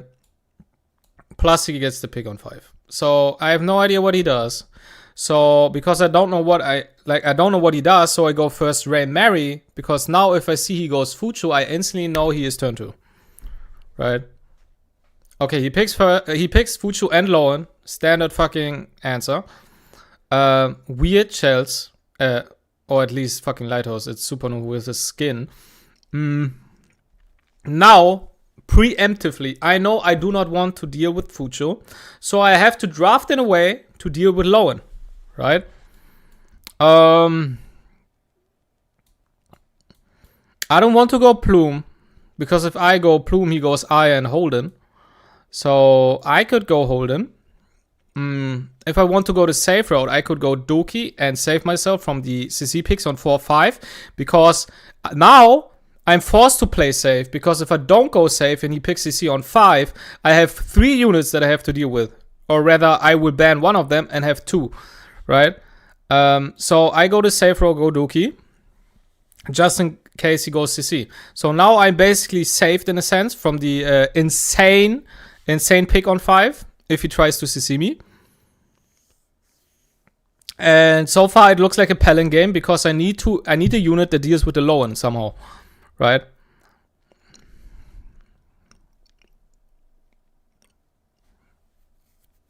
Okay. So far I have 1 unit that can deal with Lowen, which is Holden. Because my Doki goes first, obviously she will push up the Holden. Holden can reset the Lowen. That's 1 unit. But if he bans Holden, we kinda cook. Right? So I need another unit, which is Palin. Right? And so far, he has nothing that does anything against Plume. So Palin is so far the obvious pick here. So I have 2 units to deal with Lowen because we will ban Fuchu, obviously. Now he has Sanya and Tiamat. And I need to deal somehow with this Tiamat. If he bans... I don't know... Yeah, my team looks kind of safe, to be honest. I could go risky and go Hoyen because he has nothing against Hoyen. But if you pick something on 5 against the Hoyen, she's a dead pick.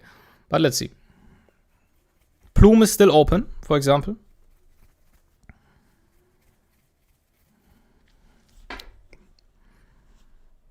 We want shiny supernova action. Yep. Shiny supernova is crazy. Looks like Anivia from League. Peak skin. Okay.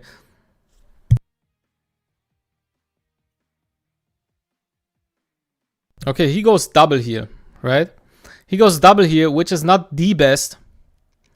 Because I have Hoyen, right? So he didn't punish my Hoyen pick on 5.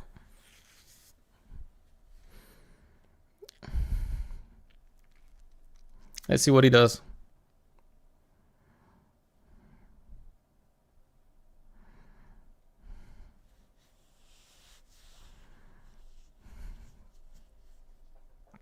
It bans the Pelin. Okay, so we still have an answer with Holden for the Lowen. And we have Raymary with the Hoyen. So if we one-shot something or he kills my Hoyen pretty fast, my Raymary can play the game. Right? That's fast, Sanya, actually. 94, so she is 330 speed, probably. Something like that. Okay. This is Supernova, which is kind of crazy. Maybe we get a stun here. No, we don't. She has Strive, so we cannot touch her anymore. Let's see. Maybe this Linglo cuts my Holden. That would be kind of ass, because then we don't get the reset.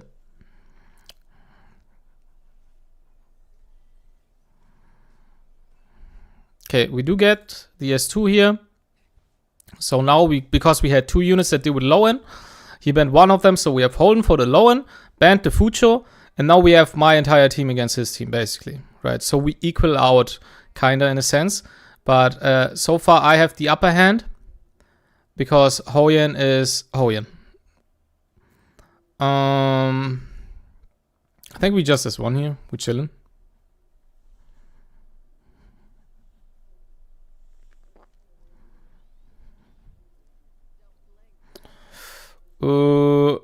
I think I can just S3 here.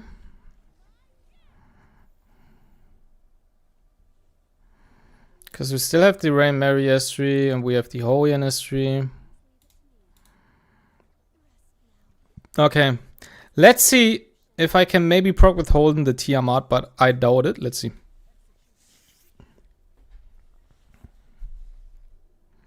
Okay. I think we can just send it, no? I think we can just send it. Oh, she has no bloodbath? Okay, now she procs. She probably won't be able to kill Hoyen, I think. Nope. Okay.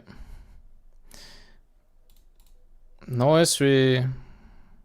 Tries to kill my Doki. Understandable.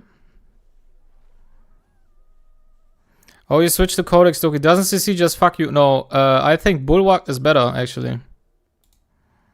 Bulwark is just better. Okay. So we got our S2 back on my Ray. So we S3 here. Maybe we will proc the Tiamat. That would be good, because then we can kill with the Hoyen. He has literally no cooldowns on anything. So we just chilling. Okay, she has Strive, she moves. So this Doki will probably die the moment Tia gets a turn, but or she dies now. Rival trigger, boop. S1.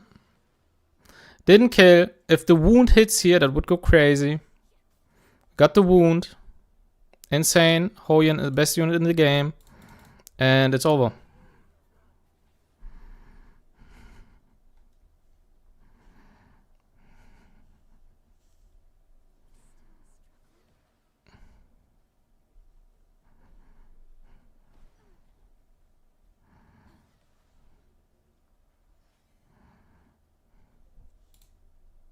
She has a 3. That's something, but it's, to be honest, game. Hoyen dead.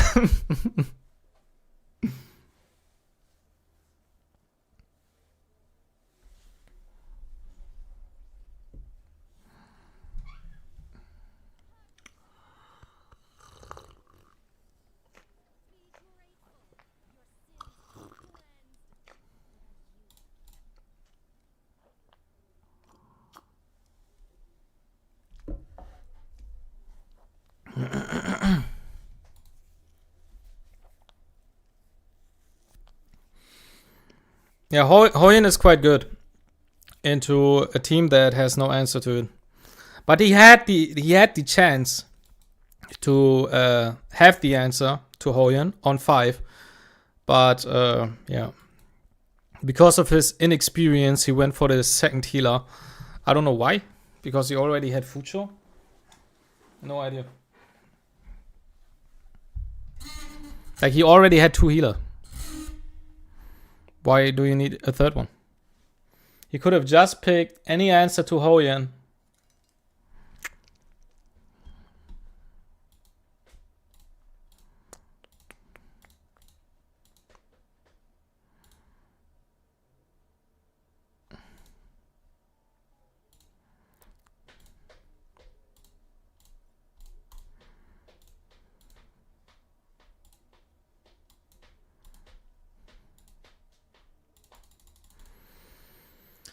Okay,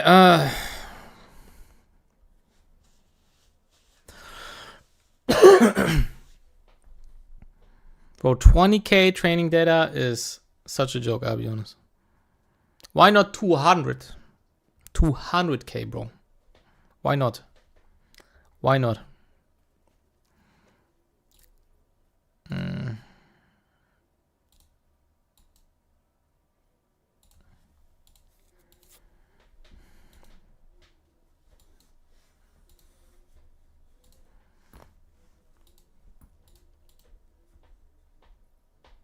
The Watchum Gamer, there he is.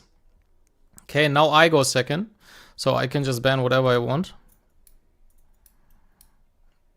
And he has to ban one of the 3 power picks, so now the power dynamic is equal for turn 2. I could go Lowen. Plume is quite risky because Plume doesn't feel so good in turn 2. Because if I pick Plume, he can get Holden Aya. And both units are very good against Plume. But let's go Plume and then Doki. Something like Tia maybe. Let's see. He could hold an... I would personally hold an Aya. Personally, I would hold an Aya.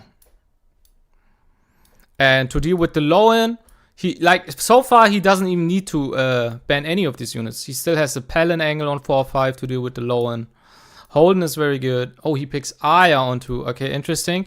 It seems like he is very sure that that I will ban Raymary. That's why he gives me the Aya on 2.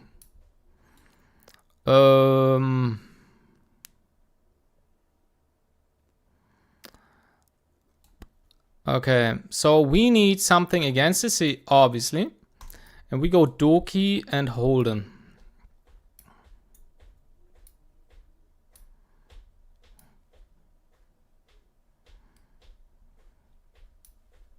So he can go standard Veronica Tiamat if he wants to.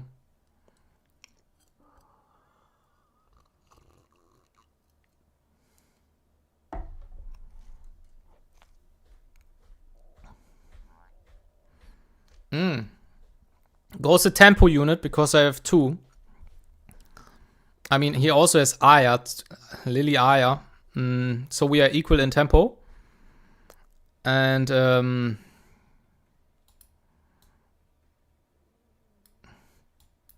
I could draft Mio here and tell him I will ban Aya. But then all of my 4 units need to deal with Raymary somehow. But we go Hoyen and ban the Ray.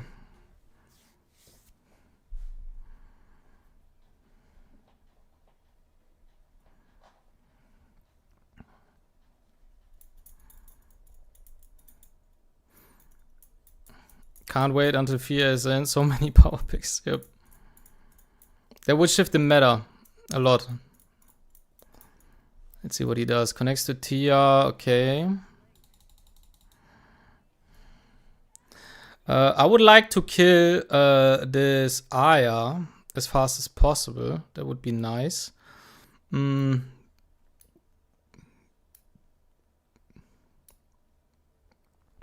I just do this, is that playable? Nice. I think we will cut with Linglaw. Okay, can he get the defense down? If he gets it, she will survive the Hoyan. Okay, he gets it. Should I try to kill the Lingalo? Let's see. Okay, 38k, quite beefy, but maybe I can reach her. Maybe. Okay, she will proc. Boom. Okay.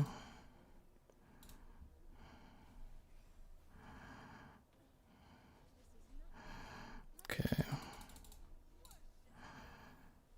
Okay, get the S3 again. She has no S3, so we're chilling.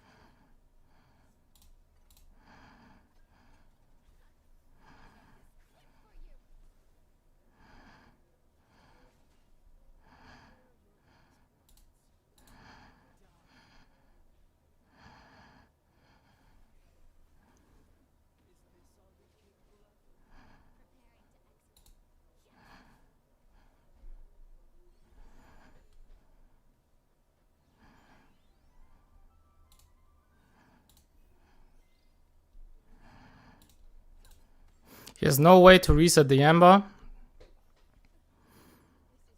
And the Tiamat will die from the Hoyan.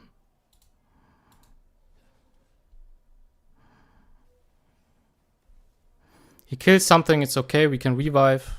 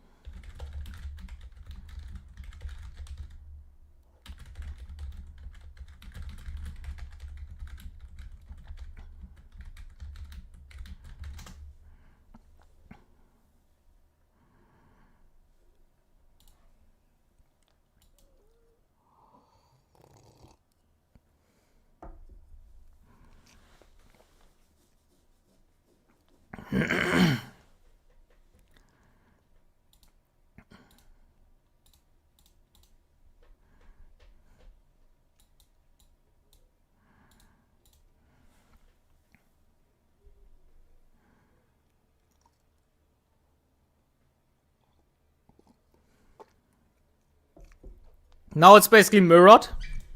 Now it's mirrored. Okay, he doesn't want to instantly give me the eye on 3. So he kind of delays the plume. Very smart. Let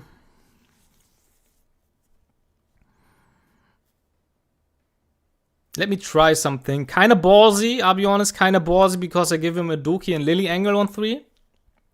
But let me try plume and Aya.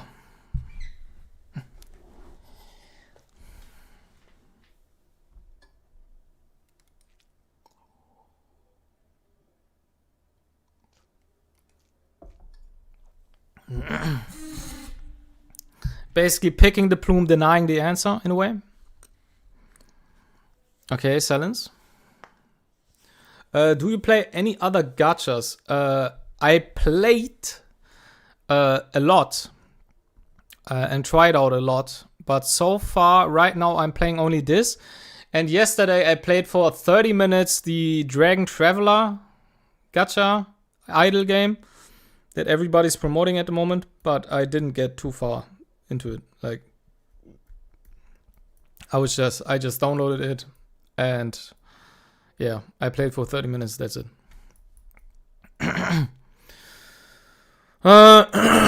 Okay.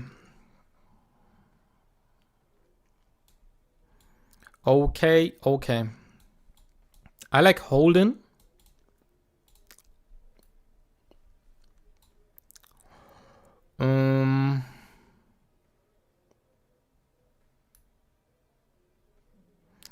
I like the Holden. He goes probably TN1, I would assume.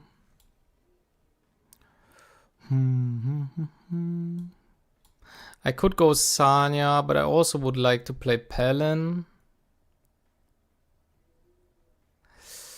Let's see. Let's play Pelin.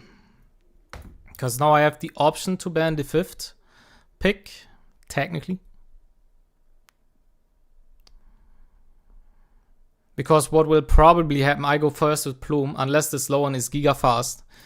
Let's see. Maybe he's also, maybe he thinks that his low one is faster than my Pelin, so he doesn't ban her. Let's see.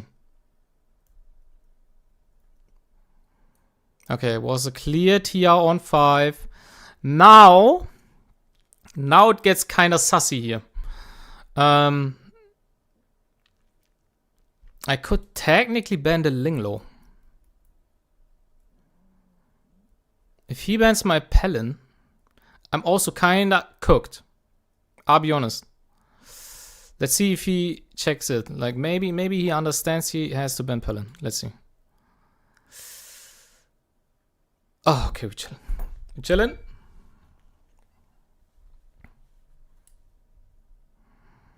Okay, my Pelin is 100% faster. I doubt that his low one is faster than my Pelin. Yeah, she's faster than my Plume, but not faster than my Pelin. Chillin'. Big time chillin'.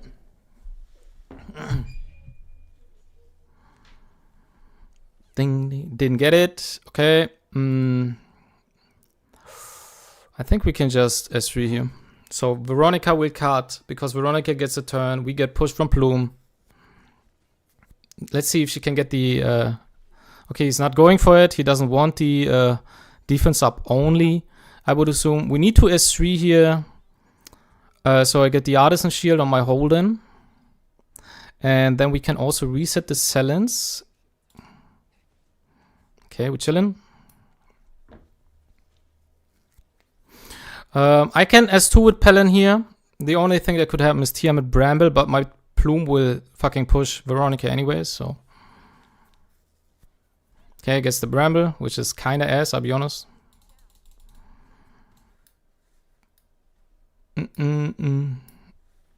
Okay, he's not going for it. Very interesting. I probably would have S1 here, personally. Because then my Lone would be able to jump instantly on another target. We just S1. We S1 again. Okay, he gets to S3 if he wants to, but that doesn't really do that much, except, okay, yeah, the immunity. Okay, my Plume has S3 again. Yeah, okay. Okay, let's see if he can kill. Probably not, because she has defense down. And then I can just switch targets with Pellin on my Holden. And then we chillin', I think. Let's see. Probably won't kill. Yeah, 0 damage actually. Now we go on Holden. Let's do the Holden things. Oh, that's actually bad. Because she has S3 again. Yeah, that was misplayed actually. That was misplayed. I forgot that she pushes. That's misplay. This could actually cost me the game now. That's not good. That's not good. She can jump on my Holden. Oh, that's so cooked. Yep. That's so cooked. That's so unbelievably cooked. Oh, I think I lost the game here. I think I lost the game with this. He can S1 kill Holden. Oh, that's 0 damage. But she will proc and then kill Holden, right? Oh, it was so misplayed actually. That was so misplayed. Yeah. That was so misplayed. Yeah, I shouldn't have went for the swap on Holden so early.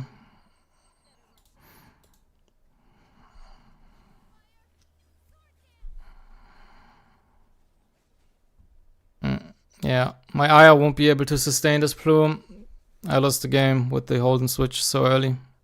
I should have went for another S3 round.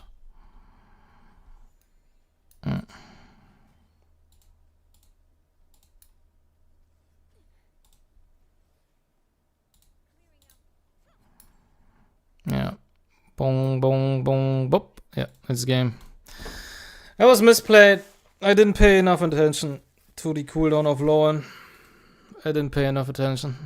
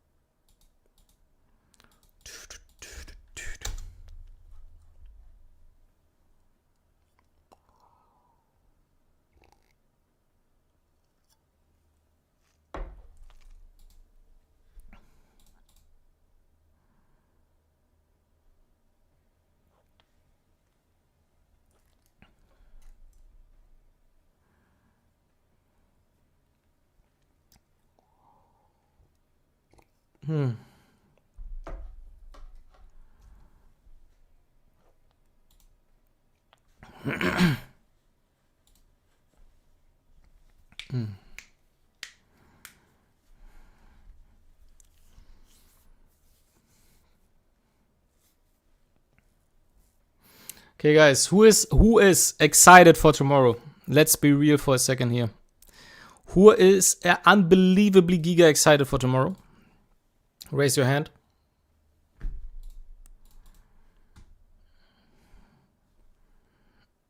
I, for myself, am insanely hyped. Insanely hyped. Meta shift always fun. Yep. Facts.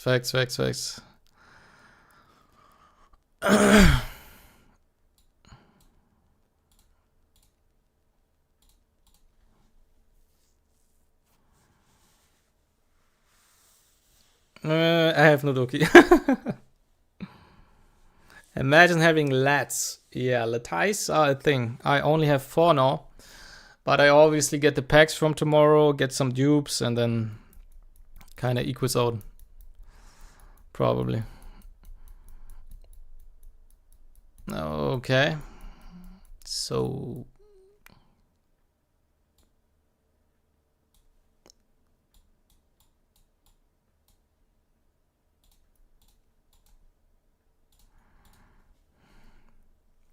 just in case he picks Mio, I go for Didding on 3.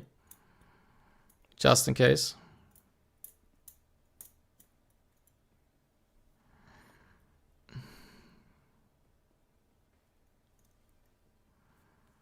Goes Heinrich.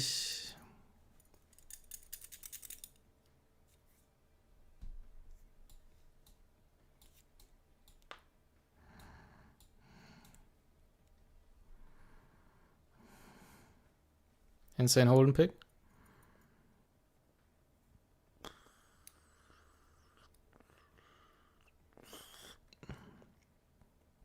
You know what the issue is?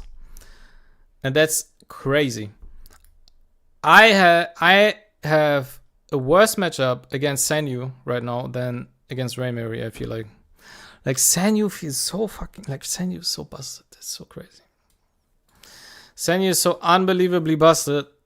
I cannot believe they released this unit. It's so fucking busted. I need to ban Raymary or Sanyu, but I feel like I have a better matchup against Raymary.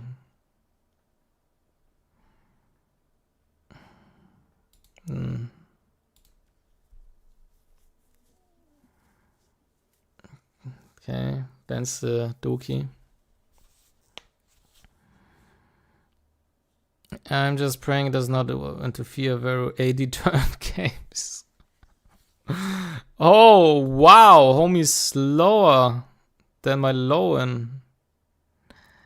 Damn. Do I bother jumping on him? Like, if we think about it, I think we can just jump on Ray, no? Just jump on Ray. Because I have literally Sylph afterwards. Going S3 or S2 maybe, let's see.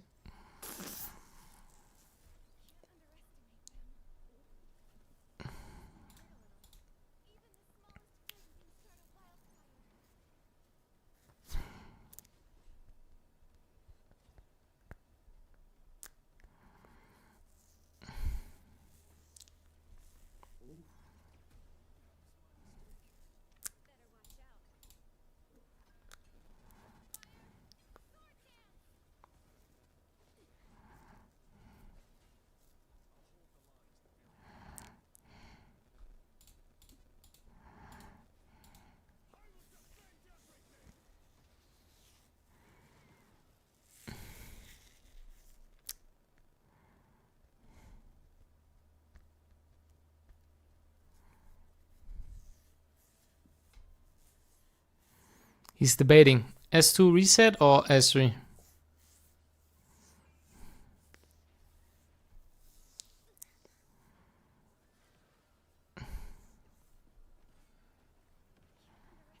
Okay.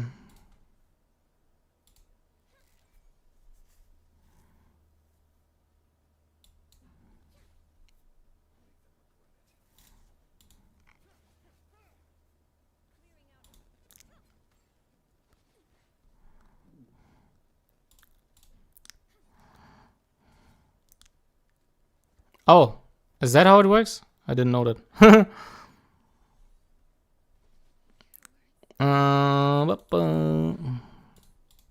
Can reset her if he wants to.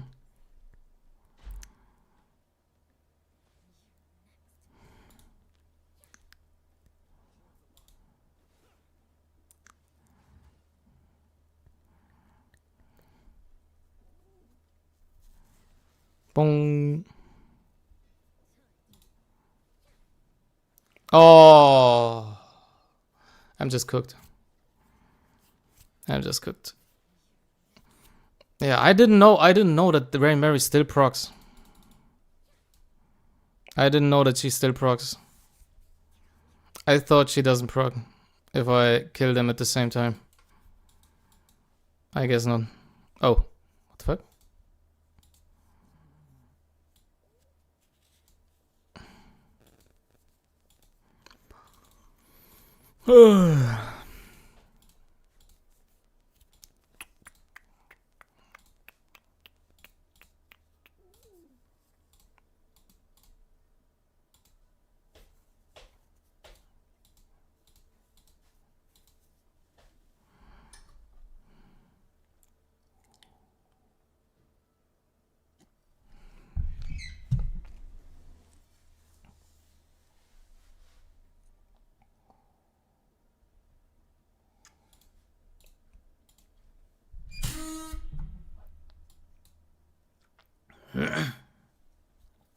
P5 angle.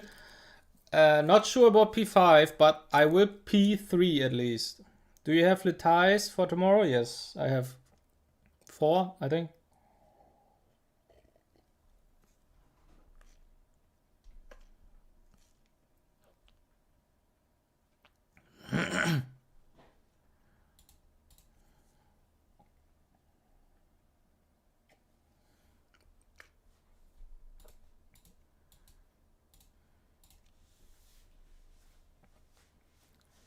Classic Aya Holden.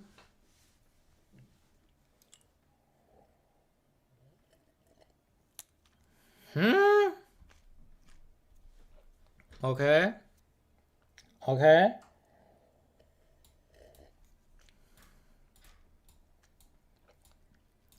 I see the vision.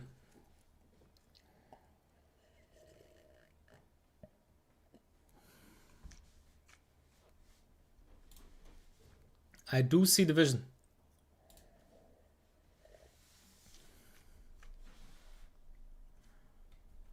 I may be cut with Doki after Plume. After Lily.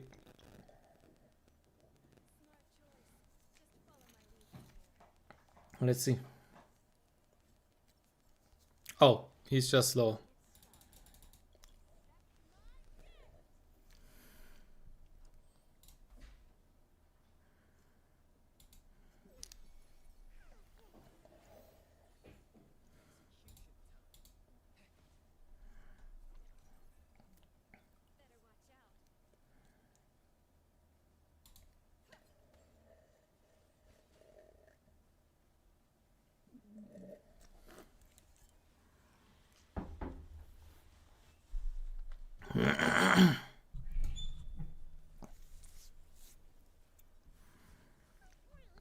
Damn, he got the thread.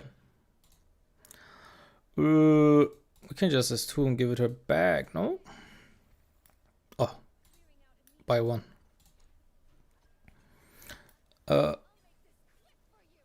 Slot 4, 5, 6 of Pelin modules. You mean right side?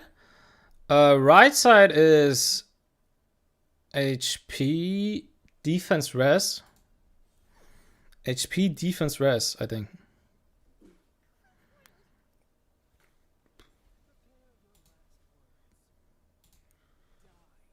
Double resist is crazy, by the way.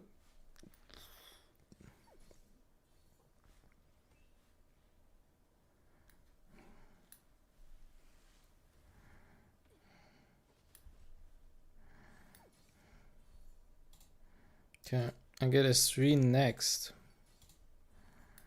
Okay. Now we can S3 Holden, surely. And then we S3 here.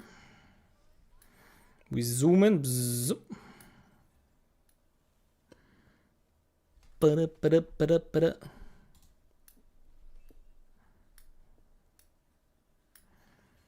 Bong bong.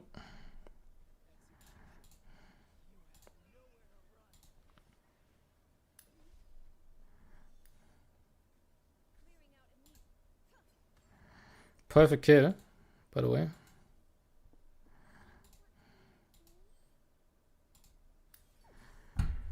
Oh, she's on strive. Very interesting.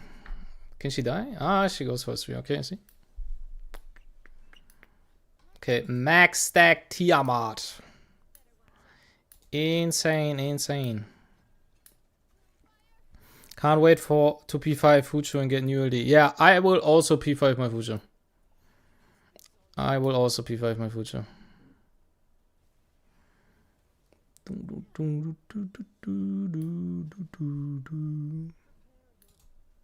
I think she will die. No. Boop. Hey, yo! What? Bro, 84%! Really? The pain. 84%. That's crazy. 84%.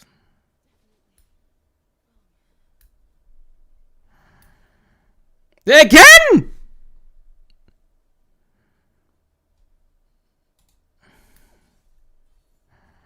That's crazy work, by the way.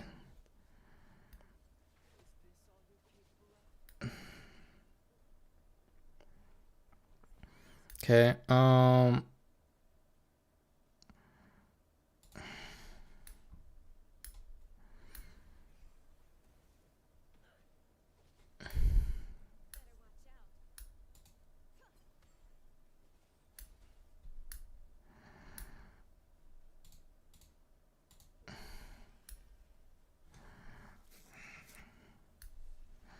okay, he goes for S3. Very interesting, by the way.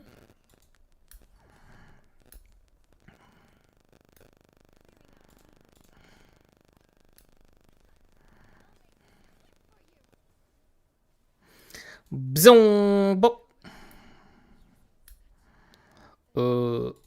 S1 this.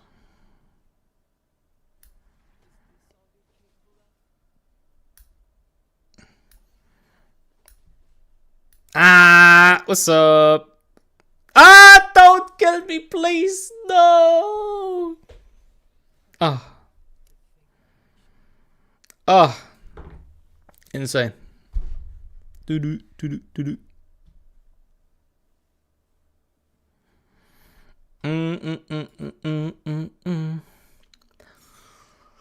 Yeah, I'll be honest.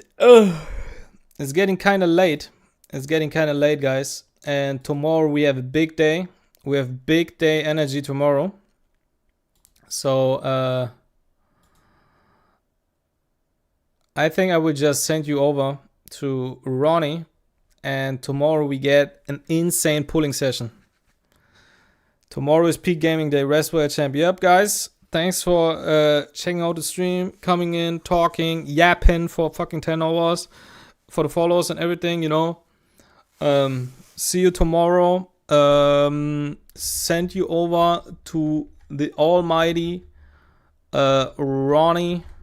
So see you tomorrow, guys, for insane polls, insane content, insane everything, insane builds, insane. So see you.